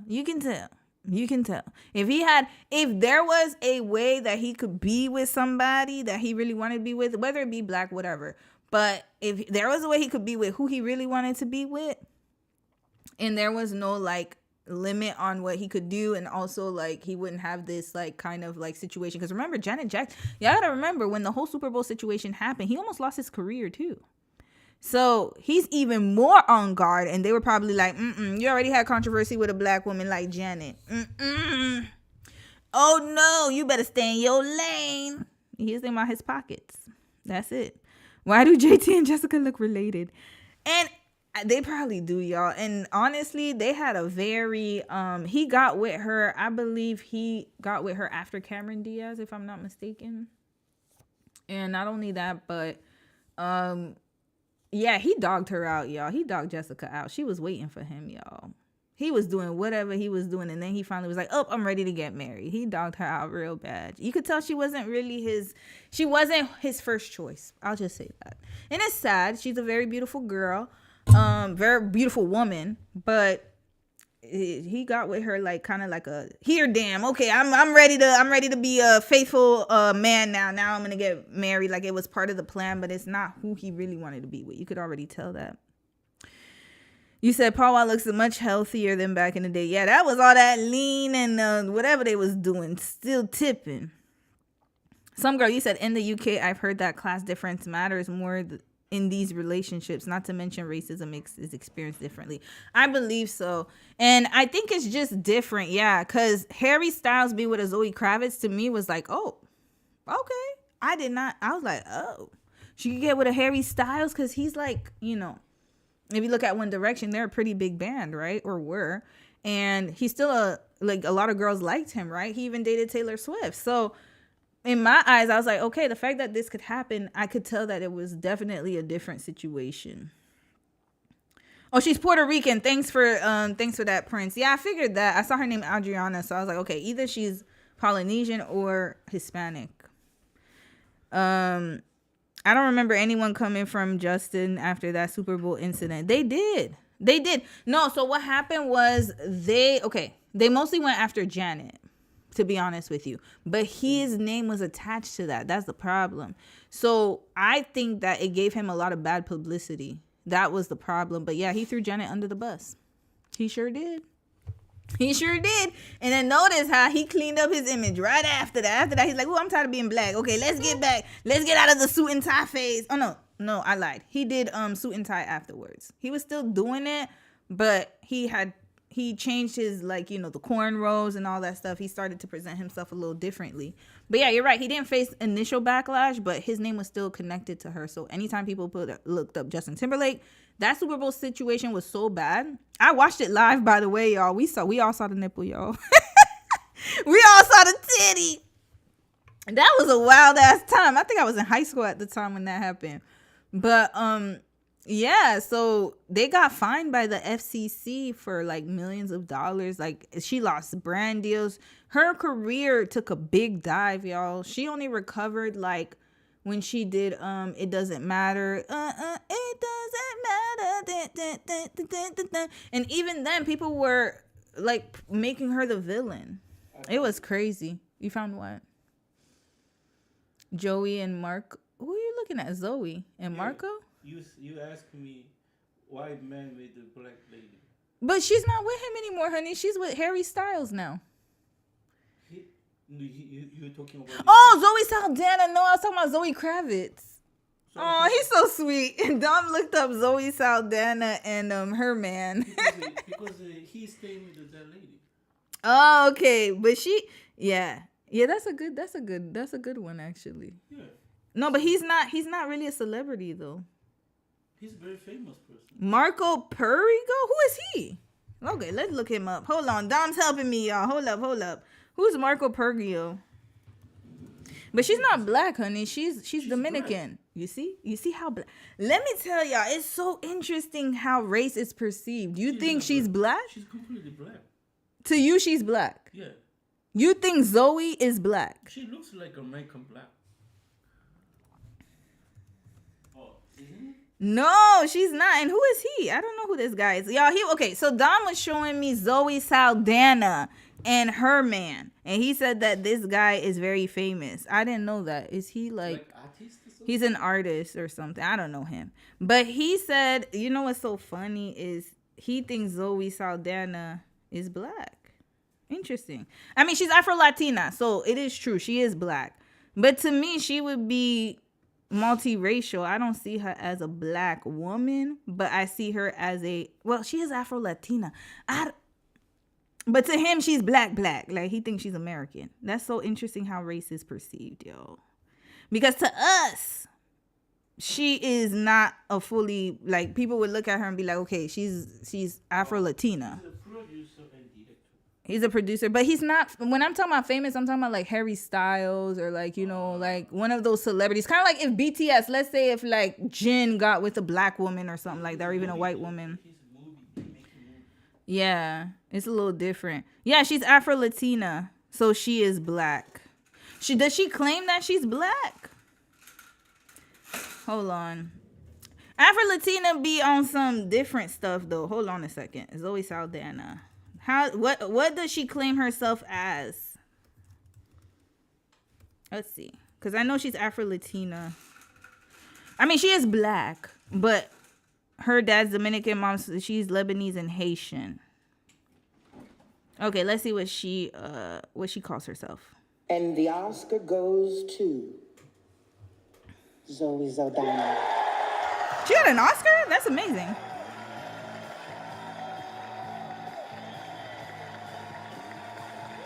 This is the first Oscar win and nomination for Zoe Saldana. Floored by this honor. Thank you to the Academy. Yeah, she's in the Avatar. For recognizing the quiet heroism and the power in a woman like Rita, and talking about powerful women, my fellow nominees, the love and community. She is black. She is black. Offered me. Yeah, so the thing is, the reason I didn't call her black is because she doesn't refer to herself as black. But this is the thing though, race is okay, here she goes. She discusses race. Let's see.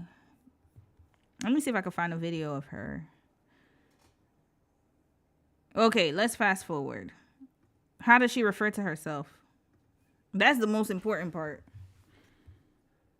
Hold on. Okay, I can't hear anything, y'all. I don't know what's going on here. Did I put my volume down? No, I didn't. Okay, I don't know why this not playing. Okay, here. Child of immigrant parents with dreams and dignity and hardworking hands. And I am the first American of Dominican origin to accept an Academy Award, and I know I will not be the last. Okay. The fact that I'm getting an award for a role where I got to sing and speak in Spanish. My grandmother, if she were here, she would be so delighted. This is from my grandmother, Argentina Cese. Thank you so much. Muchas gracias. Okay. All right. I'm going to read some comments. Racial identity. Yeah, it's different in Latin America. She doesn't claim her black. That's what I'm saying. So it's like, if she said she was black, then yeah, I know Afro-Latinas claim they are black. I mean, if we think about it, like, of course, the ships done dropped us in different places, so they do have black ancestry. Like a Celia Cruz or like Amara, she calls herself Amara La Negra. She's black to me. She claims her blackness. She's very much black. She's an Afro-Latina too. But Zoe's a little different, y'all. And I remember when she had that controversy with the whole Nina Simone movie, and it was just a mess, y'all. Yeah, she's proud of being Afro-Latina, yeah. And she doesn't even spell her name correctly. Rita. Nicole, you said racial identity is a bit different in Latin America. Yeah, I figured that much. So I just go by how people refer to themselves when it comes to Latin America, because it's just so much fusions, y'all. There's so much. I think that, like, it's not as simple as just black, white, this, that, and the third. I feel like there's just so much different race mixtures in Latin America. So I just go by what people call themselves. I'm like, okay, you call yourself black, you black. I mean, you got black ancestry. She clearly looks like to me, she looks like she'd be mixed. Well, she is mixed, right? So yeah, Zoe is a raccoon. Sis, you didn't have to put the raccoon's face. A cute raccoon though. She's like, I just happen to be black, but that's not me. And that's what I'm saying. So she doesn't refer to herself as black, so I'm not gonna call her black. Simple. But she is Afro-Latina. I won't take that away from her. Remember what she said when people laid out, yeah, about her Mexican. Yes. I think, weren't people being racist to her, if I'm not mistaken? Yeah, I bet that grandma is whiter than chalk. Y'all need to stop. Hold up. Let's look at her grandmama. But thanks, honey. Dom tried, y'all. He tried. No, you did great, though. That was a good one. Because it segues into what I want to talk about after. But you say he's not famous. No, he's just not. No, but it's still a good example because now we digging into Zoe. Zoe Saldana's grandmama. Christina Milian is Afro-Latina too, right?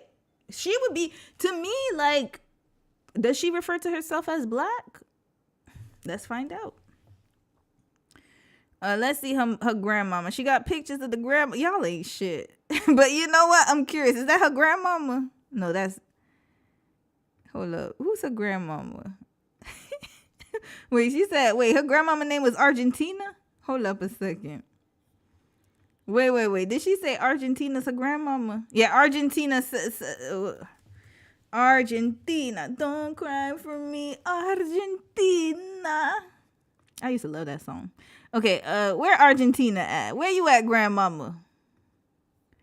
Where you at, grandmama? Oh, that's her daddy?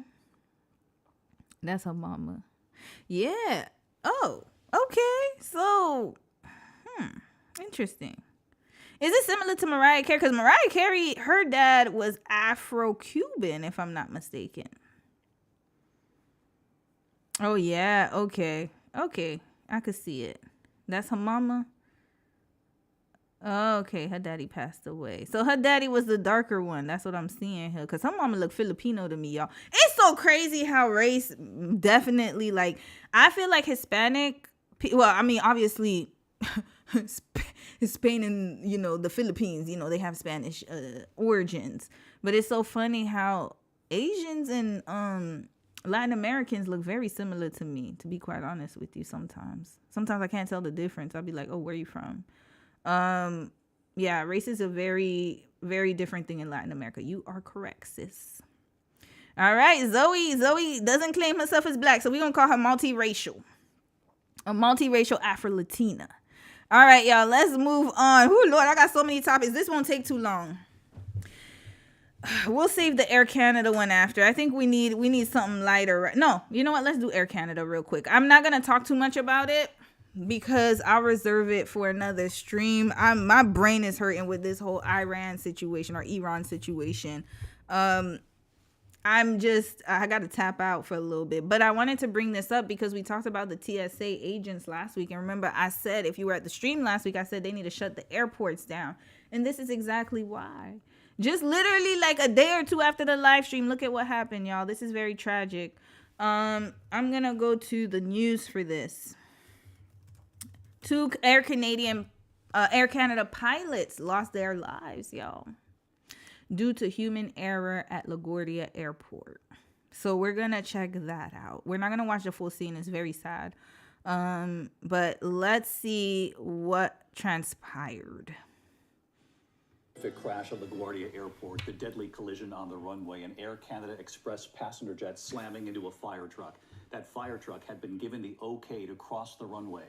Late today, ABC News obtained... Wait. We're not going to play that, y'all. I don't want to show that. That is very sad. Sorry, y'all. I don't want to show that. Y'all could go watch the clip if you want to see that. Audio from the air traffic control tower suggesting a controller in those final seconds urgently tried to then get that truck to stop. He could be heard saying stop over and over again. The 2 pilots killed, a flight attendant reportedly still strapped into the jump seat, ejected onto the runway. More than 40 passengers rushed to the hospital. The 2 firefighters in that truck surviving, raced to the hospital too with broken bones. Tonight, the NTSB on the scene, preliminary data showing the plane was going up to 105 miles per hour just before impact. With the pilots dead and the flight attendant ejected from the plane, passengers turning to one another to help each other, describing the chaos and escaping down that wing. ABC's Gio Benitez leading us off tonight from LaGuardia Airport. That's why I got to pay attention when they talk about the emergency exits and all this stuff. And by the way, I fly air, so in Canada, we only have certain airlines. So Air Canada is one of the major ones. We don't have as many options as the U.S. does. So we have Air Canada, one of the major ones, WestJet.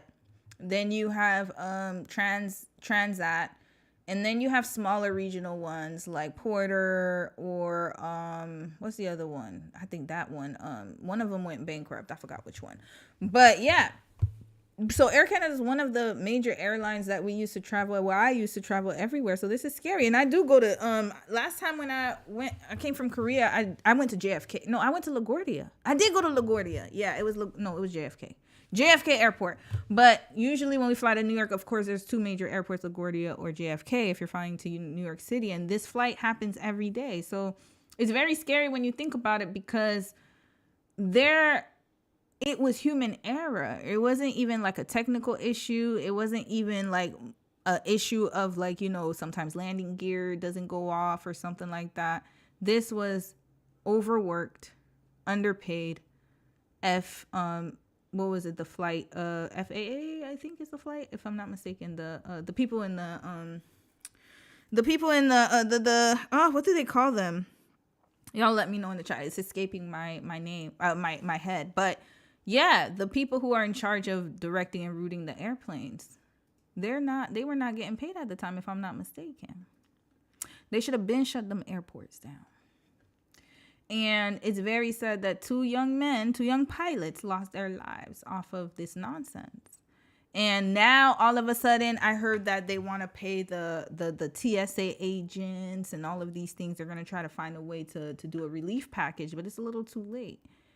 There's already a shortage of these agents, and you're going to keep seeing these kind of situations happen. Didn't that happen with the Black Hawk, the Army helicopter, and the flight that the plane crash?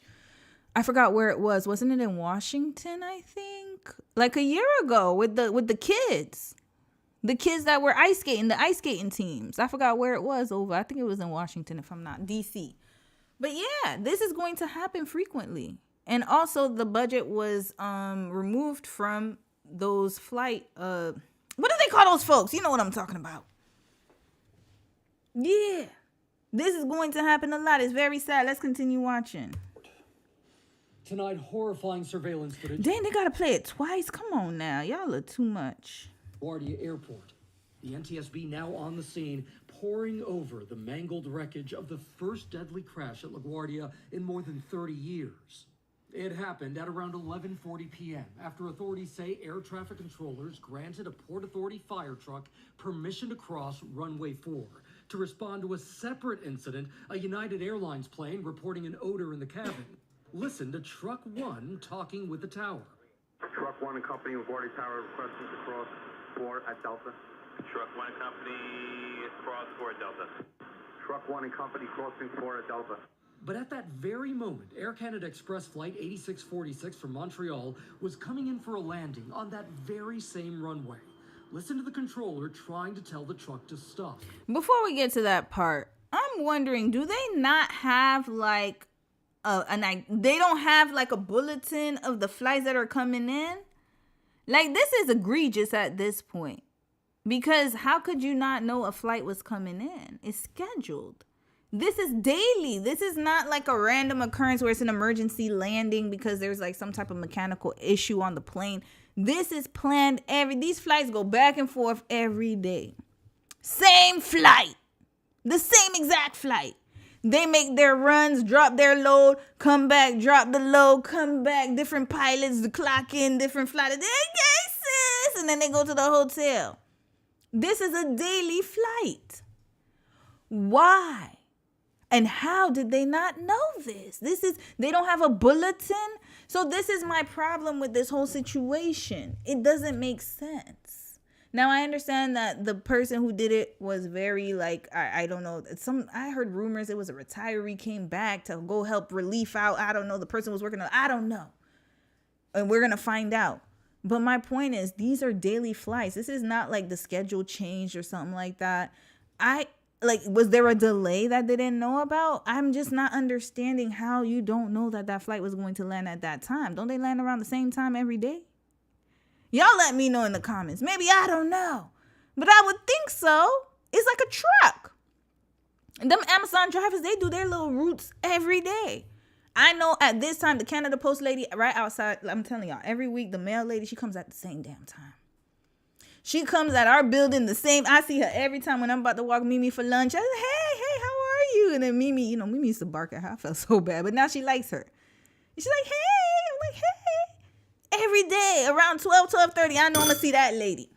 Even if it's maybe a little bit later, I know before I end my walk with Mimi, I'm going to see that truck come.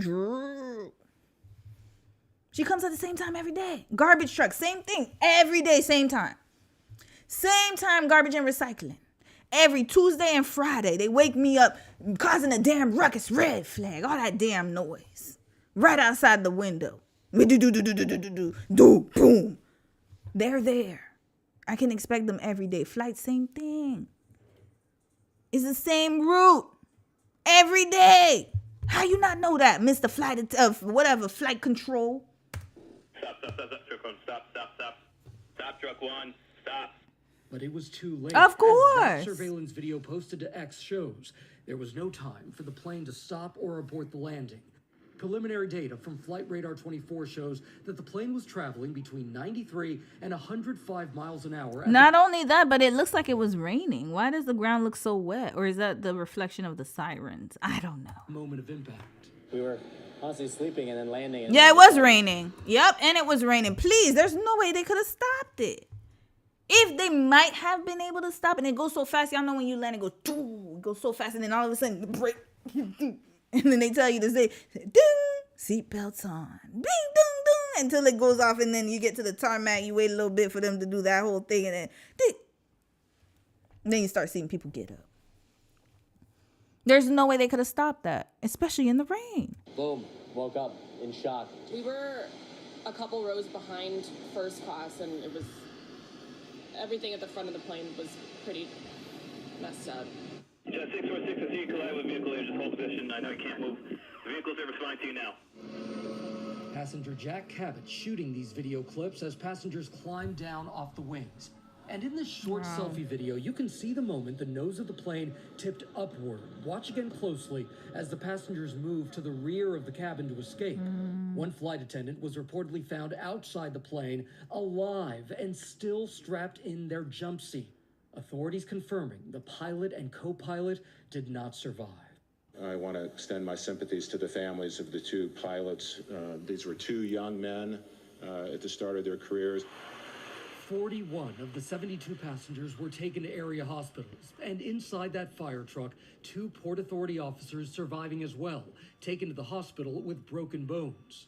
Listen to the air traffic controller speaking with a Frontier pilot who witnessed the collision, telling that pilot, "I messed up." My thing is, though, like when they said stop, the truck drivers couldn't hear them. Like, I don't understand. How could they not? They were already talking to each other, and it would have been easier for them to stop than for the plane to stop. So they couldn't hear the stop. Did he not have his mic on? And there's a lot of questions I need answered, y'all. That wasn't good to watch. Yeah, I know. I was here. I tried to reach out to my stuff, and we were dealing with an emergency earlier. No. That's it? What he said? I messed up. Oh, and I heard he was still working his shift after. Red flag. What kind of dystopian world do we live in? Oh yeah, I messed up. And then he continued on with his shift. As if nothing happened. Oh, it's just 2 pilots. It's okay. These are 2 young men who can't go back to their families. They had just started their careers. One from Montreal, one from Ontario. We're going to show the pilots. Rest in peace to them. And I heard that their brave actions towards the end saved the plane. It could have been worse. All because of negligence, human error, and y'all got this bozo as a president. Red flag. That wasn't good to watch. Yeah, I know. I was here. I tried to reach out to my stuff, and we were dealing with an emergency earlier. No, man, you did the best you could. This was a very busy night with a lot going on. The weather was bad. There was an emergency aircraft that the fire crew was trying to get to. It's not hard to see how a mistake could have been made. And amid a nation... That's your apology, Mr. Whatever your name is. Who is this? No, man, you did the best you could. This was a very busy night with a lot... Colonel Steve Ganyard. That's all you have to say? There was a lot going on. then shut the airport. Like, is it that hard? Is it that hard? Or if there's like a lot of commotion, I understand it gets busy. You know, sometimes there's rushes. That's every job. But if it was that bad, like I said, like there needs to be some accountability, because y'all knew y'all was short staffed from before. But the money is more important. So 2 pilots losing their life, that ain't nothing. We got to still keep the airport open, keep the money flowing. Why was the airport still open? Even when TSA wasn't able to work and make money. Red flag! Should have closed that junk down when I said it. A lot going on. The weather was bad. There was an emergency aircraft that and shut up, Colonel. Trying to get to. It's not hard to see how a mistake could have been made. That's not just a mistake. That's somebody's life. Like, they're acting like it was just somebody dropped, so it's okay. No. These are people who probably had kids, families to go home to. They will never be able to roam this earth ever again, all because of stupidity. And I'm not talking about the FAA agent. I'm talking about the whole administration. Why would they even work in short-staffed? That's the problem. Is the dollar that important? Is it that important? But then again, you don't care about people's lives. You just care about the bottom dollar. Got to still keep things running, even though you can barely have people to staff. This is crazy. It's not just a restaurant. These are people's lives you're dealing with. This is craziness. A nationwide shortage of air traffic controllers. Transportation Secretary Sean Duffy addressing reports that there was only one controller in the tower at the time of the crash. One. Red flag. One controller for autumn flights. One. And then guess what? They're going to make him the fall guy. If there's any lawsuit, because trust and believe me, them families going to be filing very soon. They're going to file with the NTSB, Air Canada. They're going to file with everybody. Get there. They're going to have to. They will. Trust and believe me, a lawyer is expeditiously going to get on this. They expeditiously. And they're going to make it his fault. Well, you should have known. You should have told us. You should have told us it was too much for you to handle, even though they could see he's the only flight attendant there. Or flight controller. Shut the damn airport down. They could have landed in JFK. Maybe they had more FAA controllers up there. Maybe they could have landed somewhere else. Yeah, it could have inconvenienced people, but hell, at least we'd have 2 people who are still alive. Only one controller in the tower. This is crazy. At the time of the crash. I've heard the rumor that there was only one controller in the tower, and that's not accurate. So let's bring in Gio Benitez with us live. I don't believe you. And Gio, you reported there that flight attendant ejected from the plane, still strapped into their seat, the 2 pilots killed. And you think about all those passengers on board who had to work together to get themselves off the plane. Yeah, David, they were essentially on their own. These passengers trying to figure out how to get off the plane, how to open those doors on their own. But David, we saw a real miracle here with that flight attendant who was ejected.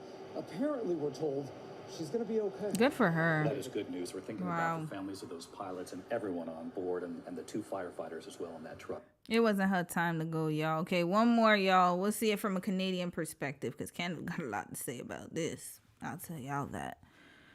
Where's CBC? We're doing Canadian news right here. Of course, as we've been tracking this developing story, there are so many statements that have been coming in. Hold on, we ain't doing that. One's about English. Okay, here we go. Remains of, okay. This hour, the remains of the 2 pilots killed in that Air Canada crash have made their return home. The pilots died Sunday night after a collision at LaGuardia Airport in New York. Oh, it was the same day I did the live stream. That's crazy. Okay, so that was Sunday night. They have just been repatriated to Canada. Their flight just arrived from Newark Airport in New Jersey in Ottawa. It has been reported that family members of the pilots were present at a ceremony at Newark where the caskets were loaded into the plane, then brought back home. Also in attendance at that ceremony were other Air Canada pilots. And CBC's Hillary Johnstone joins us now for more on this. So Hillary, we've been seeing these moving pictures from afar, trying to give a little bit of space to the family, to those, but some moving pictures. Some moving pictures for certain, which started off in Newark, New Jersey, and then, of course, what we've just been seeing there in Ottawa as well. And as we look to those photos, once again, this is the Ottawa International Airport. We saw that Air Canada plane at touchdown on the runway earlier, and we did see, and you can see them here lined up by the door there if you look closely. Other crew members, other members, people working at the airport, colleagues essentially, of these two young men who died on Sunday night. It was about 11:45 p.m. Eastern when that plane, that Air Canada Express plane that they had been flying, was landing at LaGuardia Airport, and of course, as we all now know, crashed with that Port Authority fire truck. All right. We have Antoine Forêt, the captain from southwestern Quebec. You can see him there on the left-hand side of your screen. He was the captain. And then the first officer, Mackenzie Gunther, as well, who we do know had attended aviation school at Seneca College in Ontario. As the head of the FAA said just a few days ago, these were two young men at the start of their careers. And that is something that we've also been hearing from others who knew them, who were in their orbits, in some cases had employed them in the past. And both of these men had a love of aviation, had a love of flying as well. As we look to some of those images from earlier at Newark Airport, we do know that those two hearses that they arrived in, that they had left from separate funeral homes in Queens, New York, and had made their way here to Newark Airport in New Jersey. And then we saw this very moving scene. On the left-hand side, you can see what seems to be Air Canada pilots, other pilots who had lined up to watch this ceremony played out. You can see the caskets being taken out of those two hearses. There's one that's white, there's one that's black as well. We know that some family had been on the tarmac as well to witness this. You can only imagine what they are thinking and what they are feeling, and how the ways that their lives have changed since all of this happened on Sunday night. And then you see, I'm not sure if we're showing it again, but you can see what it looks like pilots as sort of the pallbearers as they kind of load this casket. This is literally reminiscent of the Black Hawk plane crash.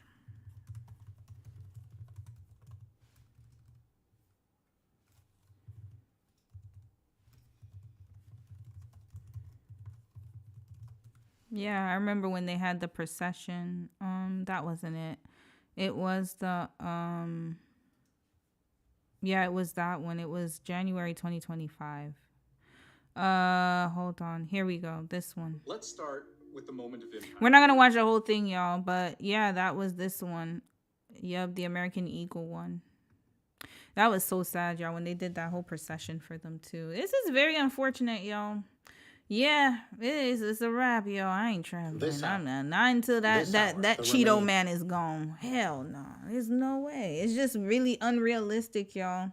The shortage of FAA workers. Look at that. Let's put New York, United States. Canada has a shortage too, but not this much. This is really crazy. The main reason for the controller shortage is the obvious one: insufficient hiring. According to NAS, or National Aviation, I think. I don't remember what S stands for. From 2013 to 2023, the FAA hired only 2/3 of the controllers called for by its staffing model. As a result, the number of controllers fell 13% from 2010 to 2024. Red flag. Why is that? Look at that. Thousands of people applying. They tell you there's no jobs around. Nobody got jobs. And then look at that. Thousands of people applied. Why is there still a shortage? Y'all let us know. Yet, even with about 200,000 applicants over the last several years, FAA remains short-staffed. How is that possible? How is it? Government shutdown. So the shortage was especially noticeable this fall, but has been fueled by a number of factors over the years, including government shutdowns, the COVID-19 pandemic, unexpected trends in the workforce, and in air traffic control. No, basically what it is they want to save more money. Greed. It will always get you every time. To address shortages, the FAA has been working to hire and train new controllers. I don't think so. But this is no simple task, nor is it speedy. Then why didn't y'all do it when you should have? Red flag. Nothing was planned for. That's the problem. For example, there are people who are very qualified to be air traffic controllers. More than qualified. But yet, here we are. Why? For example, all applicants must pass an aptitude assessment and obtain a medical clearance and security approval before they are hired. Yeah, like the military. But somehow y'all find you are able to find soldiers. You're able to find people to fill up your military, but somehow with FAA, oh, you're too specialized. You gotta be, please. Come on now. Once candidates pass the initial screenings, most must then graduate from 4 to 6 month training course in the FAA Academy in Oklahoma City, followed by on-the-job training. Becoming certified only can take new candidates up to 6 years. Then y'all had the 6-year time. Okay, so we're in 2026. I understand there was a pandemic. I get that. But what about 2019? What about after the pandemic? What's going on here? I honestly believe it's because they want to save money. My opinion. This rigor, because they could have kept it going. They could still keep it going. Y'all could have done virtual classes. Y'all could have done virtual classes until people were able to come back outside. Matter of fact, the United States didn't even have that bad of shutdowns compared to other countries. Hello, I was in Korea at the time. Their shutdown was strict as hell. We didn't get out of COVID until 2023. I remember when I came back to Canada, that's when I was able to go maskless. Meanwhile, the rest of the world went maskless at the start of the pandemic. Come on now. Don't come to me with that. This is craziness. Y'all could have done stuff online until they were able to get properly trained if it was that important. But nope. You want to save money. This rigorous hiring process is designed to ensure that candidates are very well equipped to handle a demanding high-stakes career as an air traffic controller. Very few applicants, about 2%, qualify for and complete the full training. Well, then y'all gonna have to make something happen. How is it possible? Only 2%. Then either your training program is too rigorous or you have way too many flights and you need to scale back. But no, again, greed. Greed. The demand and supply, it doesn't make sense. There are way too many flights out there. That's the problem. Why do you have so many flights? Why are people flying so damn much? It's too cheap. Some people are flying for 10 minutes, 15, 30 minutes. Is it that important for you to get to your business meeting?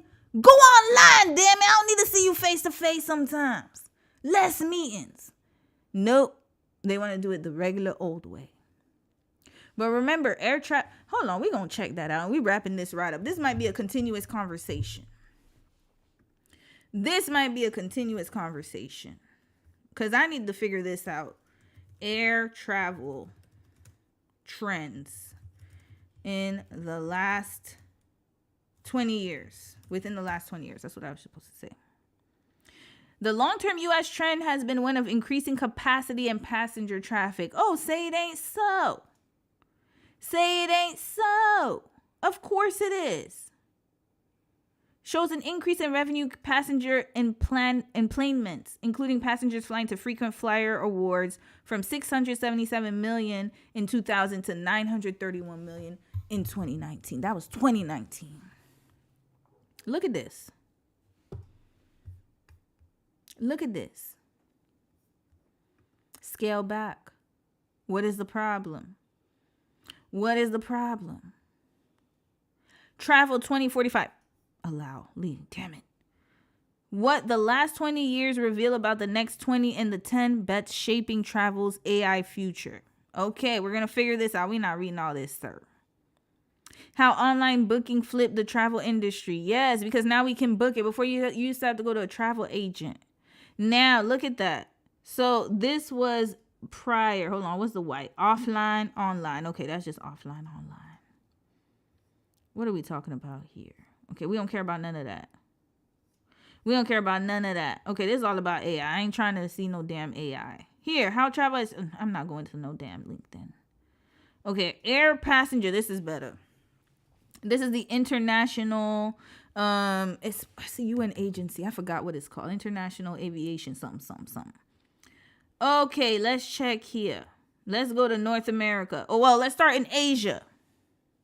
Asia Pacific is ready to dominate global passenger growth with a compound annual growth rate of 5.1% through 2043. Countries like India, Indonesia, and Vietnam are leading the charge, with India expected to see a staggering 6.4% annual increase. Okay.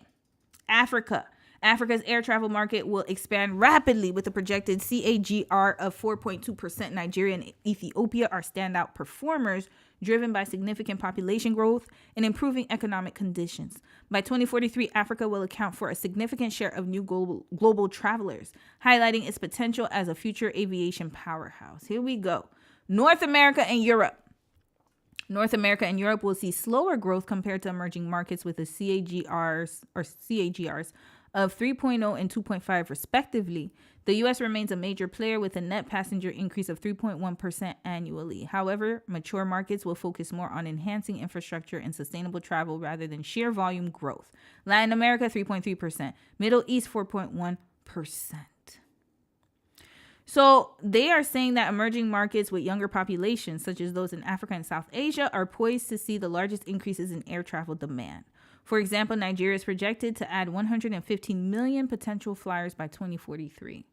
With a growing and youthful population playing a part in this growth, these regions are expected to be the primary drivers of global air traffic expansion, supported by rising incomes and increased access to travel. Whew, boy. So there we go. Millennials and Gen Z will continue to prioritize travel as an integral part of their lifestyles. But should we? That's a question we need to ask ourselves. Are we being ethical? Like, do we really need to have all these dang on trips? Do we? Because I don't see this ending well, y'all. I really don't. I'm going to read a few comments. We're doing too much. Way too much. Way too damn much. In my opinion. And there's not enough. It's a safety issue. And that's the issue I have, is that it's a safety issue. It's a safety concern. Safety concern. That should be more of an alarm than people being able to go to Bali to take Instagram pictures just because it looks cool on social media. Red flag. Or traveling because I have a business trip I need to go sign a contract. Send it through email. Y'all don't do that no more. Red flag. You don't need to see these damn people. Damn it. Let me read some comments. Nicole, you said, unfortunately, casualty numbers weren't high enough for the people in power to care, right? Would they even have cared? Remember when the Malaysia, oh my God, that was so sad. Remember when the Malaysia plane crashed the first time? And then the second time it happened again? Like, this is craziness. All because of greed. Talking about there's nothing wrong with our planes. There's nothing wrong. And then another one happened. Let's talk about Boeing. Remember when the 730 Dreamliner, whatever the hell they had going on? And then they still kept flying even after the plane went down in, I think it was Addis Ababa, Ethiopia. And I think there was a crash before that. And then finally, like, oh, we got to recall all the planes. After they done cost $2. Jennifer Homnady always says, when these things happen, there are always multiple factors that could have been prevented that do not fall on one person. I agree, Sarita. And they're going to try to make it, though, that it's his fault. I don't think it's his fault. He was just doing what he was told. I just wish he didn't clock in. Like, honestly, at this point, if your job is dangerous like that and you're the only one on the shift, you're going to have to do what it do. But I get it. You know, they need money. And that's the part that has me like, it's very hard because it's like you can have all the integrity you want. But if you got kids to feed, you got mouths to feed, you got bills to pay, then you're going to have to just do what you got to do. But then at what cost, right? They could have gone to JFK. NYC has 2 airports. That's what I'm thinking too, Mocha Island. And welcome, sis. And not only that, they could have gone to Newark. It's not that much. It's a hop and a skip to go from Newark to New York. Yeah, it would have been inconvenient, but at least people's lives would have been saved. But nope. They could have easily been like, look, we have way too much going on at LaGuardia. Y'all gonna head over to JFK. Let's tell the JFK folks that we got planes coming through because we just got way too much going on. Why couldn't they do that? Like, it's just too much. But nope, they just want, let's just keep doing it. One person. Please.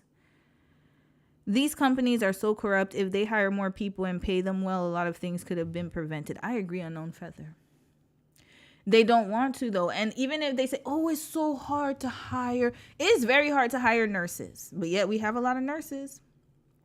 It is very hard to hire firefighters. Yet we don't have a shortage of firefighters. Police officers, they keep hiring them and getting them help. ICE agents, they somehow find all these damn people. But somehow for FAA, and I'm not saying it's not a serious job. It is an extremely serious job. However, there are as many degrees that go left and right. As many people that could do the job. The problem is they don't want to pay people. And not only that, but they don't want to reduce the numbers. Because if it's so dangerous and you have to have attention to detail, then you cannot have people. It's like a pilot.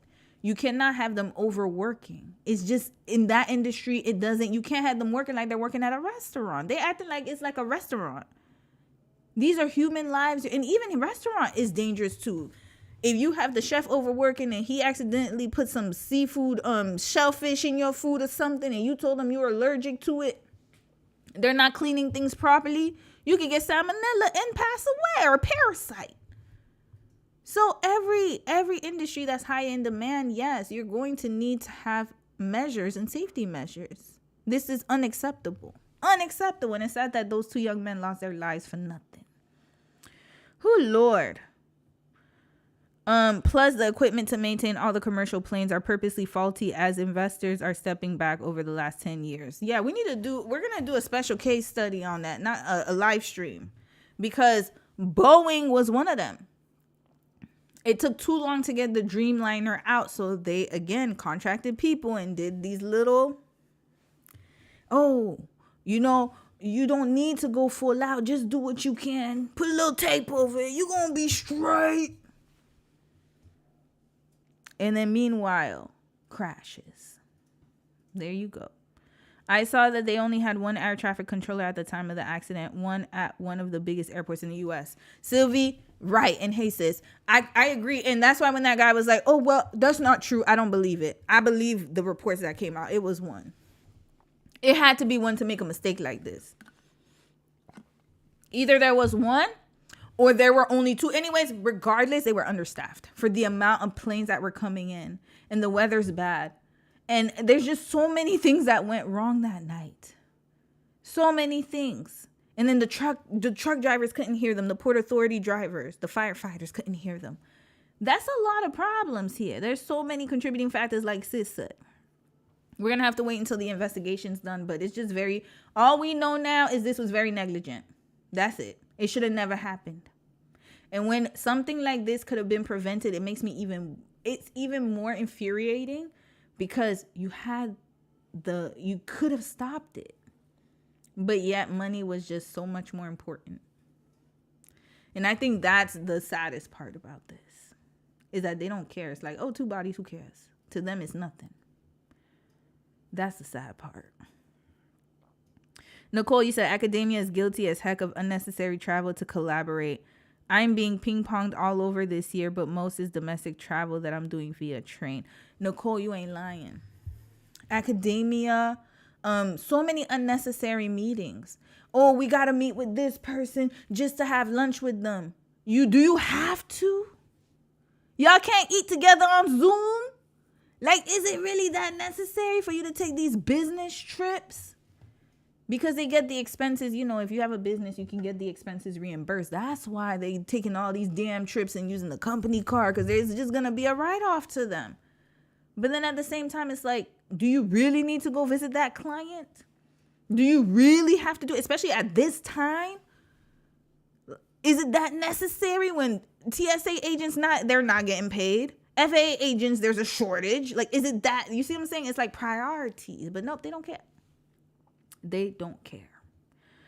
I'll pass and save my stomach. Mama Tina is learning that lesson the hard way. Mama Tina's gumbo. Anyway, let's talk about it tomorrow, sis.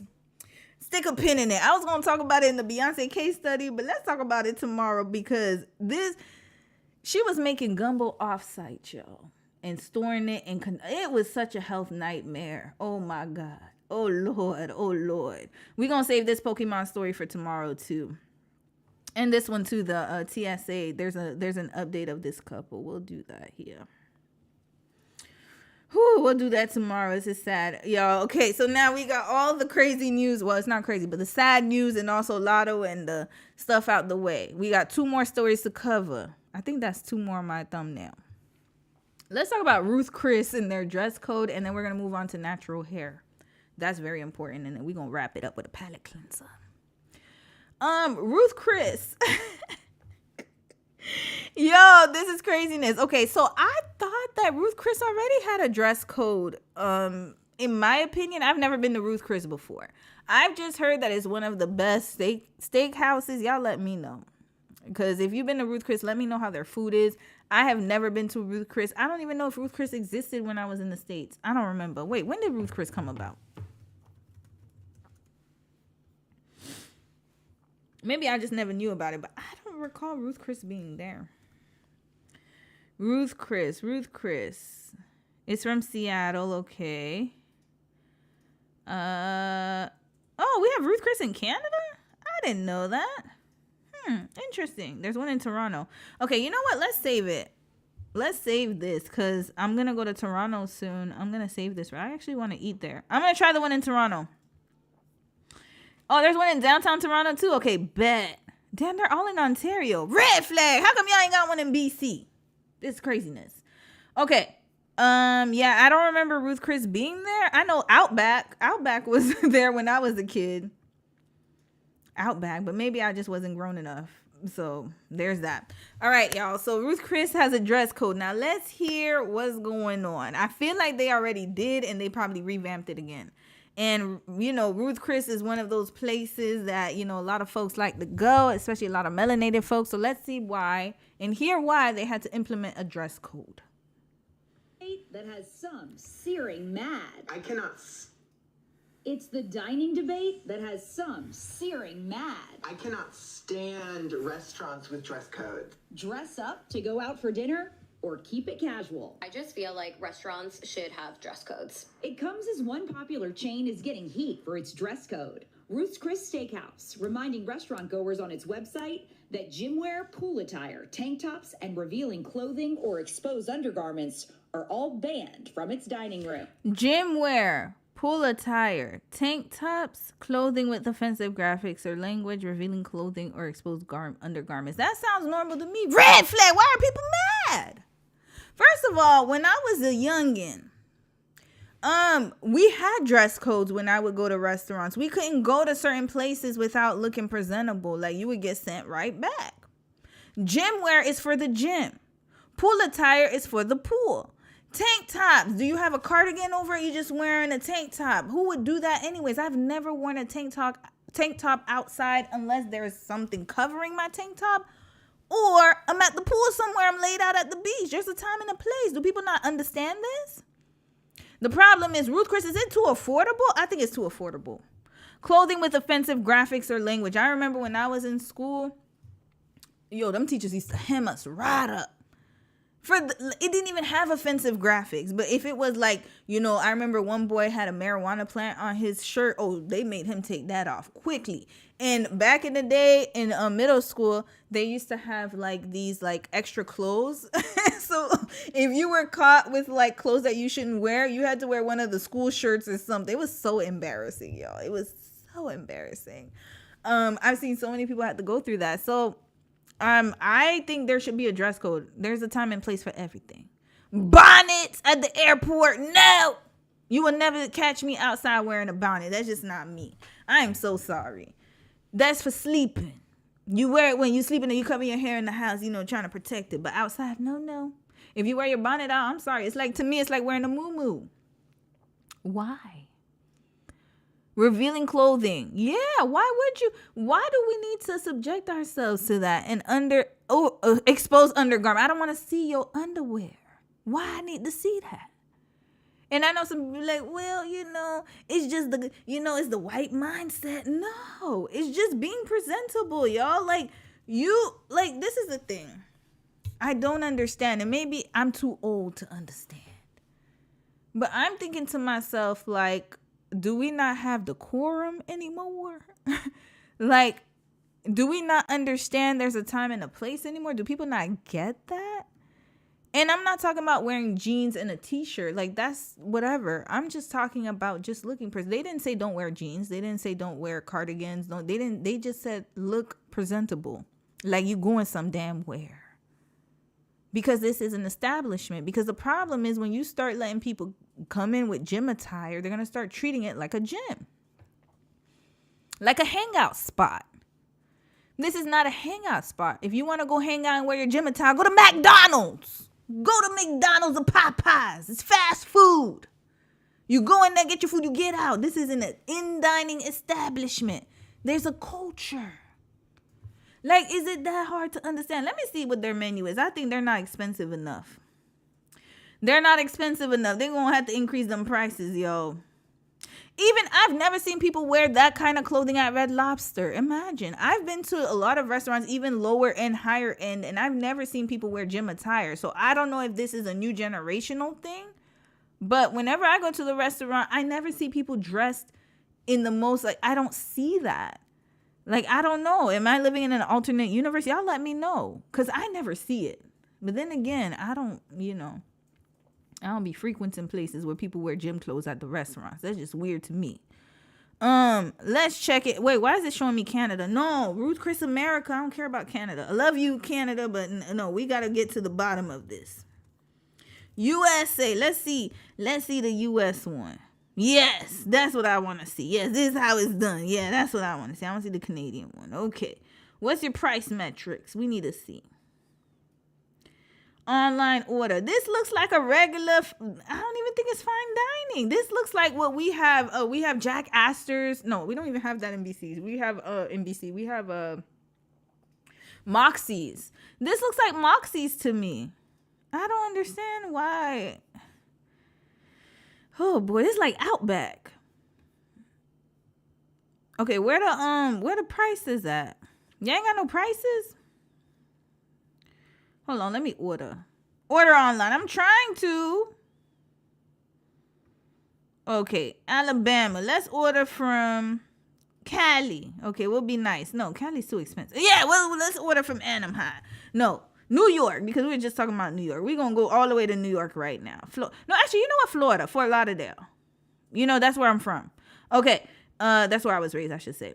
Let's go to North Federal Highway. We're going to go to Florida with this. $22. Yeah, it looks like a Moxie's. Us, it's Moxie's, y'all. I'm going to show you. We have a restaurant called Moxie's. It literally is like Moxie's. Hold on, where's the menu at? Yeah, it looks like Moxie's to me. What is the I don't understand. It's like you don't even have to be dressed to the nines. Like, it's not even one of those establishments like the Benihana. No, Benihana's not that. It's another one that's a Shangri-La or whatever. We have a Shangri-La and, like, you know, those upper end ones. No. This is like Cheesecake Factory. It doesn't look that expensive to me, or maybe it's because it's Florida. Hold on, let's check California. Oh, them steaks look good though. Oh boy, maybe I need to go to Ruth Chris. Yeah, I'm definitely gonna go when I go to Toronto. No, I'm not going to Fort Lauderdale. Change. We're gonna go to California. Let's go to Cali with this. I want to see California's prices.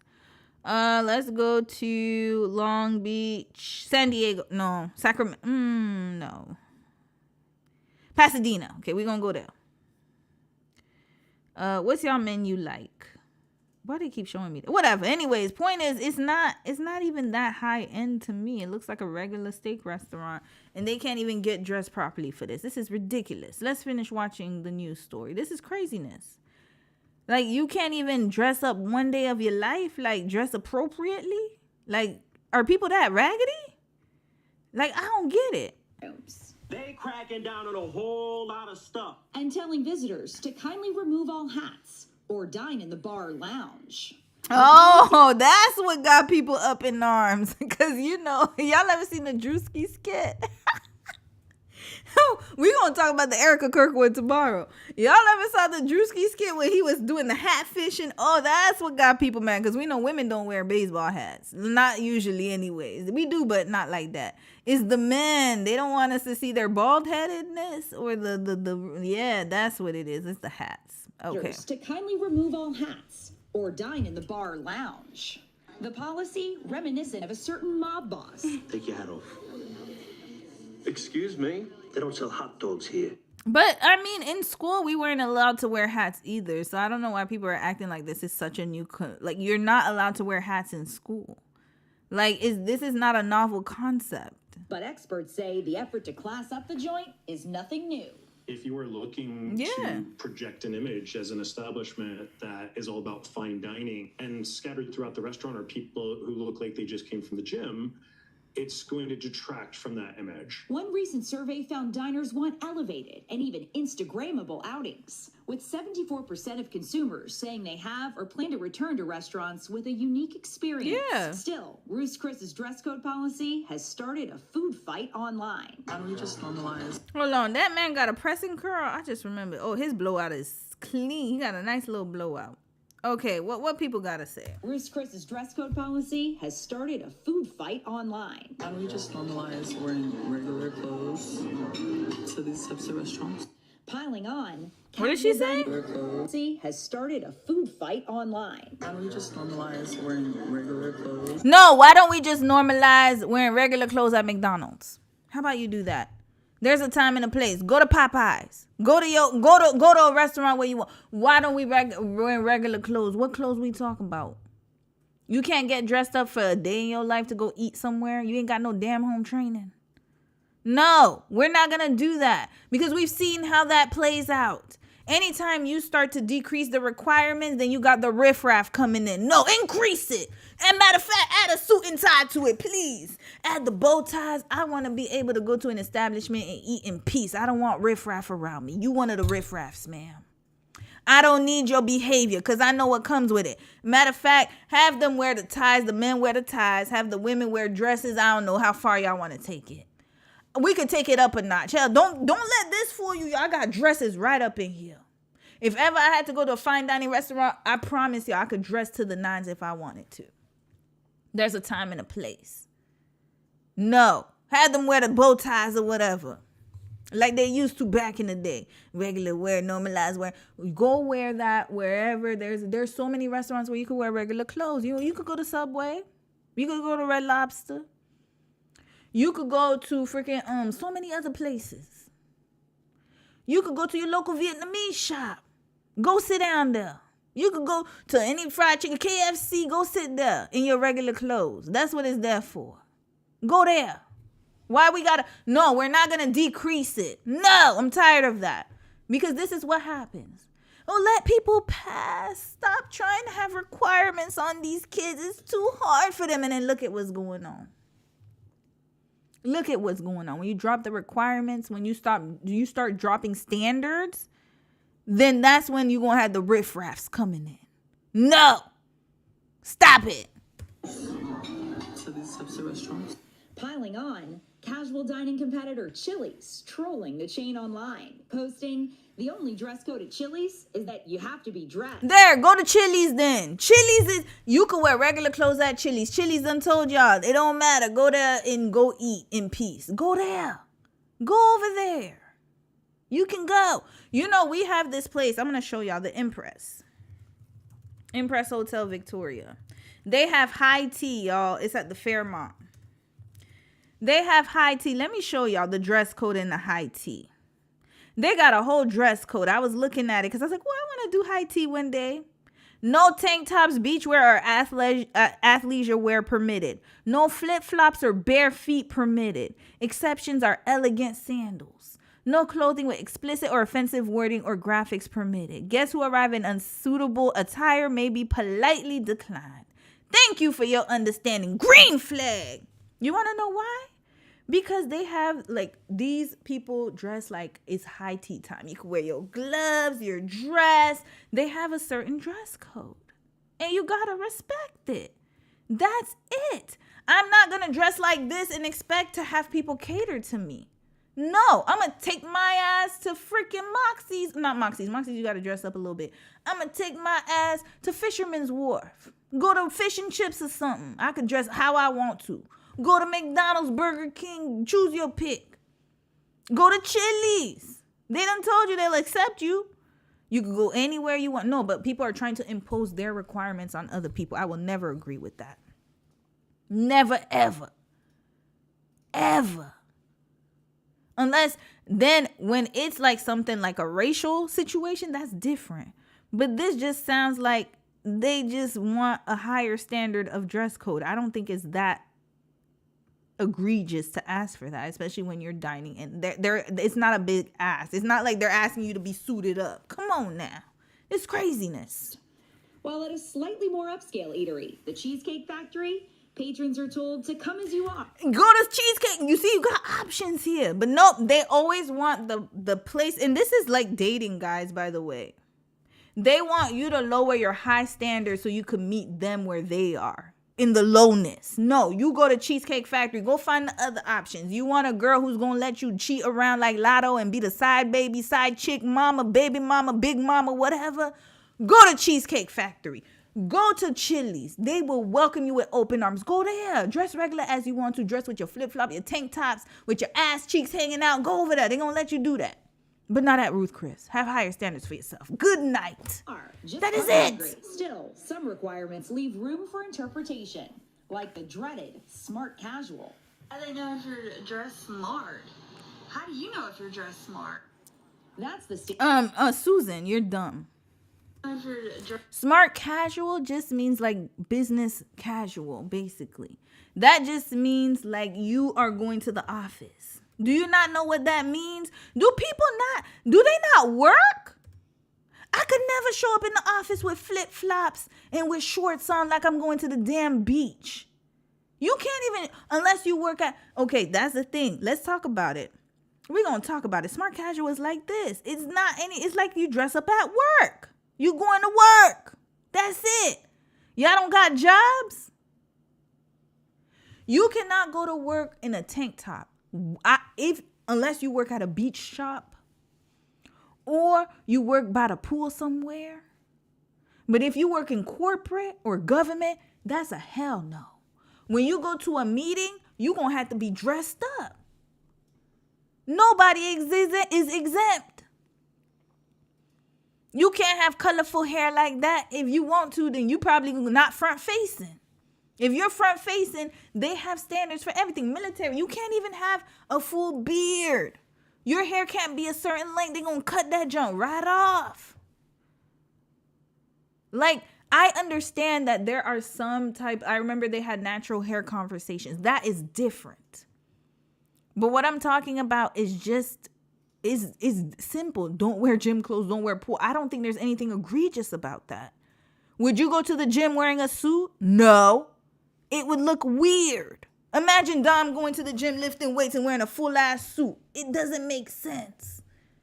So then why would it make sense to wear gym attire at a restaurant? Red flag. And you stupid. Smart casual means how you dress at work. Go to work. You don't go to work. Damn. Where you work at? Kroger's? Costco? Dress smart. How do you know if you're dressed smart? That's the standard at Morton's Steakhouse, which bans beachwear, beanies, and baggy clothing. It's not that complicated. Comes after the transportation department landed itself in the hot seat after urging travelers to dress with respect, discouraging pajamas and slippers at airports. What do we need to dress up at the airport for? A late flight? Now is some... You want to know why, sis? They're starting to do this because they're noticing a trend of the riffraff that comes with dressing like that. They're thinking like if you dress better, then you're going to act better. And it's true. Most of the time, you don't want to knuck and buck in your finest. You're not going to see nobody fighting in a suit. You never see that. You see them fighting in pajama pants and flip-flops. You're going to think twice before trying to knuck and buck when you're in a suit. You too tight. It's too, you got to take all that off. It's too much work. That's why they're noticing the lack of standards. That's why they see with your bonnet. It's not just her. You see them Caucasian folks wearing flip-flops, dirty-ass pajamas. I don't want to smell that. Yes, you can be comfortable at the airport. Don't get me wrong. But you don't have to wear flip-flops. Like, it's also a, by the way, y'all, that's a safety issue. You see these people not thinking. They're not thinking at all. If somebody rolls their suitcase on your damn toe, then you're going to try to sue the airport. Wear some damn shoes. Flip-flops don't belong anywhere but on the beach and in your house. You shouldn't even wear shoes in your house, to be quite honest with you. You're nasty if you do. Travelers to dress with respect. I don't care what y'all think. Discouraging pajamas and slippers at airports. What do we need to dress up at the airport for? A late flight? Now, as some restaurants get on board with dress codes, more customers may need to dress up to dine out. So we reached out to Ruth's Chris and the other restaurants we mentioned. They didn't have any further comment beyond those cheeky social media posts. But we did ask our etiquette expert how you can avoid making any fashion faux pas. So yes, check a restaurant's website for their dress code, but also look online. Yelp reviews. You can oftentimes see photos inside a dining room, get a feel for the vibe. Think about what you might want to wear to fit in with that. And sometimes you could expect better service, maybe even better seating if you're dressed the part. You have stronger thoughts. Hey, but ma'am, it doesn't work for all of us black folk. Just letting you know. PSA, just because you dress the part doesn't mean anything. But I don't think that, case by case. I think in this particular case, I don't think it's a big ask to wear some damn clothes. That's it. That's all they're asking for. If a restaurant takes the trouble to make a nice experience, then you should reciprocate. You should dress well. Yeah. And Tony Soprano, the hat thing. That was one of my dad's. That was one of my dad's pet peeves. My dad would look at me. What? Oh, with the hat on? Yeah. We were raised like that. So I don't know how these youngins are being raised. Like, they did not like us wearing hats at all. Like, we weren't allowed to even bring hats to school.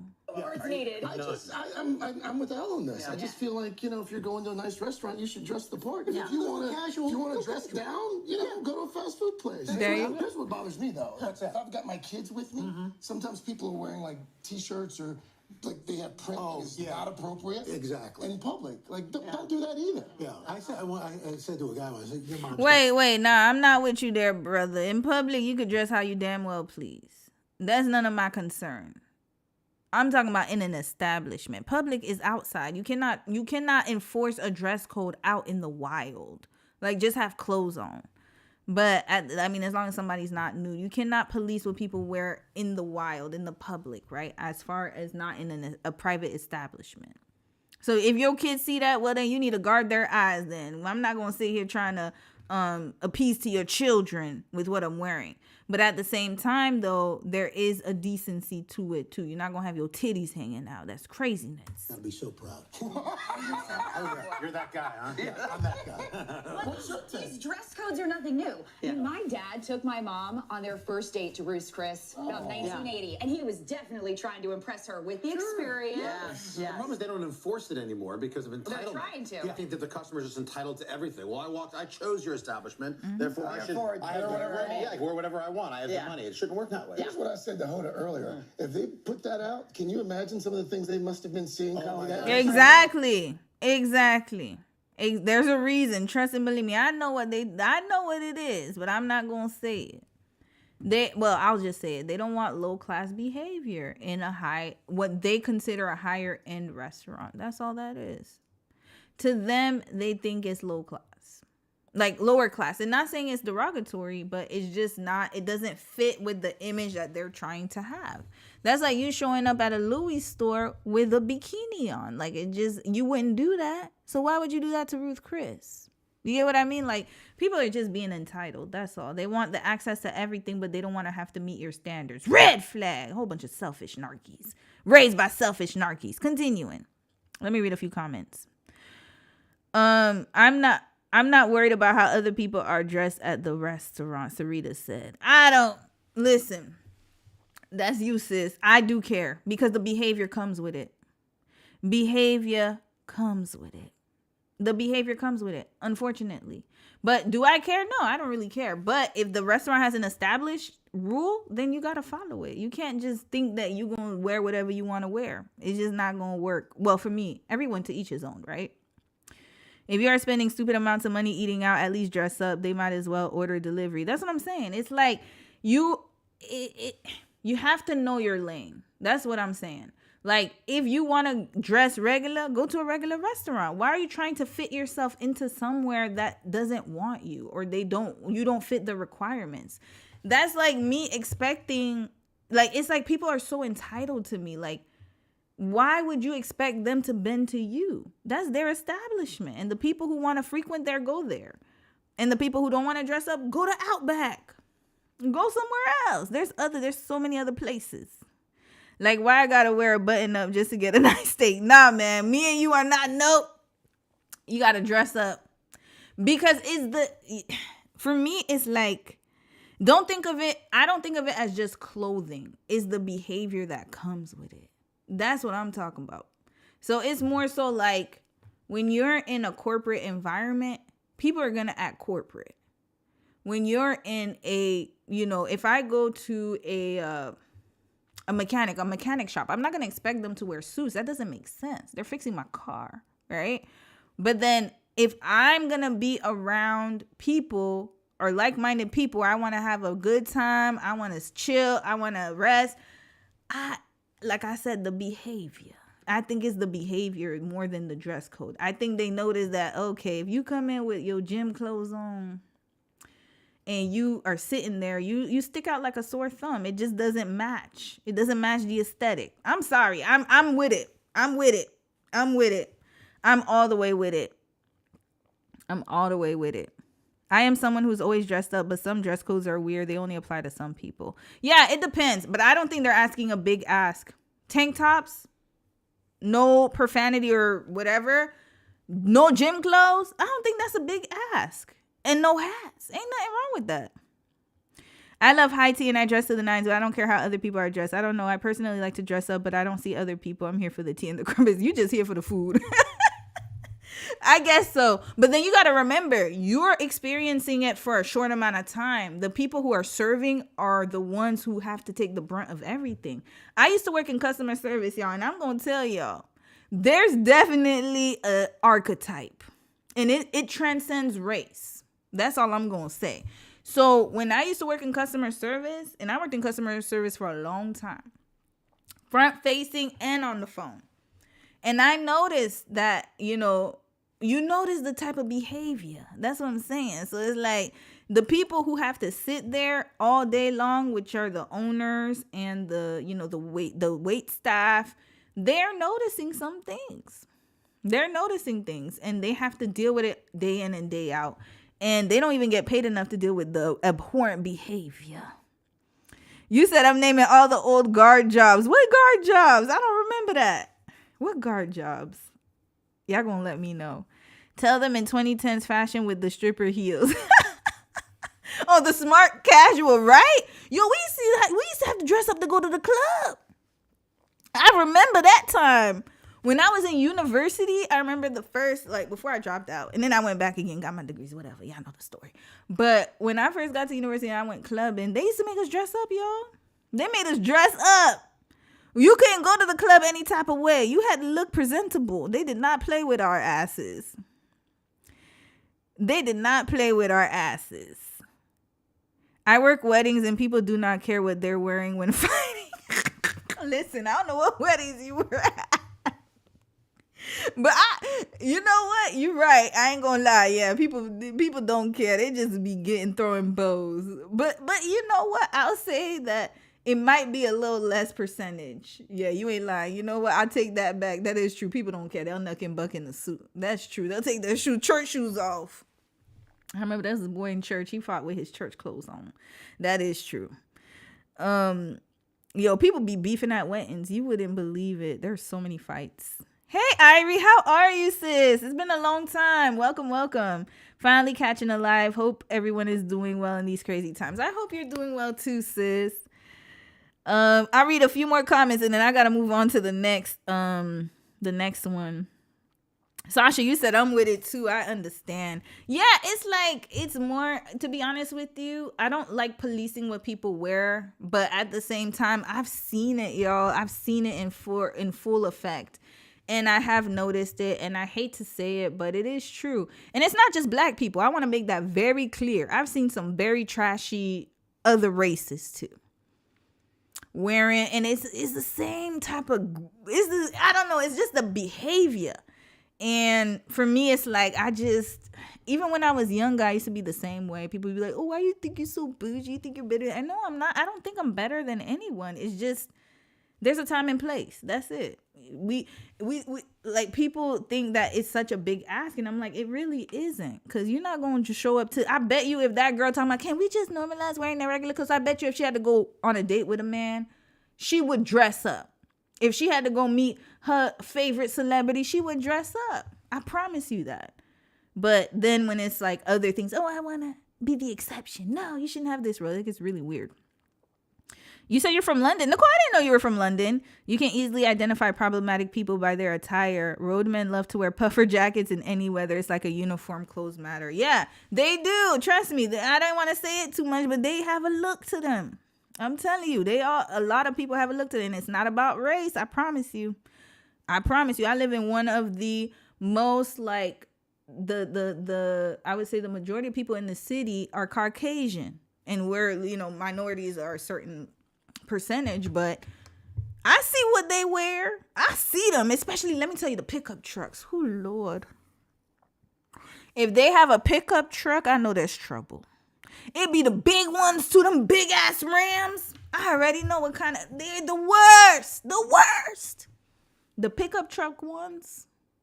And who else? Is the pickup trucks. I don't know. Something about them pickup trucks, y'all. Something about them cyber trucks and the pickup trucks. Don't ask me. Something about what comes with it. Always got a problem. I'm not for capping for Cookie Monster pajamas either. Just saying, I've seen some things in fancy places. No, 100%. 100%. It happens in any place, but it's just the percentage. CFT, hey sis, you said hi Romy, please ask your husband why in Asia or Korea they don't experience these issues or as much. SMH forever. Well, let me ask him. Hold on. Honey, I have a question for you. Can you come up to the screen? I have to come? Yeah, you want to, because I think you have to come close to the mic. Okay. So I just have a quick question for you. In Korea, do you guys have a problem with dress code, like for restaurants? Which restaurant? Like, for example, like if you go to there's a restaurant, like let me think of the equivalent. When you go to a restaurant in Korea, do people wear gym clothes to the restaurant? Yes. Which restaurants? What type of restaurants they wear gym clothes to? Just normal restaurant. But what if it's like a higher restaurant, like a Outback or like those kind of steakhouses? Nowadays, Outback is still just similar normal restaurant nowadays. Okay. But if you're talking about like hotel. Yeah, hotel restaurant. Like when we went to that hotel restaurant, like how do you have to dress up? High quality. Like a Joseon hotel Mm-hmm. or Silla, like one of the top things. So Western hotels, what the kind of restaurant. Yeah. You have to wear the casual clothes, the classic casual, Mm-hmm. right? Or like maybe like not suit, but like clothing like you're gonna go work. Okay, but what about this? Come here. This restaurant, they are a steakhouse, and then they're wearing clothes like work clothes. Yeah, it looks like work clothes, actually. Just like like simple polo shirts and jean or like casual shirt. Yeah. Normal like a work shoes. Or normal just casual shoes. That's it. Okay. Well, why you have to be suit? No. Usually it's like steakhouse. Why you have to wear it? But for steakhouses, like so for example, when we went to that hotel. Yeah, like you always he wears hats, y'all. Dom wears hats a lot. But it's not really super strict. Yeah, that one is different. Yeah, it's depends. But if it's so expensive hotel, then you're gonna be shaming yourself. But what if the steak is like $85? In Korea, $85 steakhouse is normal casual. That's normal casual, so they can wear like hats. Hat, just t-shirts. T-shirts. Yeah. Okay, so it's different. Okay, then Korea they don't care about the dress code. But for example, like I mentioned Silla Hotel, Silla, one of the top hotel, or like one of the Samsung hotel is called Western Joseon. Maybe that one. That they have the restaurant inside of the hotel. Yeah. And then it's just very high value. You are not going to wear just t-shirts with that because your meal is normally 200 to 300. No, but that's different. Yeah. 200 to 300.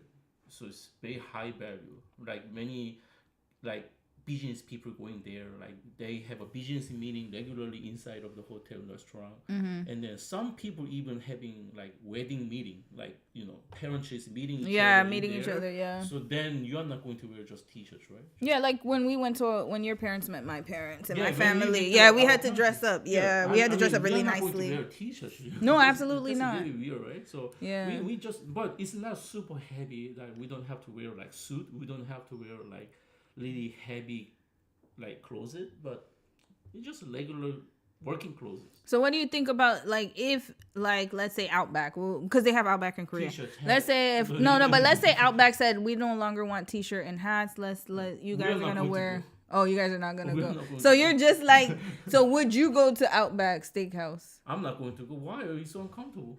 You prefer to be comfortable. We as a customer, we're gonna think ultimately they're gonna make a high value for the customers for their restaurant. Yeah. But my point is, you guys' food is just a regular casual food. Oh, so Dom's with y'all. Dom's with Prince and them. Me, I'm opposite. I think there should be a standard, in my opinion. With the $85 steak? Absolutely, because if they know, in my opinion, the restaurant staff has to see you all the time, so they know what kind of. For me, it's the behavior. So like. If the rest but the thing is we're only talking about clothes. No, but what I'm talking about is like I think Ruth Chris changed their dress code because they want to be seen as upscale. They want to be seen as a higher restaurant. As I mentioned, they want us to make a customer high standard. Higher standard, because maybe what comes in is not like it's not their style. So as a business owner, they gonna have a deal or just the adventure for the future. Like they might gonna lose a lot of customers because it's so uncomfortable. But then new people are gonna come, like me. I'm gonna come and be like, I'm comfortable now. Now let's go, because I don't mind wearing that kind of standard. They're gonna make people just not get into there with the like really like weird behavior or something. But then to be fair, Dom dresses down more than me, because I remember when I used to go to his parents' house. They used to always ask me why I'm so dressed up. Well, I think it's our parents' normal behavior when we go to restaurant. Yeah, they always dress up. We just wear a little bit more than t-shirts. Except the really hot summer. But my dad just normally wear just jeans. Your house is, you see, Dom's family is different. My family is different. It's like a fashion show. Like, if they go to any restaurant, like they gotta be dressed up. That's just how it is. So I think it could be cultural too. Different families have different expectations. Because my parents always made us dress up, like we were going to church. But dress up means like even at restaurants we would dress like we're going to church. Dress up like you gonna go work? Yeah, like work. But work clothes. To go to like $20 restaurant. No. We would go to like even to buffets. We used to go to buffets dressed like in church clothes. I'm not joking. I think it's not because of. I'm not joking. Me personally, I don't think it's because of the restaurant. It's because of the personality. That's what I'm thinking too. Personal standard. Yeah. For me personally, I had no problem dressing up because I always dress up to go to restaurants. But in my opinion, we are normal people, so we just ultimately think like general mindset. But I think a day restaurant is just dealing with some really weird people. That's what I'm thinking too. Yeah, because I don't know, this not dressing up to go to restaurants is weird to me. Like my mom used to make us really dress up, but I don't even dress up as much as I used to.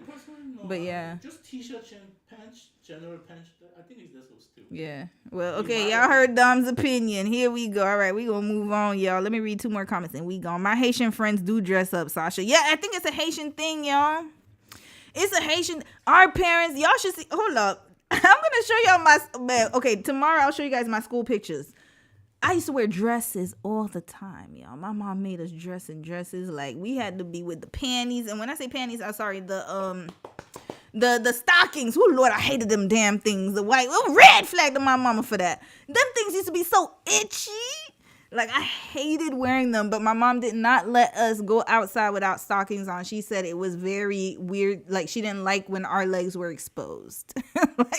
And even if we wore, like, jeans and stuff, like, we had to wear something over it. Like, it's just, I think it's cultural, too. So, yes, Koreans do dress down, but then me, like, I remember when I was at Dom's house, I would go to his parents' house, I was always dressed up to the point where they were like, why are you dressed up so much? Like, we're just hanging out. Like, it's uncomfortable for us to see you dressed up. And then I had to scale down, right? His mom literally gave me change because she's like, oh, are you sure you're comfortable? Because I was just always dressed up. So it's really different. It's very Caribbean, iron and dress to impress. Yes, Irie, I believe so. That's why for me it's nothing, because I'm like, okay. Like for me here, my mom be calling me sometimes. She like, at first she used to do that. Now she doesn't do it anymore. She'd be like, what did you wear on your stream? You didn't even do your hair. You didn't even put makeup on. You didn't even put your lipstick on. You didn't even, why are you just showing up like this? Like, to her, this is egregious. Me with no makeup is egregious to her. Even this is not done. She'd be like, you couldn't do something with your hair? Like, that's my mama, y'all. So I don't know, like, it's really crazy to me. Even my dad, like, going to a restaurant, he'll wear like jeans and like, if he's wearing jeans, he'll wear a dress shirt and some church shoes. That's his style, right? So yeah, it might definitely be a cultural thing. Sasha, you said I hated those too. Imagine wearing that in the Caribbean. SMH, hot AF. Girl. Had us wearing it in the hot ass sun, itchy as hell. And I wanted to play with my friends after church, but nope, I couldn't because I had them stockings on. And then if they got a run in them, I would get in so much trouble. Because remember, like, if they, like, you know, stocking, if they tear, it tears like up and stuff, right? Now I know the trick. You gotta put nail polish on it, or I think nail polish remover on it. But yo, I used to get in trouble a lot. Especially when I would take it off, yo. My mom used to be so pissed. Elle, you said I am dressed up all the time and people mention it and say I'm bougie, so it varies. Yes, they do. They do, y'all. Like, this to me is dressed down. Like, yeah. Yo. But you can be dressed up and comfy. I don't know what people say. Yeah, you can be. You can be.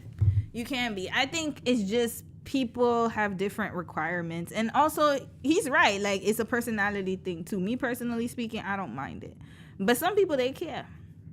But yeah, Caribbean, Lord, we had a hard time, y'all. Hard time.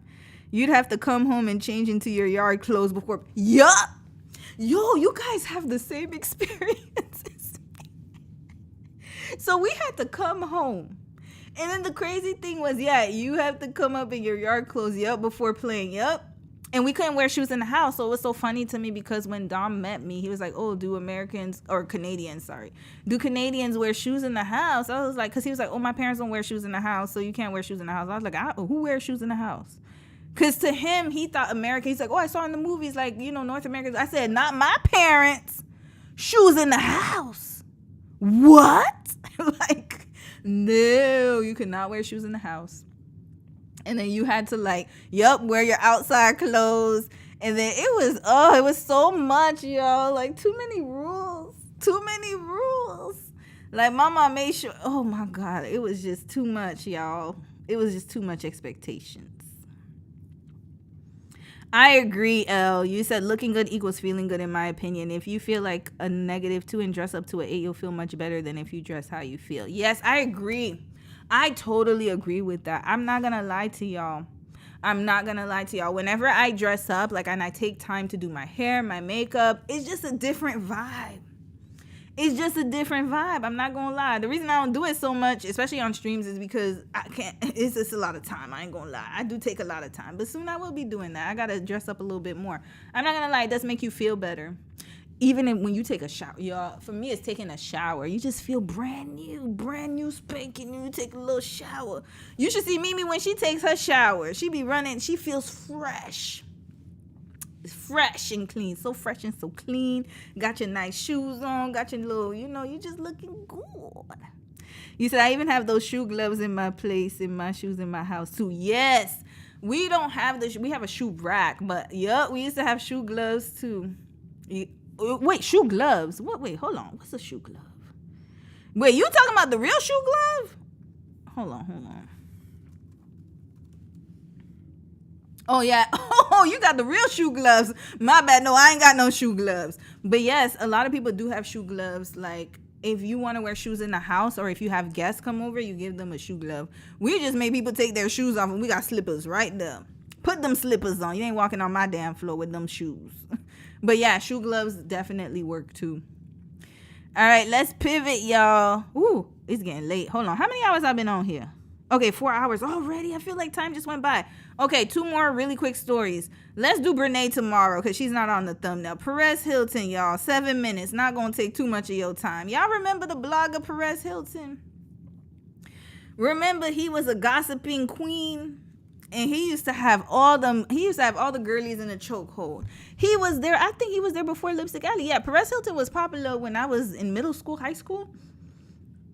He used to have all the tea, y'all. And his name is Mario Lavandera Jr. And he was born in Miami. Yeah, he's from Florida.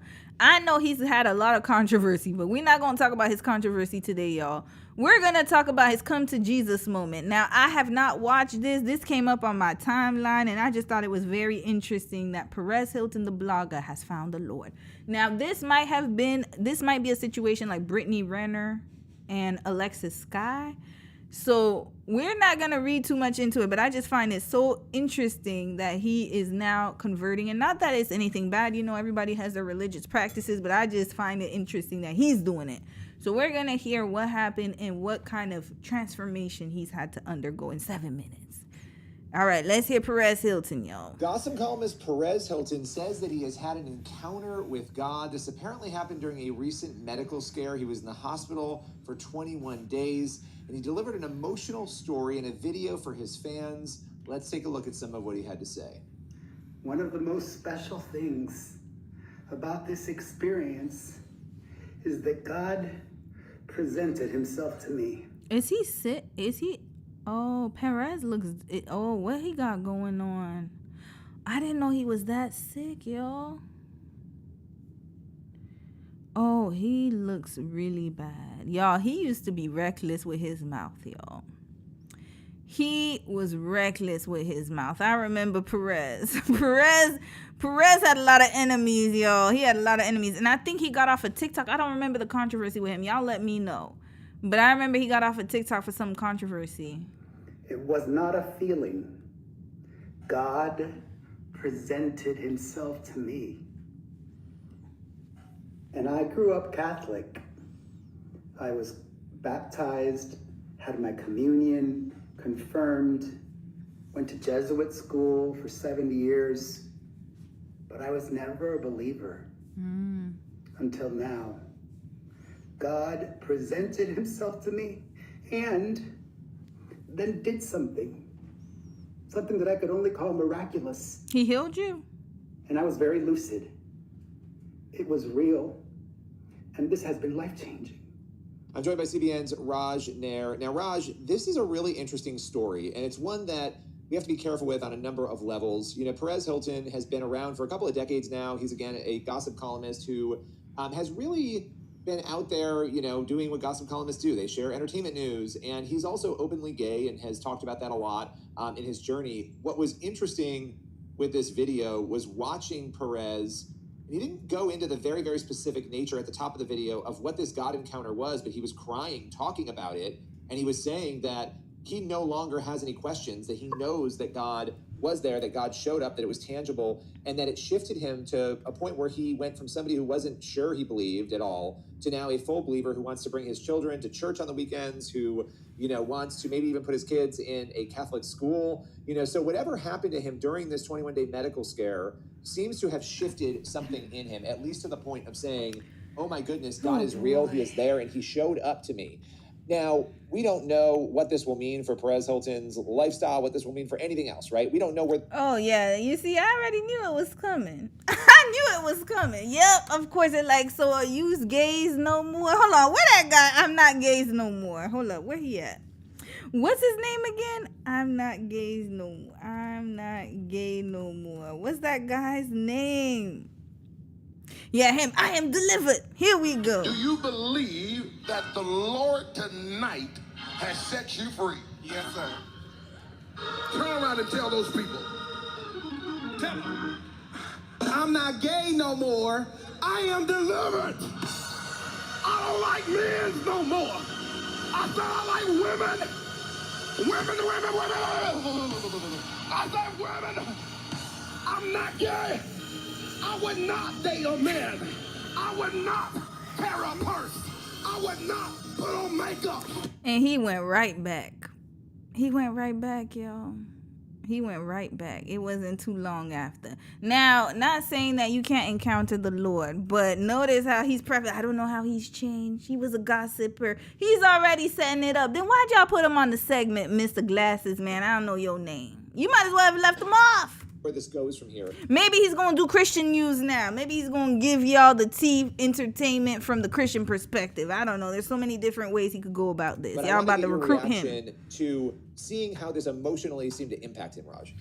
Well, when anyone watches this story, there's going to be a tension of two sides pulling at you, which is, well, did he change his lifestyle? You know, was there repentance versus people who are saying, wow, this is amazing. And I think the way that he framed it was, this wasn't, I wanted to believe, that made me have this thing. It was, I know now. I in a lot of ways, it's kind of like Paul. I have seen the risen Savior. And we all know what Paul was, when he was Saul of Tarsus. And we all know, the criminal on the other side of Jesus.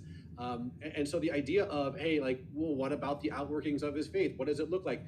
We don't know yet. But I do think that there is something amazing, hopefully, that has happened here, right?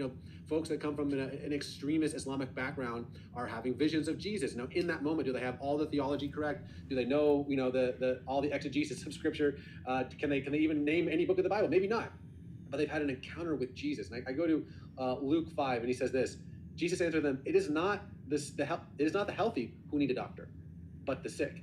I have not come to call the righteous, but sinners to repentance. And I think that is the word that I'm hoping for Perez here, is that when Jesus is going around Galilee and saying, repent, for the kingdom of heaven is near, it's not, hey, join my squad because the kingdom of heaven is near, or believe that I'm the dude because the kingdom of heaven is near. It's repent, turn away. You have been crucified with Christ, and now you. So what y'all mean by turn away? So he can't be gays no more. That's what it sounds like.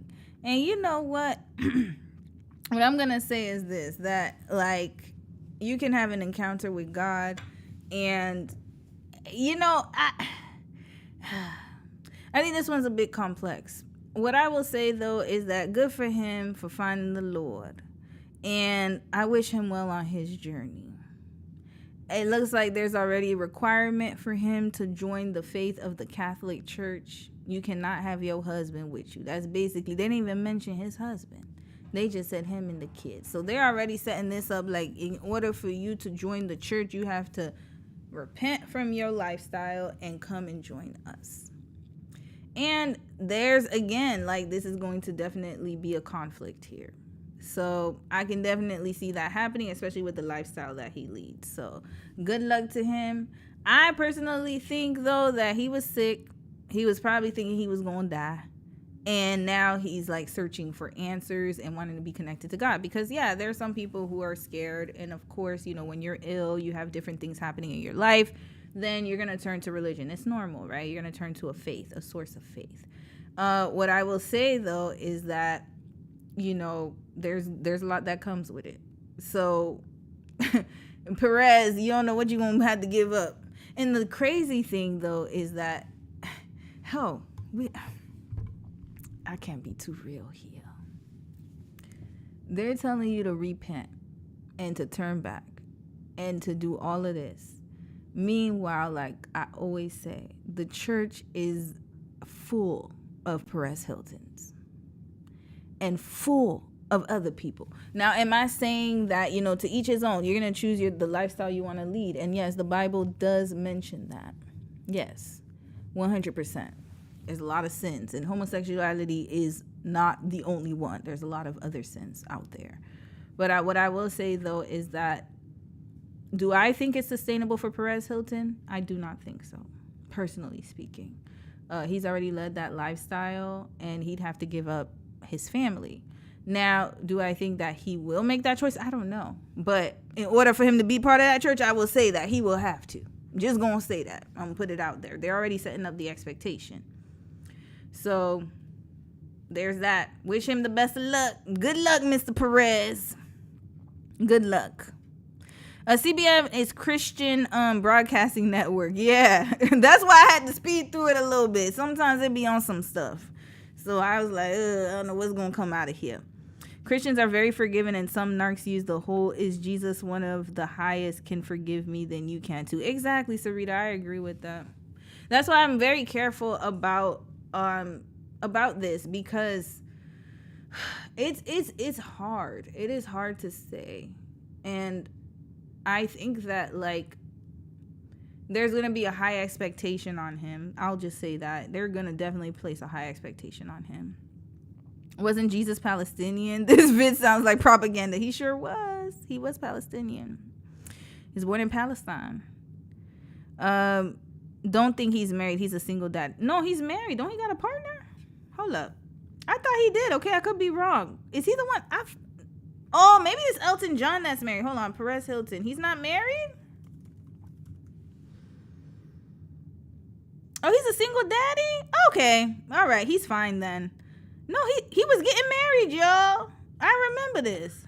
There was a new guy at my group fitness class this morning.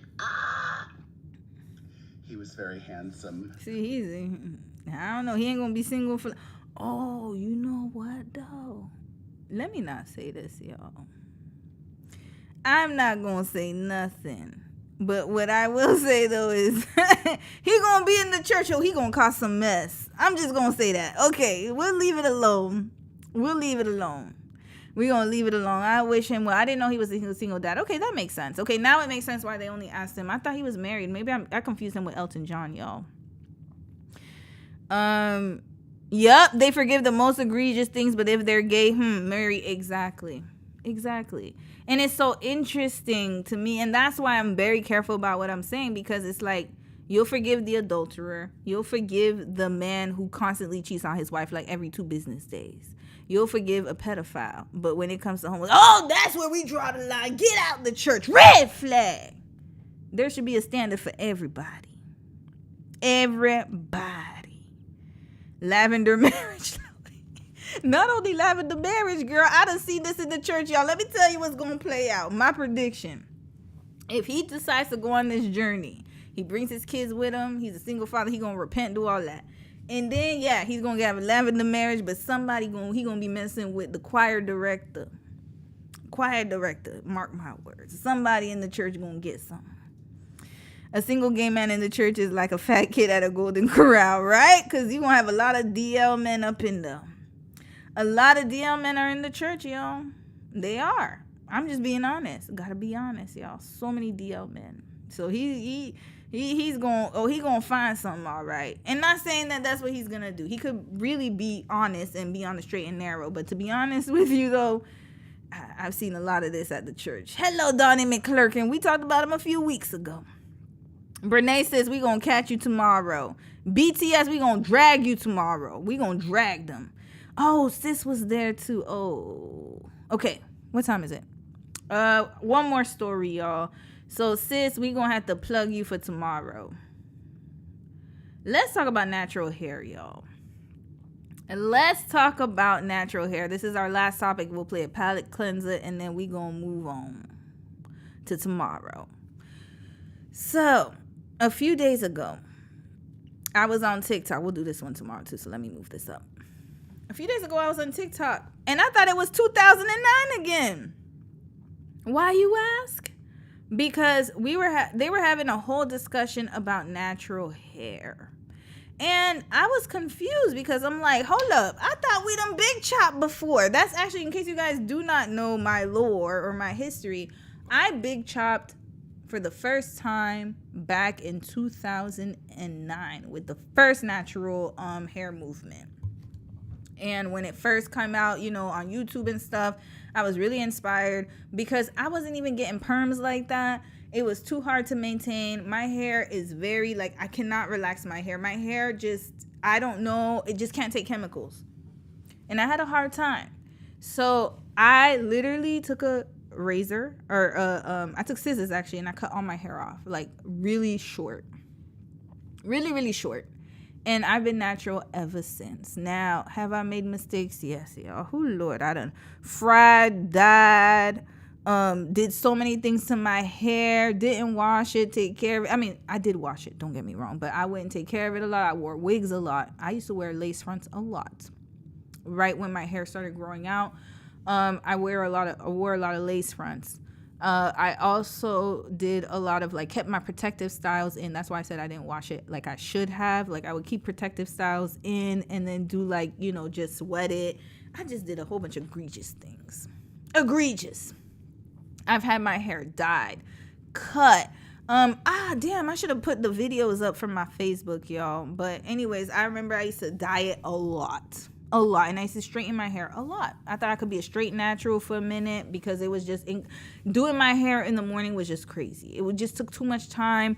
I didn't know what styles to do. I'm not a hair guide person. I'm not good with my hands. My sister's better than me.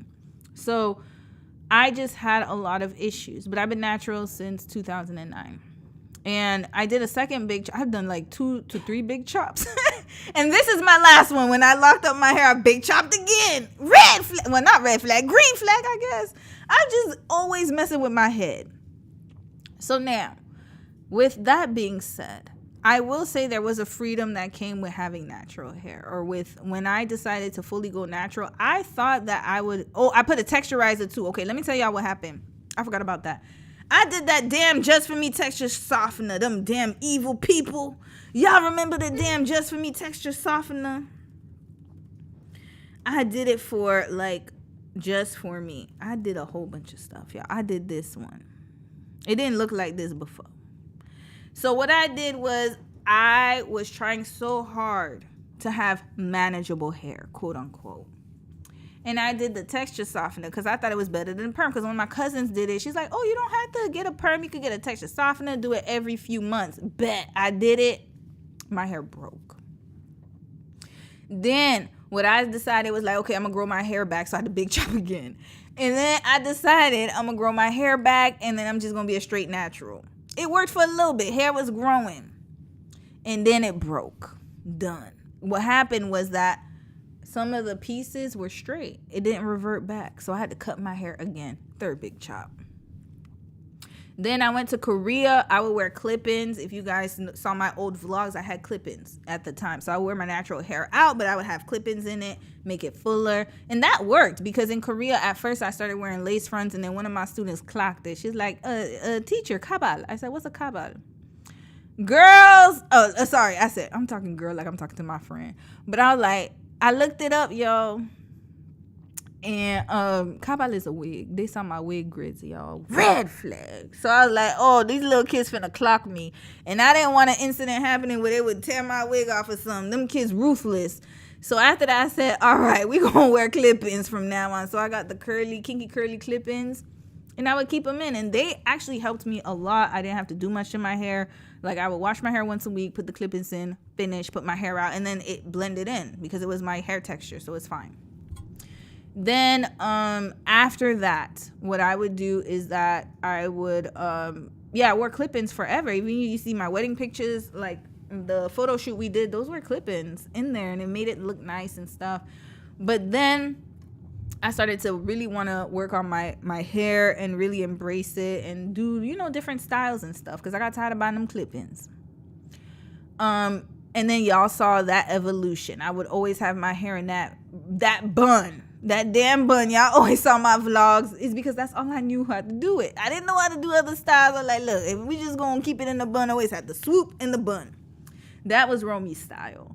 And then now I'm on my log journey. Y'all all know I cut my hair for the last time, the big chop last year. I cut all my hair down here, and then I started over with locks. I had the lock extensions, and now I have my actual locks here. So that's my journey. All of that to say, though, that I resonate a lot with, the experience. And I know a lot of you might also resonate as well. Let's watch what sparked this second resurgence of the natural hair movement because it's coming back. And there was a lot of opinions on TikTok. So we're going to listen to what sparked it. And it was this interview right here. I believe she's British. Her name is Jemima. I don't know her name. My bad, y'all. I don't know if this is Jemima. I don't know who this is. But y'all let me know if you're from the UK who she is. But there was a lot of think pieces based off of this. So let's watch it. My hair's 14, so that's like tough hair. It's annoying to deal with. So I had to come here and reply. I have an assignment due in 3 hours. Hold on. Sorry, that's the response. My bad. This is the full clip. My bad, y'all. like natural hair, like let's say not any wigs or anything, just I don't really have my natural hair out. Why? I think it's tough. It's like my hair's 14, so that's like tough hair. It's annoying to deal with. It's stressful, and I don't think it suits my face. Like, I don't know how to explain it. Some girls like be natural and stuff and have your hair out. I'm not one of them. But why don't you try at least? Try. Yeah. I think I have tried. When I was secondary school, year 7 and year 8, I wasn't allowed weave, so I used to have my natural hair out. And obviously, my face is much slimmer now, but back in the day, I was much bigger. What's your views on like natural hair? Like, let's say Okay, not so let's break this down. Hold on. any wigs or anything, just I don't really have my natural hair out. Why? I think it's tough. It's So she never wears her natural hair out. like my hair's 4C, so that's like tough. Her hair is tough 4C. So she's already setting up her hair to be this negative thing. And, you know, I'm not going to say nothing about that because everyone has their experience with their hair. But I will say, though, it's troubling that she never wears her hair out. That's already not good, right? That's not a good thing. And then the second thing is she said something that's even more problematic to me. Hair. It's annoying to deal with. It's stressful, and I don't think it suits my face. Like, I don't think it suits my face. That's where I'm gonna say that I really don't. This is where I can see where the issue's going. She has a self-esteem issue. Your natural hair doesn't suit your face. Why? You think it looks childish? Like, what is the reason, right? And all of the things that she's saying about her hair, I think it was programmed into her. I don't think she thought that. I feel like a lot of mothers did not do a good job of being really understanding about their daughter's hair.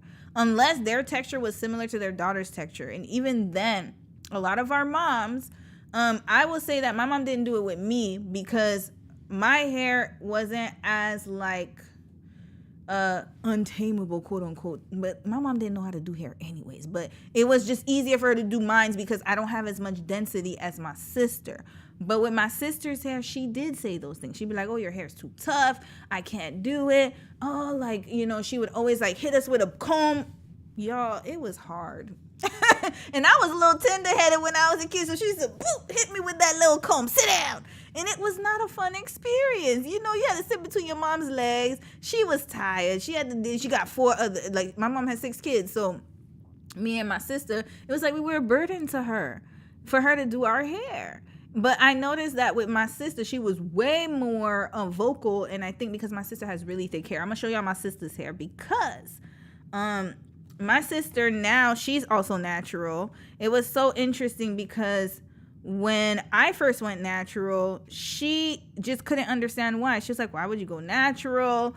And I think it was just a fear thing, to be quite honest with you, because she was like, oh, why would you go natural? You don't need to go natural. Or how you gonna do your hair all the time? No, me, I'm just gonna stay permed up. I'm gonna stay permed up forever. She sounds like that.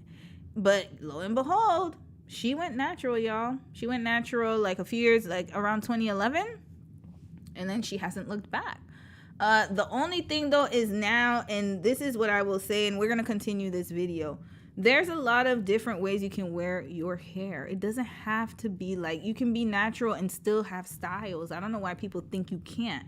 My sister does a keratin smoothing treatment with no formaldehyde. And basically what it does is she does it twice a year because she was also starting to have issues with her scalp and stuff like that. And she just prefers to wear her hair in a straighter state. She just said it's more manageable. And her hair has been growing really fast ever since. And I'm never going to knock somebody about how they choose to wear their hair, in a sense of like, how you want to wear it is how you wear it. However, there has to be like, I feel like sometimes is the mindset behind the style. I believe that's the issue. Hold on, I'm going to show y'all my sister's picture. Her hair is very long now, y'all. Very extremely long. Since she started doing that treatment. And I think it's because her type of hair, it wasn't that it was so tough or unmanageable. It was just that it required a little bit more care. And my mom did not have the patience. No patience at all. Red flag. And then she want to blame us. That's the problem.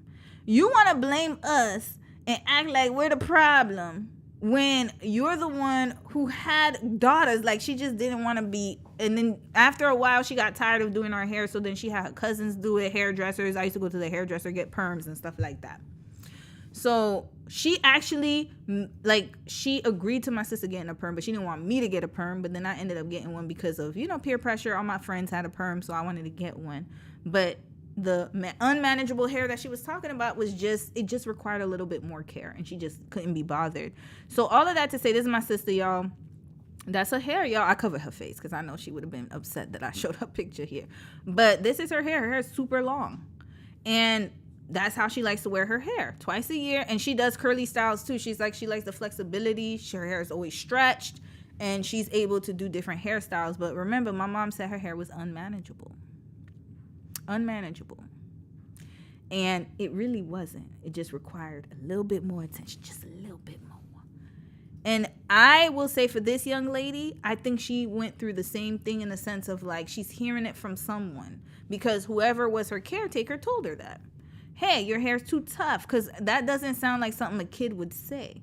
It sounds like something an adult would say to a kid about their hair, and she internalized it, and she thought for the longest that her hair was like this. My sister literally thought for the longest her hair, because she has not had natural hair since she was like 8 years old. So my sister did not know, because she would be like, oh, you could wear natural hair because your hair's not as dense as mine. It's not as tough as mine. It's not da-da-da-da as mine. Lo and behold, when we went natural, our curl pattern's actually not that much different. The only difference is her hair is way thicker than mine. That's it. It was the thickness. Thickness. That was it. And mind you, my mom was natural. My mom's been natural since I was born.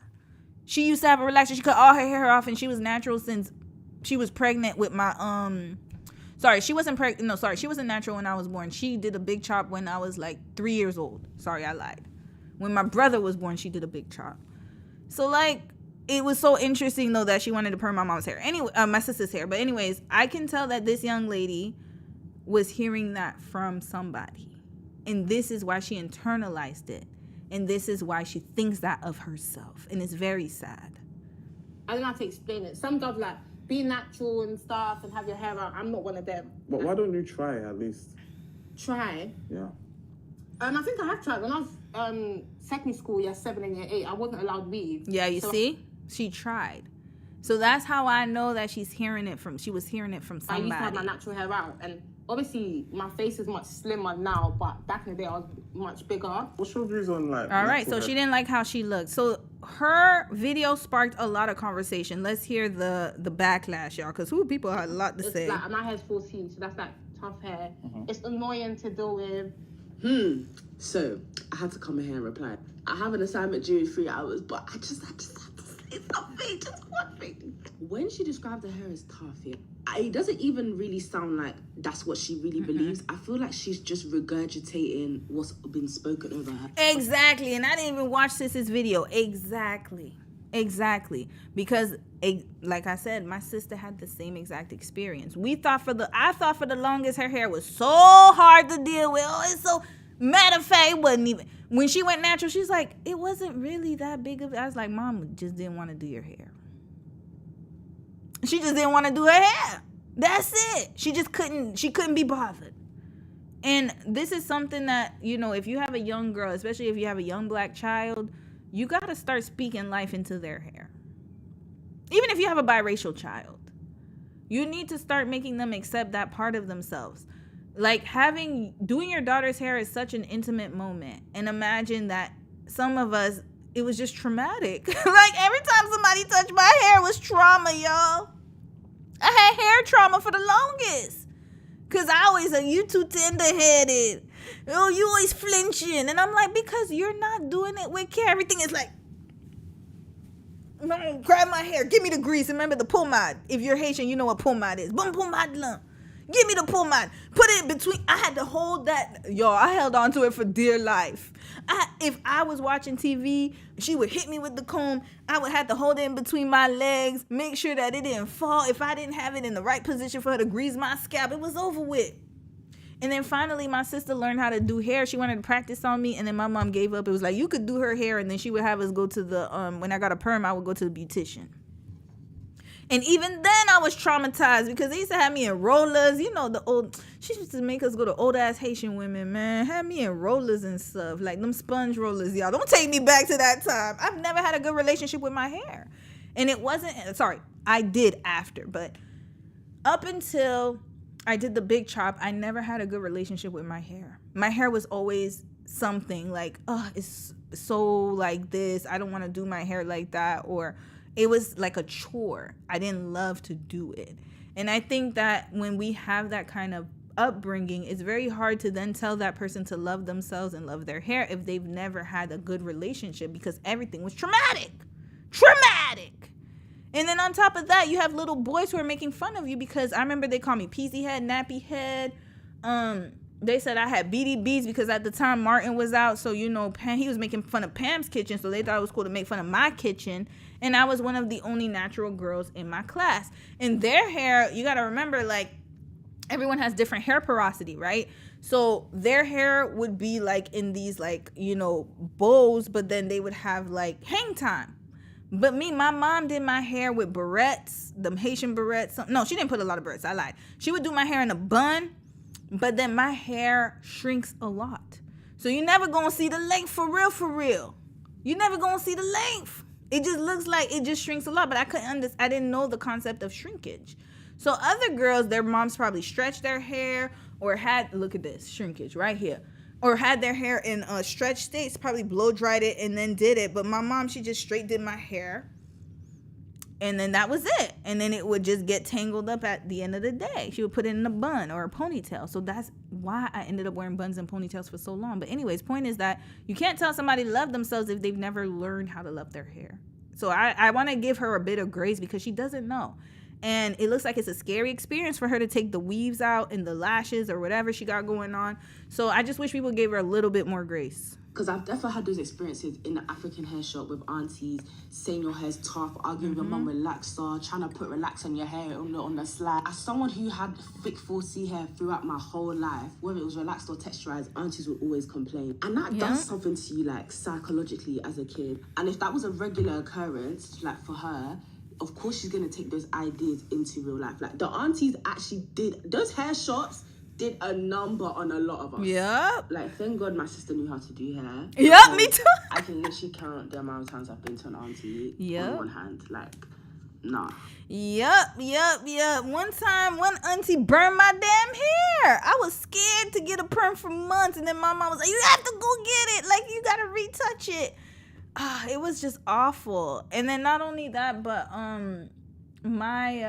you had to sit in the salon for hours. My mom used to, she loved dropping us at the salon because then she could do whatever she wanted to do. Just drop us off, bye, and then she would leave.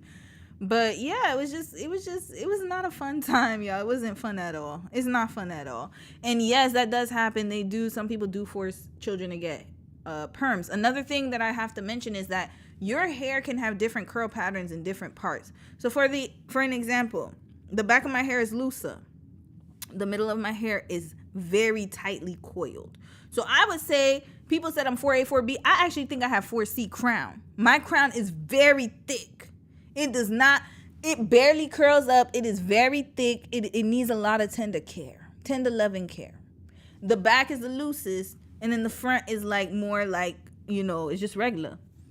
But yeah, like you can have so many different curl patterns within your one head. Different curls. Like what is going on with our DNA? But anyways, some people can't deal with that. They don't want to take the patience. They don't want to have the patience. And if you're a mom, please have the patience for your babies. Please do. Now, her name is Leo. My bad. Leo? I don't know if Leo's a guy or girl. I don't know them. My bad, y'all. I don't know who's Leo, but y'all let me know. Let's continue watching more commentary, and then I'm gonna read y'all comments. Sit there and say that your 4C hair is harder to manage than a 30-inch jet back bust down, that you had to mix a powder and water solution together at the perfect consistency, lay it on the lace for the perfect amount of time, wash it off in the perfect amount of time in order to get the knots bleed to just to perfection, and then proceed to pluck the knots, take a hot comb it to the side, put a wig cap on your head, lay the glue down, put it on, put the band on, wait 30 minutes to an hour, sometimes even overnight, take it off, do lace melting, do some more trimming, do some more swooping, and you're going to tell me that is easier. It is. Hey, Papa God. It's not to you, sis, but it is to other folks. You want to know why? Because that whole process and you're done. You put it on your head and you could wear it for like a month or so. Instead of you having to wake up every day and figure out what style you're going to do. And also, you know, I have to bring it up that there are a lot of the women who feel more beautiful around men when they have their weaves on. And when they have, or even not just around men, just around people, period, they feel like, you know, they feel more confident. Whereas there's other women who feel less confident when they have their natural hair. I've heard comments of it being childish. Oh, it's just too much to manage. I don't have the type of time. I'm a gym girly. I can't be doing that all the time. And, you know, lifestyle does make a difference as well. If you're running around after your kids, you ain't got time to be doing your hair like that. So you slap on a wig and you take it off at night. Or you put on a lace front, whatever the grids they are doing, they could take it off and put it back on. Now, if they put it, the problem though is when they put the adhesive glue on their edges and try to get the perfect like type of, you know, the perfect swoops and stuff. I don't know what they be doing with them damn edge controls. That's gonna mess up your edges. You're gonna have alopecia. We're gonna watch a video next that's gonna talk about that. But to be fair, I'm never going to be a natural girl who's going to look down on somebody who chooses to wear a lace front and to wear wigs and weaves, because I was that girl. And I will say that it took a lot of deprogramming. It took a lot of love, self-love, and it took a lot of acceptance, where I was really, you know, I was fine walking around Korea with my natural hair. And I was fine. And actually, matter of fact, before I got the clip-ins, when I went to Korea the summer before, I wore my natural hair out in its full state, without any clip-ins, without nothing. And I felt really beautiful. I got so many compliments on my hair. And I think it's because I learned to love myself.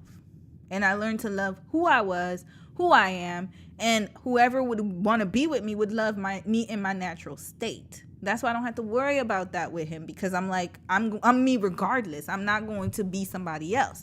So I don't think it's a problem wearing wigs and weaves if it is a lifestyle solution. If you feel like that is going to help you with your lifestyle, there's no problem with that. My problem, though, is when you think that that is the only way that you could wear your hair, or you feel ugly without it, that's where it becomes a problem. When it's less about convenience and more about your self-esteem, that's when you got to unpack some things. You should feel beautiful with your natural hair just like you feel beautiful with a lace front. I should feel more beautiful with my natural hair than I do with a bust down. That's just the fact of it. And I think it's more for the male gaze, to be honest with you. Some of it. But I will say that sometimes, like, you think you're more attractive with a bust down. And unfortunately, you know, if you're attracting a certain type of man, then they don't like the natural hair that looks too natural. They want the looser, you know, biracial texture, or the 3C, 3A, the 3 category is what I should say. Or a straighter look is the truth. Father Almighty, you're going to tell me that that's easy? You're going to tell the whole world that that's easier to manage than the hair that grows out of your head? Yeah? Thunder fire you and anybody who agrees. Because I'm tired. No, because now I'm activated. Because I didn't even mention how we're spending upwards to 700 blood clot. Oops, excuse me, hold on. 700 blood clot dollars on a singular unit. And then even after you're done with the hair, then you're gonna go sit in the mirror and do this.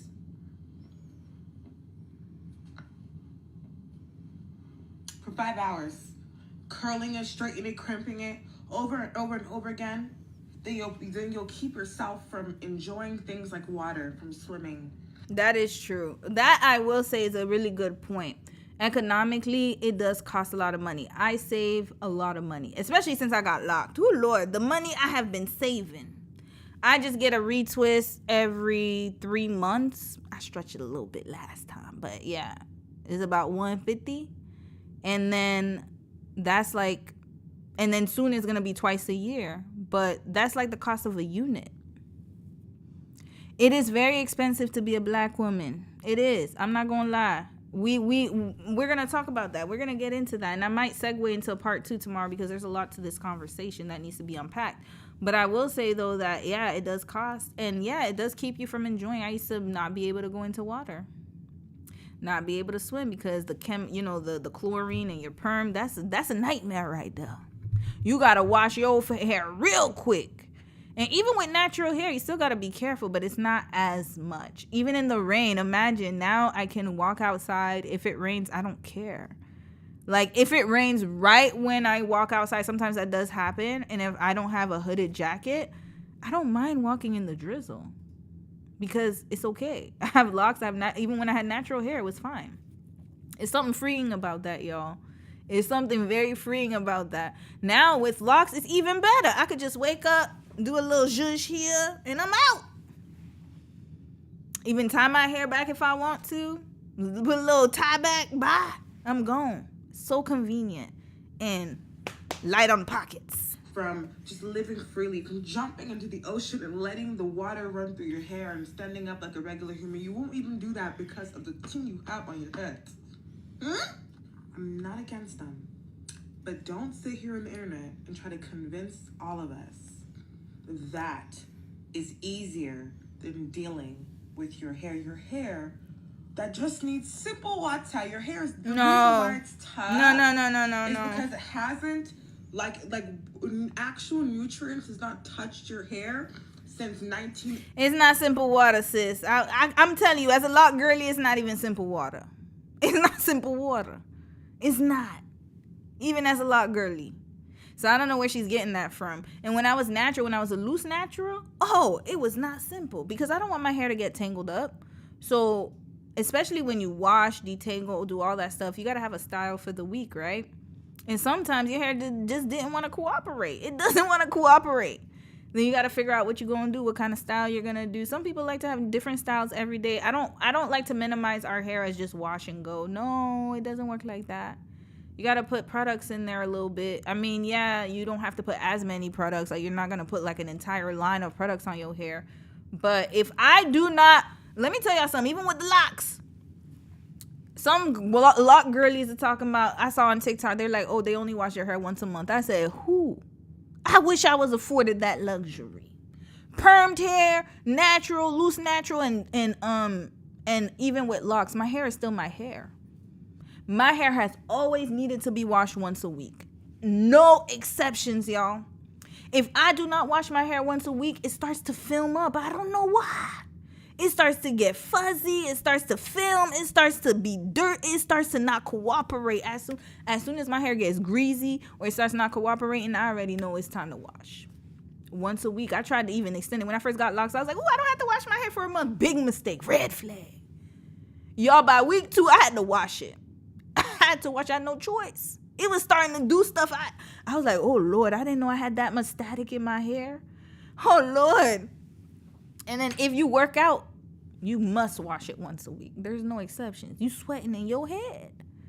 I don't care what anybody says. You got to get up in that scalp. Now, every day is excessive. But once a week, you best believe I'm right. Matter of fact, my week is almost up. Tomorrow, I got to wash my hair after the live stream. Wash it every week. But for some people, they could stretch it for a month, but not I. So no, sis, it's not simple as putting water. And even after that, I have to put something on it. I got to put mousse or some type of like leave-in. If I don't put leave-in, you know what it's going to look like in the morning? It's going to look like this. Good luck. It's not going to cooperate at all. At all. It ain't going to move. It's going to be stiff. Stiff as a board. So no, sis, I need moisture in my hair. My hair needs, and one thing I will say is my hair requires a lot of moisture. I never realized that. It always requires moisture. I thought it was because I had a perm. When I had a perm, I was like, maybe it's because I have a perm that I need to have that much water or moisture. Maybe it's too dry because of the chemical. Nope. Even as a natural, moisture. It needs, I have low porosity, so that's probably why too. It takes time for my things to penetrate in my hair. So yes, anyways, continuing on. Everybody has a different hair type. Everybody has different, even if you have the same hair type, your hair reacts in different ways. I cannot just slap on a bonnet and be done in spritz water. Please. That's never going to happen in my life. Never. Abraham, since BC, since before Christ, you haven't taken care of your hair. You're combing up the glue from your wig with a fine-tooth comb, lifting up all of your edges. That's crazy. You're going like this when you're washing your hair. You're taking a big comb and you're going like this. You're using Mane's tail or whatever blood clot useless product you put on your hair. Don't be trying mane and tail here. Red flag, sis. What you talking about? I got mane and tail right there. Dr. Bronner's mane and tail. That's it. That's all for the shampoo. I've tried a lot of different lines and they just don't work for you, girl. I've realized simple is best. Don't be trying mane and tail, sis. You might want to roll up. Relax on the mane and tail. Relax. It works well for me. Thank you. But speaking to your point, you can also get alopecia with natural hair. Hello, my mom got traction alopecia. Y'all want to know why? Because she keeps doing these damn updos. She keeps doing updos. I don't know why she keeps doing it to her. And she keeps dyeing her hair with box dye. I keep telling her, Mom, don't dye it with box dye. My sister has tried to tell her time and time again, get professional dye. She want to still do box dye. That thing ate up her hair real bad. And she got traction alopecia because she wears her hair up all the time. So you don't actually you could get traction alopecia from just hairstyles, even in its natural state. You got to be careful with that.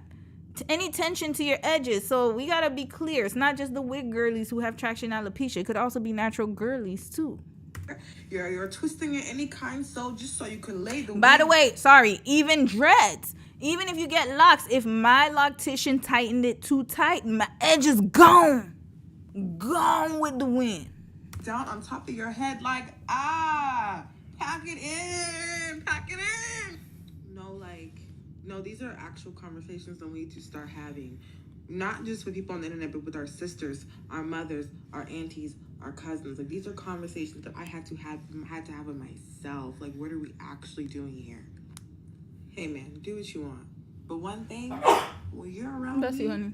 You better not ever use any adjective that is similar to any word like tough. Yeah, that's true. We're talking about the hair that God placed on our head, the hair that he knew individually, piece by piece, strand by strand, before you were ever a thought in your mother's womb. Don't you ever get around me calling it tough or difficult I agree with or that. unmanageable.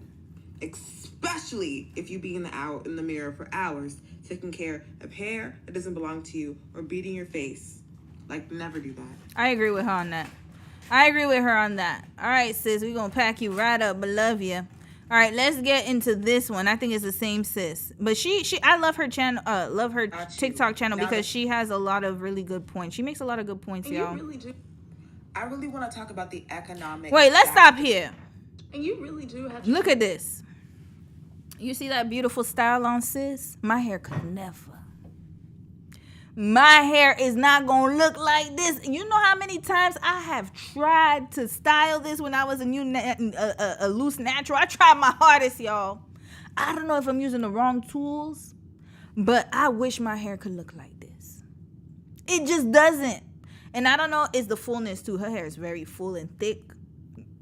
That's what I'm saying. Like, everybody has a different struggle. We just got to, embrace your hair how it is. There are some styles that you might not be able to do. You got to do what works naturally for your hair and what your hair likes. And once I started, not trying to copy people and actually wearing my hair how it likes to be worn, it was up from there.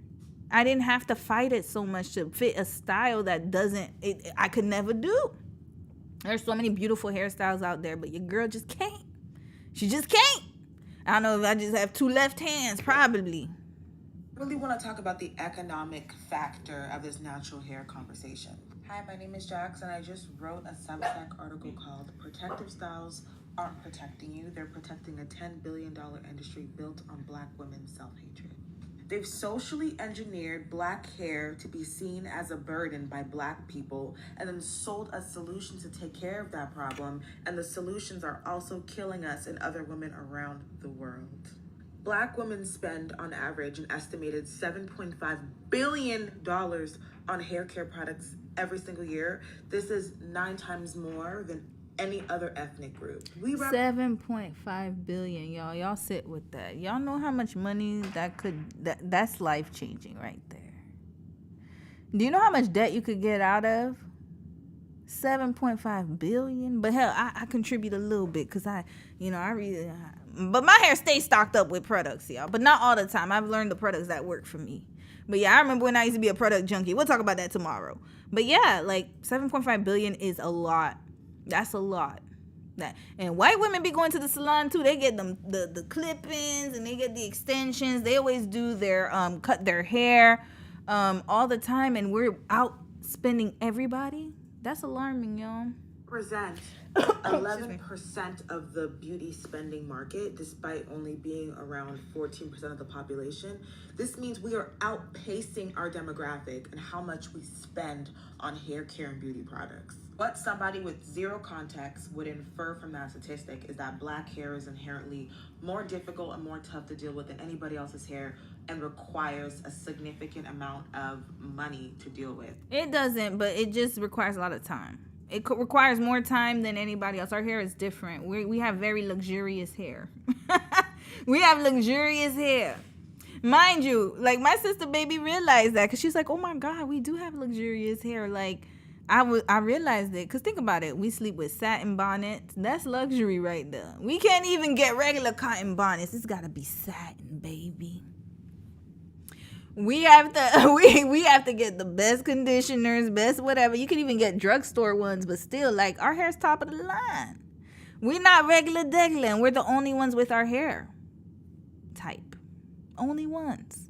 I mean, I did see a Japanese girl with curly hair. She did have an afro. There's some riffraffs there, but they got African ancestry, obviously, right? Or even Afro-Latinas and stuff. But for the most part, yeah, like our hair is luxury, y'all. We got to treat it like that. Top of the line. We even got to sleep with satin. There you go. Which is not so you got to treat it as such. I know such. it's not true. So where's the gap coming from? Why do we spend so much? And when it comes to specifically hair extensions, we make up over 70% of global sales. That's crazy. 70% of global sales. 70% of the hair extensions sold in the world is being bought by black women.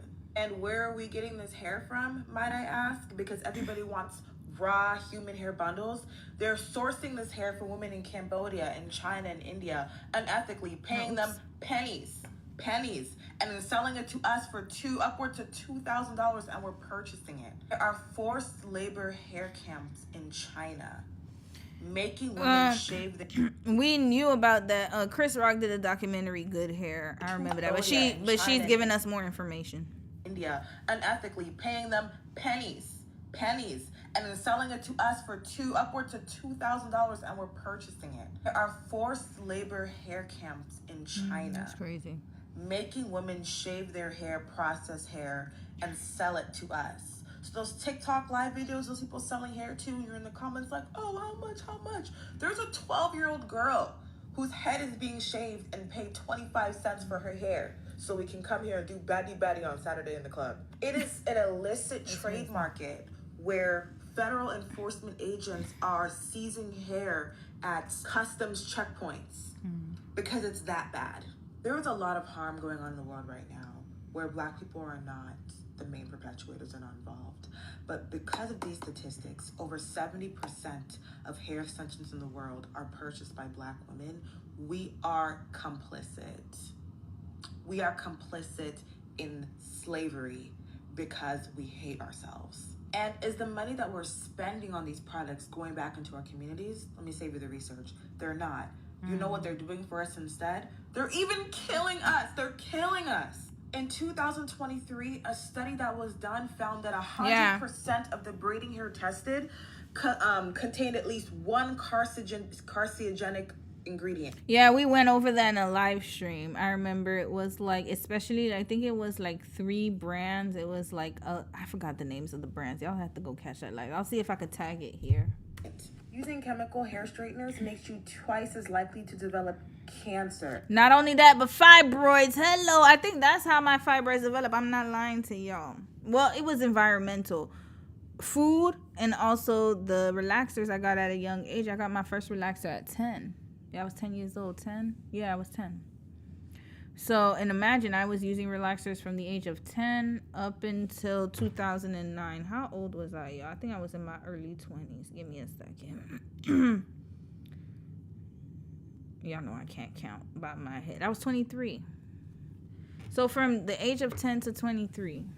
Yeah, it does a lot of internal damage. We don't even realize all the fumes, the chemical, like even the no-lie one, like it doesn't matter. Like it's still chemicals because it's seeping through your bloodstream. Yeah.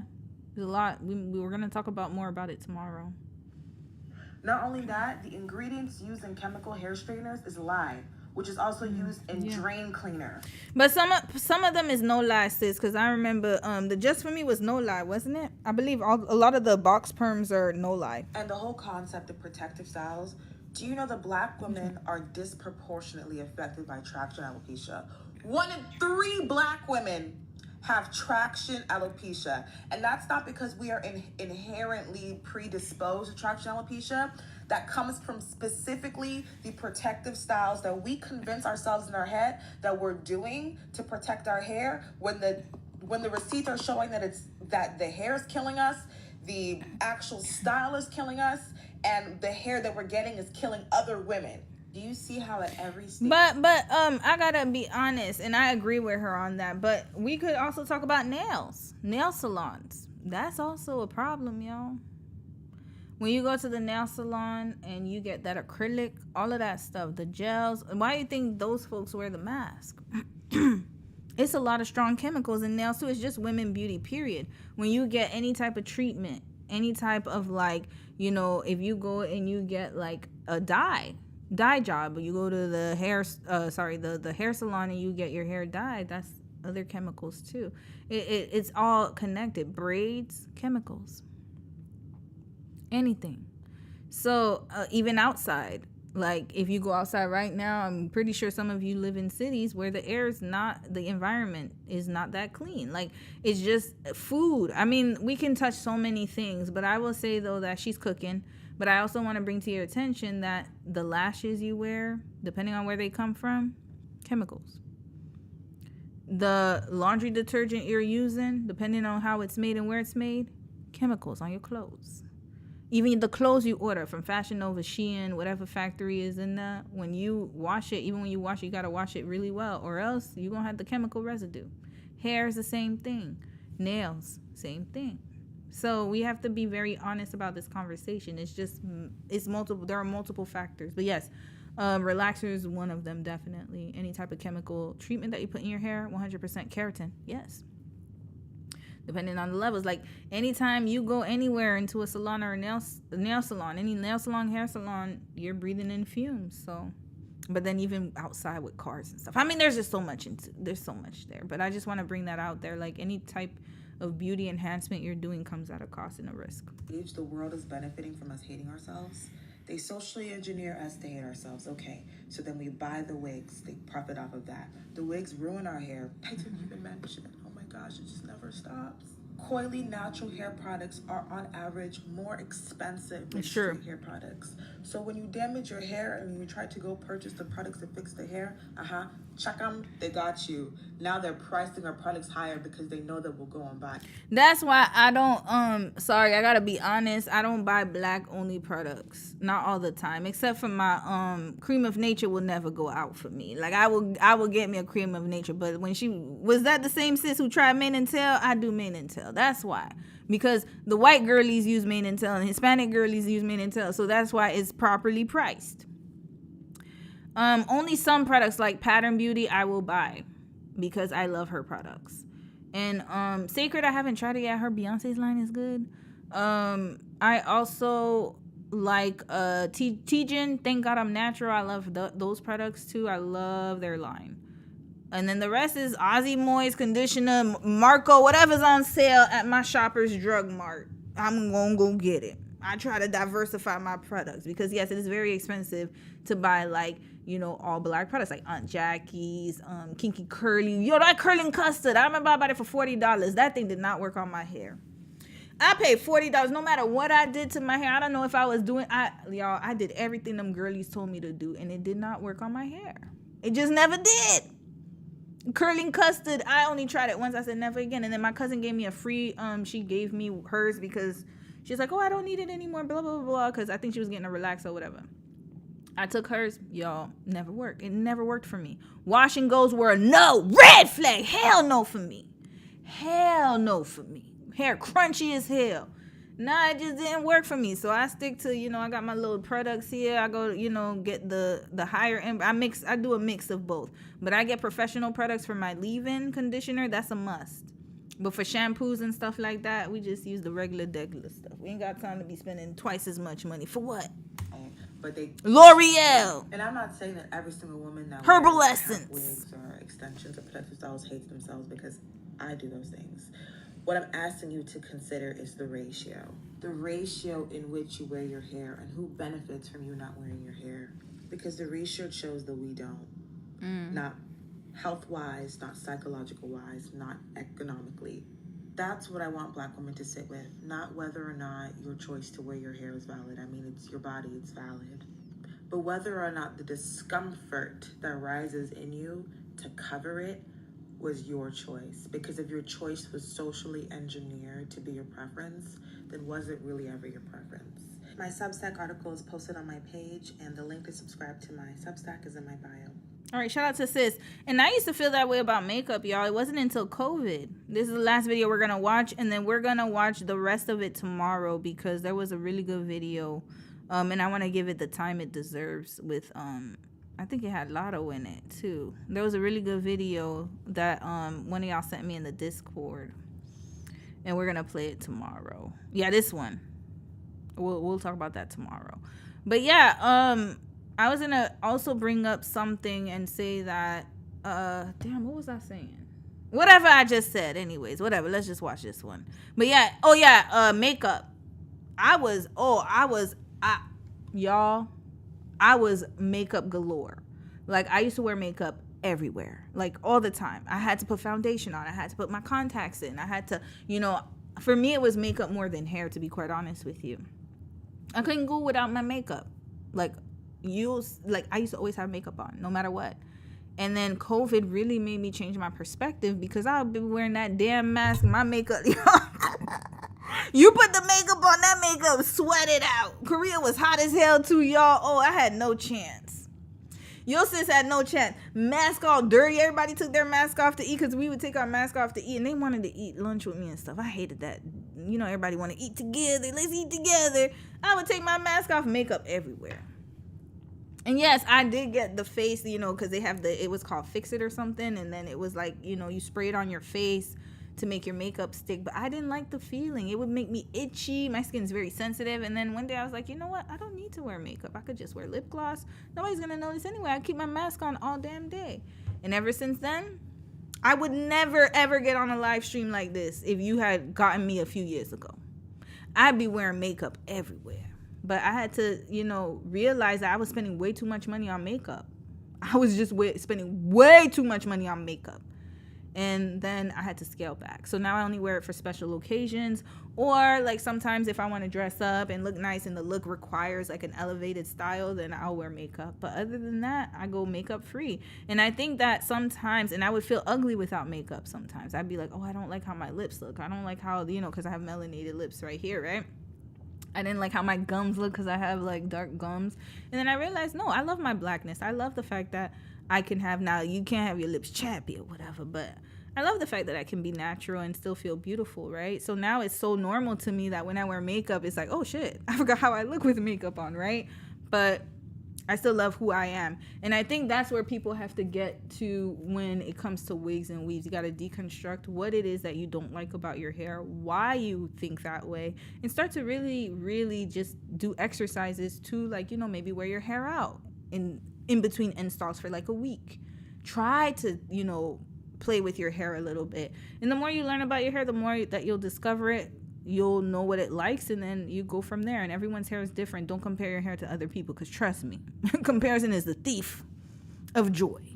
Especially Black women. Now, this will be the last video we're watching tonight, and then we'll go to a palate cleanser, and then we wrapping this right up, and I'm gonna read some of y'all comments. Disproportionately exposed to toxic chemicals from beauty and personal care products. Black women have higher levels of certain parabens and phthalates in their body compared to white women. These chemicals have been linked to early puberty, fibroids, cancers, and impaired child brain development. It is Black History Month, so on today's episode of 365 Days of Non-Toxic Living, let me put you onto some brands that are Black owned and make clean, non-toxic products. products. First, Sienna Naturals makes elevated, clean hair care for textured hair. This is founded by Hannah Jope and Issa Rae, and it's available at Sephora. I did not know Their this. website. Riff Care makes non-toxic period care. Their tampons are made with 100% organic cotton and a plant-based biodegradable applicator. Hyperskin is an award-winning skincare brand that specifically focuses on hyperpigmentation and dark spots. This is their Hero Vitamin C product. It's available at Sephora. Real Paper makes bamboo toilet paper, paper towels, and tissues. These are free from chlorine bleaches, formaldehyde, fragrances, dyes, heavy metals. I've been using Real for about 3 years now. I absolutely love them. No pilling.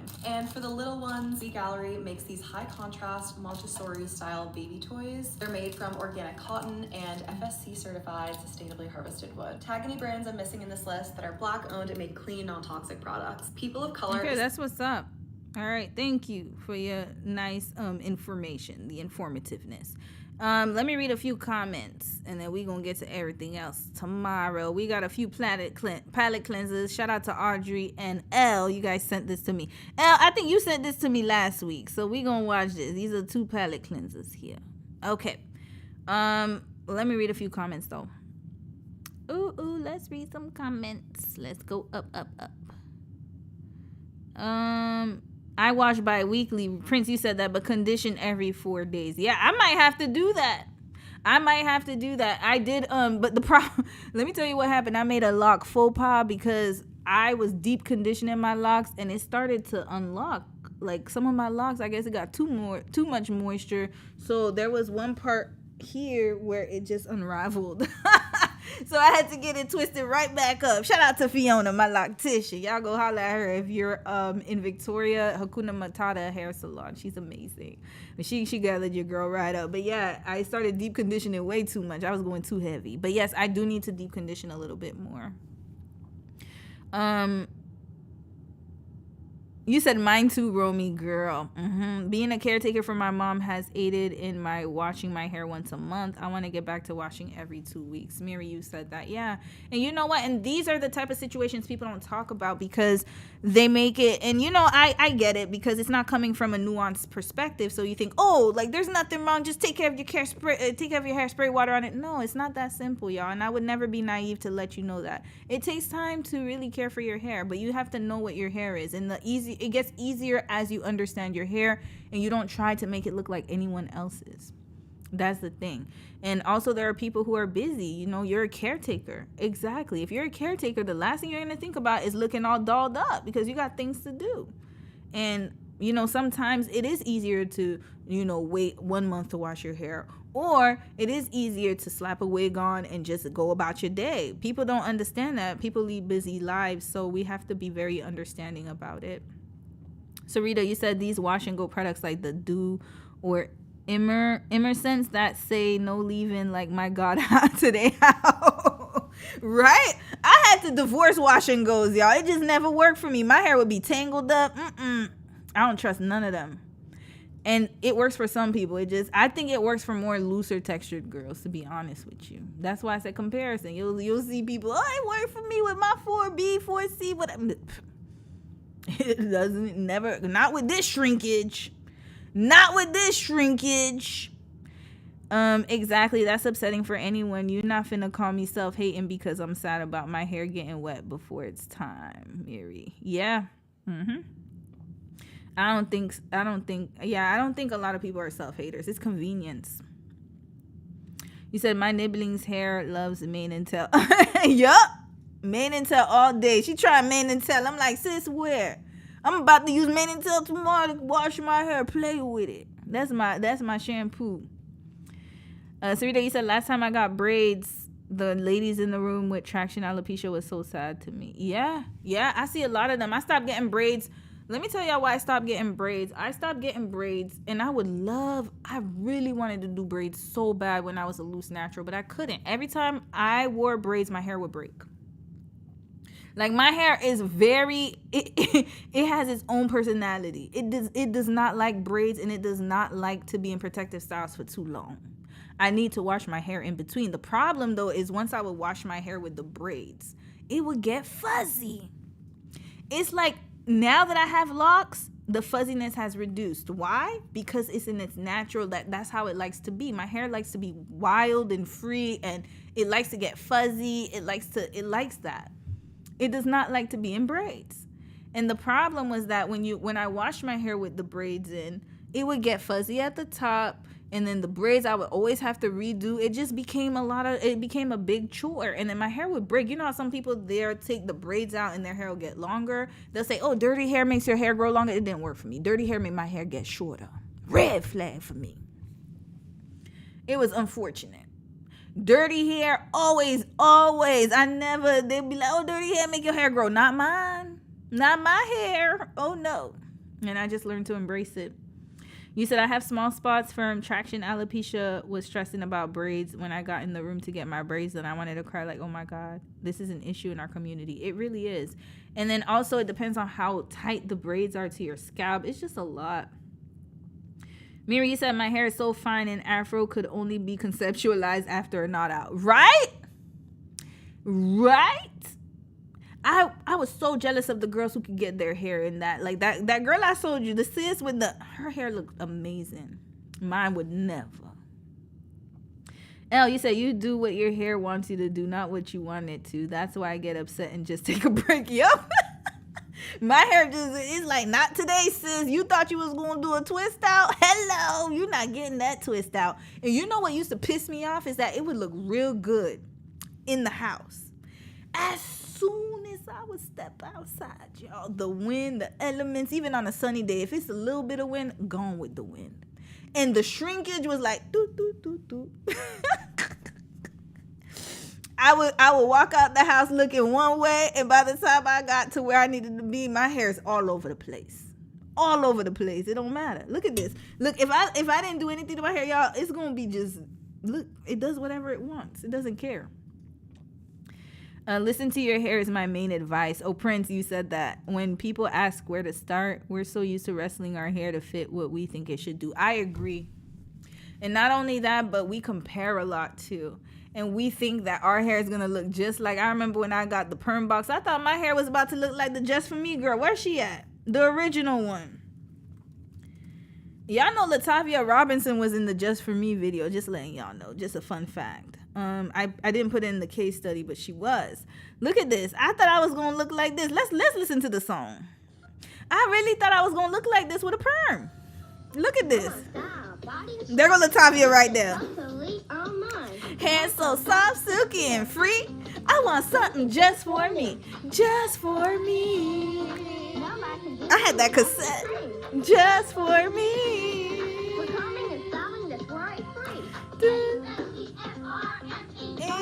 Remember when the Just For Me came with the tapes? That was, I was old school with it. But look, I thought my hair was finna be like sis. I thought my hair was really gonna be like sis's hair. I really thought. And then with the texture softener, they bamboozled my ass so bad. I really thought. Some girl, you said you can use very curly hair at the front of your hair if you're doing the pickup and drop style. It will be easy on your edges. I agree with that. I'm glad you guys are giving each other advice on that. Someone asked me if I spent $1,000 on my hair, and they weren't even joking. The amount of money people spend, OMG. Very much so. But it costs that much, y'all, to get the hairstyles. I watch a lot of hair videos on TikTok. I actually love watching hair videos. I think it's just we're so creative with styles. But the amount that people fly, y'all. People fly to get their hair done. There are people who fly to other countries, people who fly to different cities. They will fly to get their hair done. And they'll spend a bag. Yep, they'll save that money, y'all. Kyra, you said I was natural thanks to my mommy until I allowed bullying to talk me into believing my natural hair was ugly. The sad thing is it was other black girls, so it heals my soul to see us embracing our hair. I agree with you, Kyra. It was our own people. That's the sad part, because that's what was told to them. It's just we have a lot of things to unpack as a race, but I am also glad too. I'm glad that we're starting to embrace our hair. And it was so crazy because after the natural hair movement, I think it became infiltrated.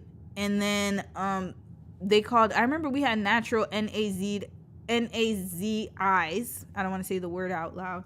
Yeah, there was like policing people's hair, like you can't wear. And I think that's why a lot of people gave up on their natural hair. You could watch a lot of videos. They'll do the big chop, and then a few years later, I'm on the creamy crack again, and I'm loving it. Like, it was just crazy. But I just think you got to do what works for your hair. If getting a relaxer works for your hair, then do it. Like, I'm never going to police somebody into and say, oh, you don't love yourself because you prefer your hair in a straightened state. But what I will say, though, is that you got to unpack, like, if you feel like it only looks beautiful in a straight state, that's the problem. If you feel like your natural hair is ugly and tough and rough, that's a problem. And I think that's where we need to have a conversation. That's where we need to have a conversation. Irie, you said everything can be traced to capitalism and or misogynoir. Bingo. They want us to hate ourselves so much. So it's never going to be attractive. Because, you know, you got to think about it this way, too. And I'm going to read a few comments. We're going to do part 2 tomorrow. They can never get their hair to look like ours. You got to think about it that way. From a perspective, like, if you're thinking about it logically, you're going to make the race that looks different hate their hair. Because even if you think their hair is cool, even if you love their hair, even if you like their texture, the problem is that you could never have it. And so they will make you hate it. So, or they will make it like they will have a lot of laws against it. So I remember, we'll talk about it a little bit more tomorrow, the ladies with the headscarves in Louisiana, where the black women were finding different ways to be creative with the headscarves. And then the white women got so jealous because, you know, they was turning heads that they wanted to ban the headscarves. And then who ended up wearing the headscarves after? So if they can program you to look like them, then there wouldn't be this animal. Like, you get what I mean? Like, it would be easier for them to still be the preference and also the oh my God, my words are escaping me. But the most desired. But if you start to love yourself and you start to really love who you are, they can't do this. I've seen a lot of, don't get me wrong, they get dreads, but they ain't never gonna look like this. I don't have to manipulate my hair to get it to lock up. It just locks up. I don't have to manipulate my hair to wear this in its natural state. If I really want to wear it out, I could wear it out and it's going to look different every time. I could do so many different styles. And I think that is why, because then if we start embracing our hair, we start to be beautiful. Remember, the natural hair movement, it did something. One, it decreased the revenue of a lot of these companies. And two, it made people really look at black women and be like, oh, your hair's so pretty. Like, I didn't know your hair could do that. I didn't know your hair could do that. That's what I'm saying. They could never. And that's not a diss. There are a lot of, like, the other races of women, they have their own lane and they have their own styles. It's just that they could never look like us. It will never be the same. And so it will be easier for you to transform to them so they could continue being desired. But if you start coming out with your hair looking coily, looking nice, looking beautiful, they could never. It's not going to look the same. It's going to look very different. So there you go. No Lie is a marketing gimmick? Oh, snap. I didn't know that. So it did have lie red flag. No Lie relaxers are just made with lie derivative. So you see, it's the same thing then. Ooh, boy, I didn't even know that. Thanks for telling me that. It's definitely harmful in large quantities, but it's like popcorn lung. Unless you're breathing it in constantly like a stylist in a low ventilated salon, you're much lower risk than it seems. That's what they be telling me. I don't believe it, though. The way they be wearing the masks, I'm like, oh. And also, I don't like the smell of a nail salon. It's too thick for me. Yeah, but I agree. All right, I'm going to read 2 more comments. Elle, you said, something I recommend doing is washing your hair with gloves. I do it because of 3D nail art, but it also helps retain length. I didn't know that. Huh.